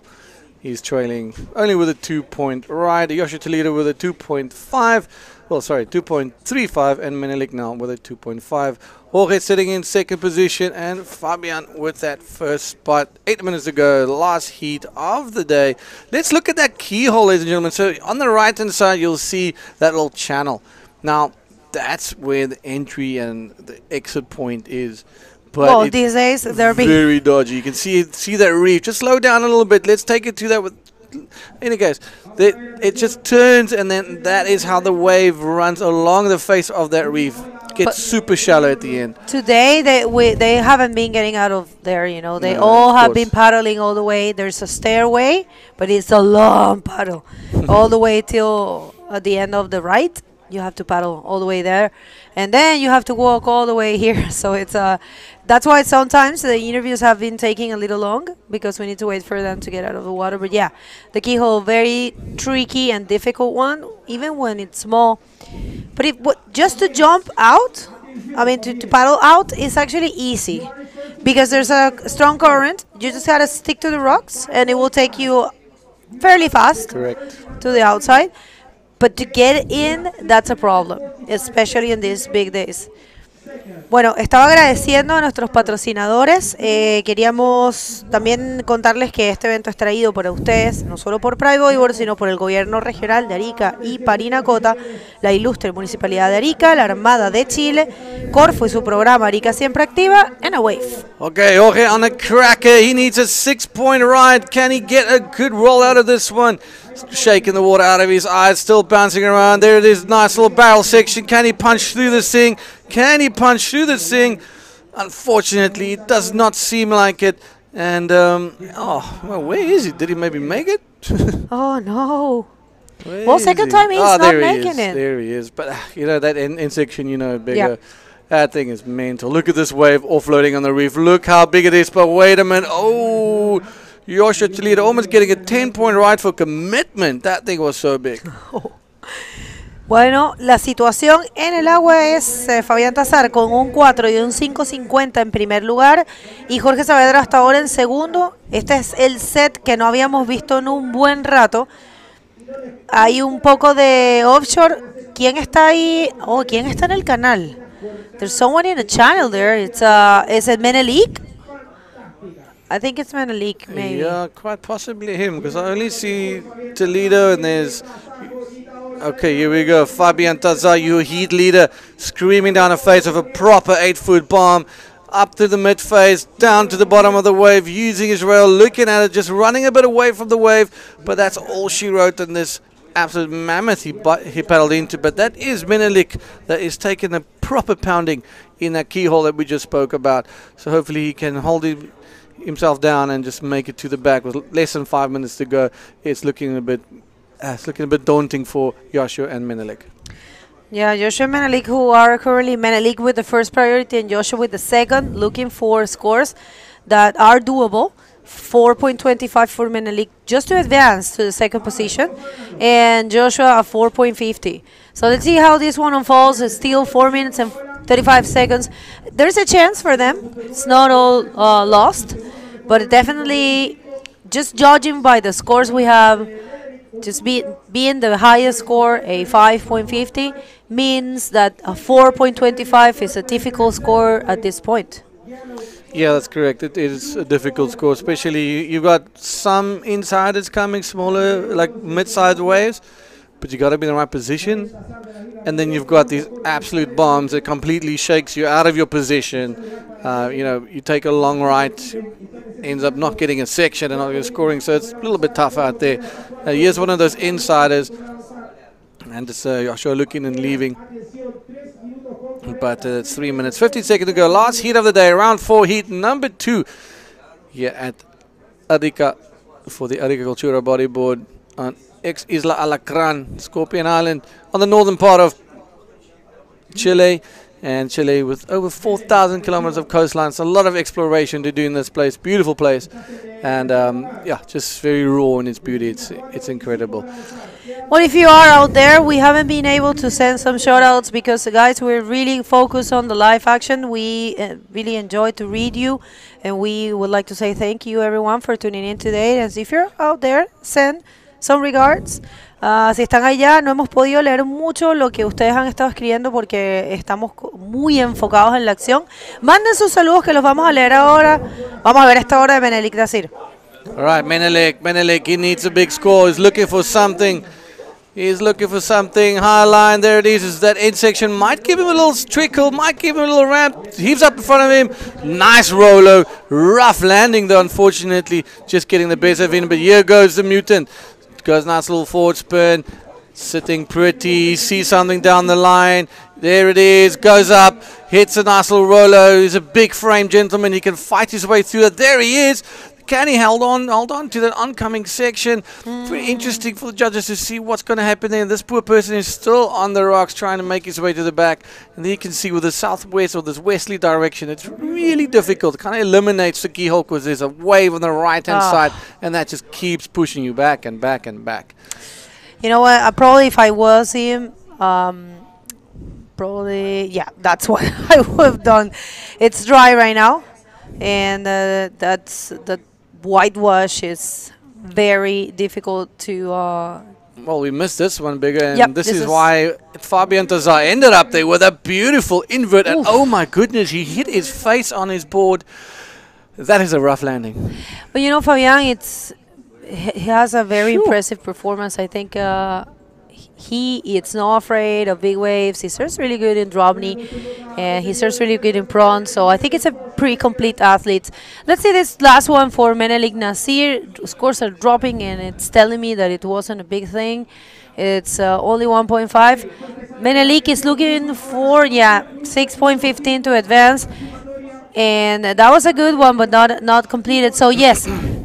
Last wave of Mutan, this one right here is a 4.15, and now he has a more, he is solidifying that second spot and leaving everyone else in a very tough situation. Because with 1 minute, you know, with 1 minute, you needing a 6.40 for Joshua and a 6.15 to advance for Menelik, it's pretty impossible, I will say.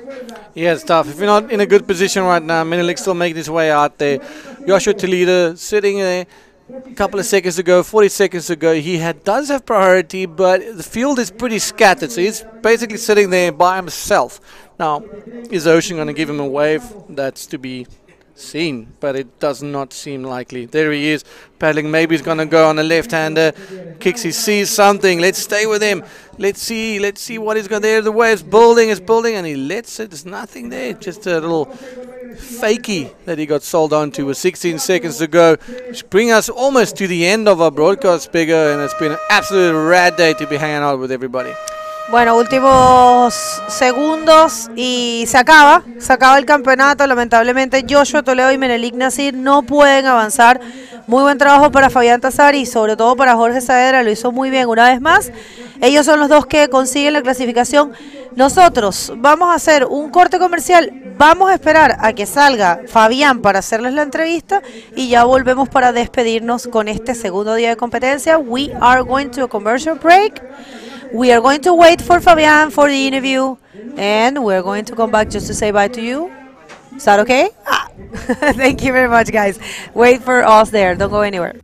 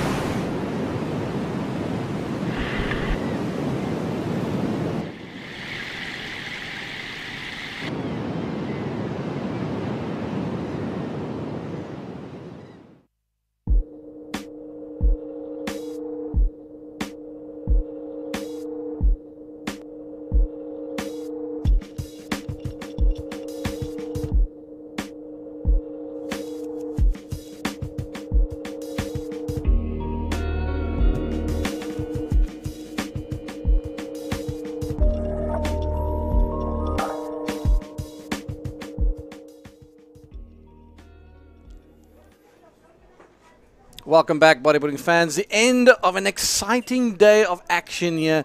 Oh, dude, we saw some bombs, some towers, some whatever you want to call it, just coming down here and exploding on the reefs. Couple of upsets, couple of ups and downs.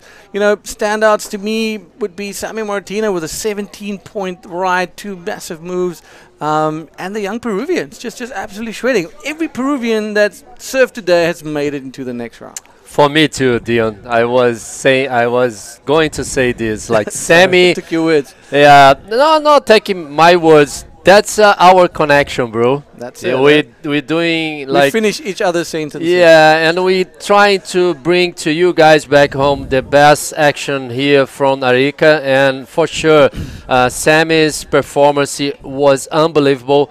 He's kind of scary here in Arica. That's what he told us in the first day, in the first heat. But if he surfs like this and be scary with this kind of waves, I don't know if I can agree with him or not. But what I love about it is his brutal honesty on it, like acknowledging the fact, listen, man, this place scares the living hell out of me, and you know, I'm here to take it on. I'm here to prove myself a point and to prove the world a point that, you know, I've changed. I'm a better athlete. I'm focused. And, you know, those are his words. And, you know, that's a mark of a man that acknowledges his flaws and works on it. And look how mentally strong, or just there's been a big switch in him. I know we could talk about a lot of athletes, but you notice his behavior. You notice everything has changed.